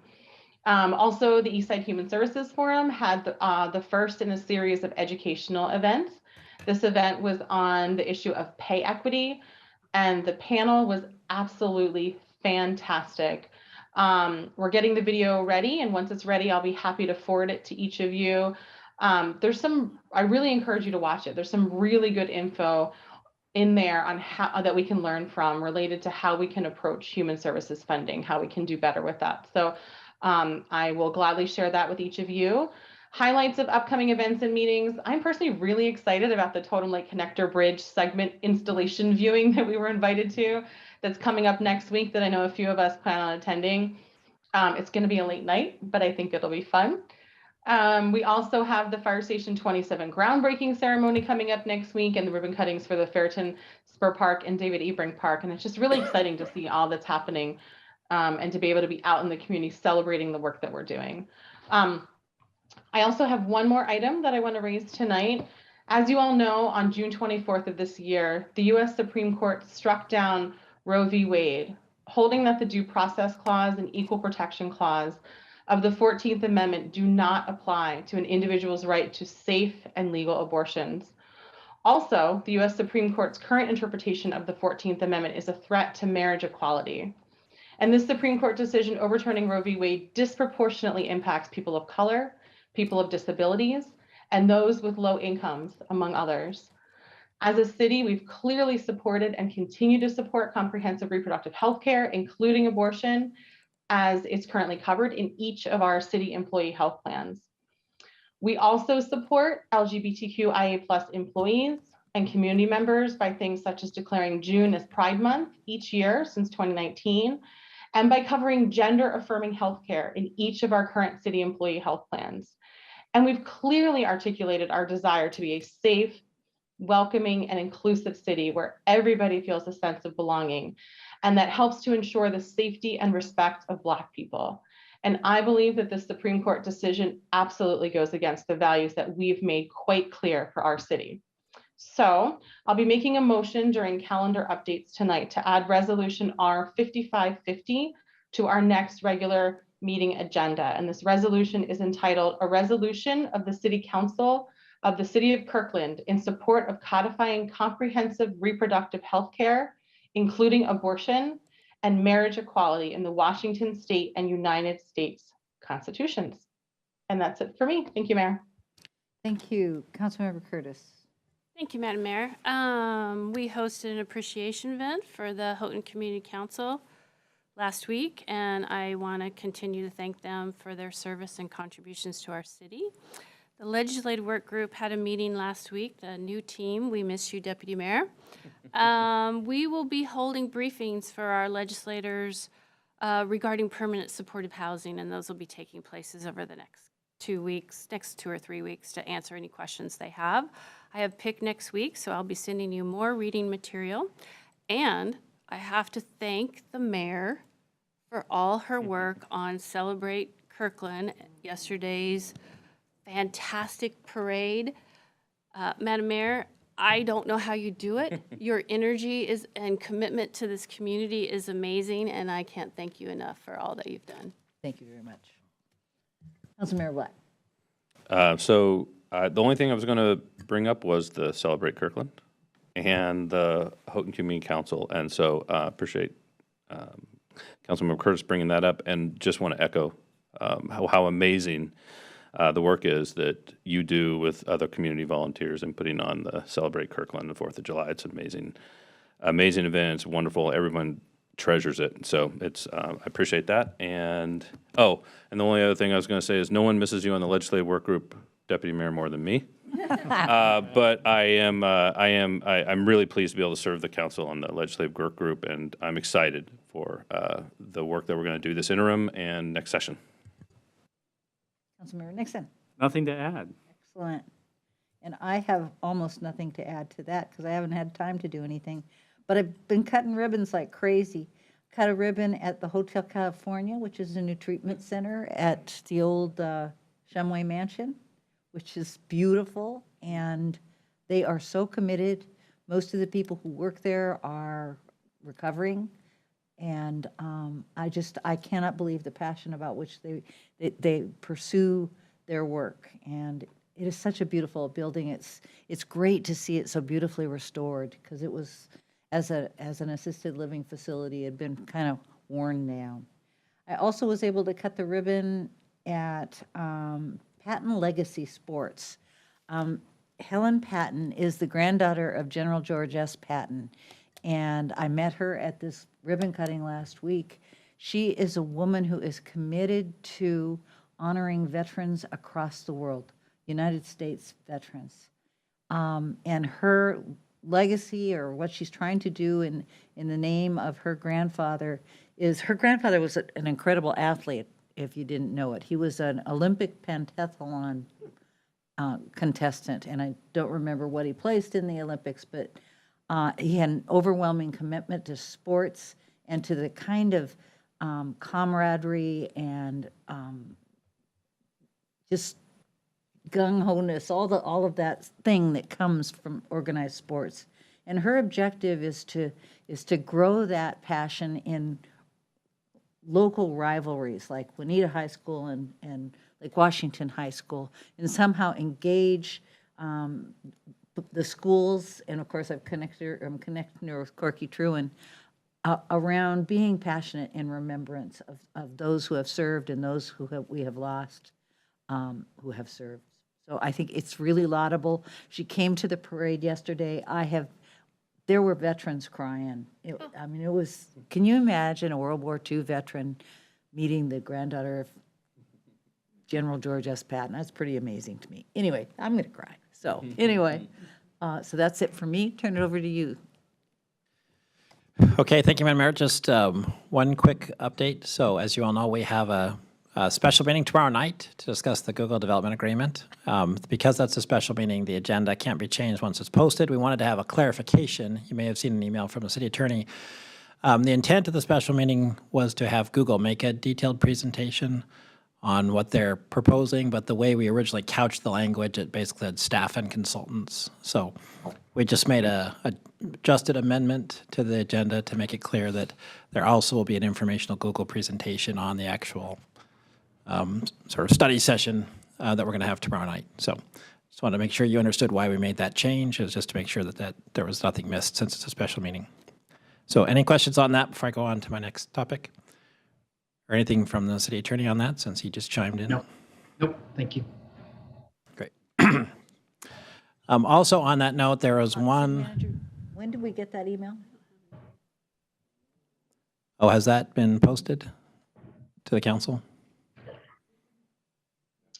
It didn't go separately to the council. It went out to the listserv. Oh.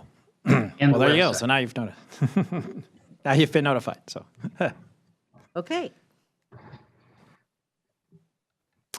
Okay, and then on good news front, I want you to know that I signed today permission to hire our first 2 community responders after Renee Cox, who was as part of the Proposition 1. So special thanks to all the hard work that Beth Goldberg and Carly Jorger and Renee Fox and Brooke Baitner, all our partners did that. And we may have 2, possibly 2 more. So we're excited to get them on board and get them out working. And you're going to get an update from Beth sometime later this week about the whole status of lots of great things happening on the regional crisis response front and crisis facility and community responders. So That was really fun to sign off this morning. Okay, and with that, I am done with my update, and I'll move on to calendar. So any calendar updates? I see Councilmember Falcone. You need a bell. Councilmember Falcone.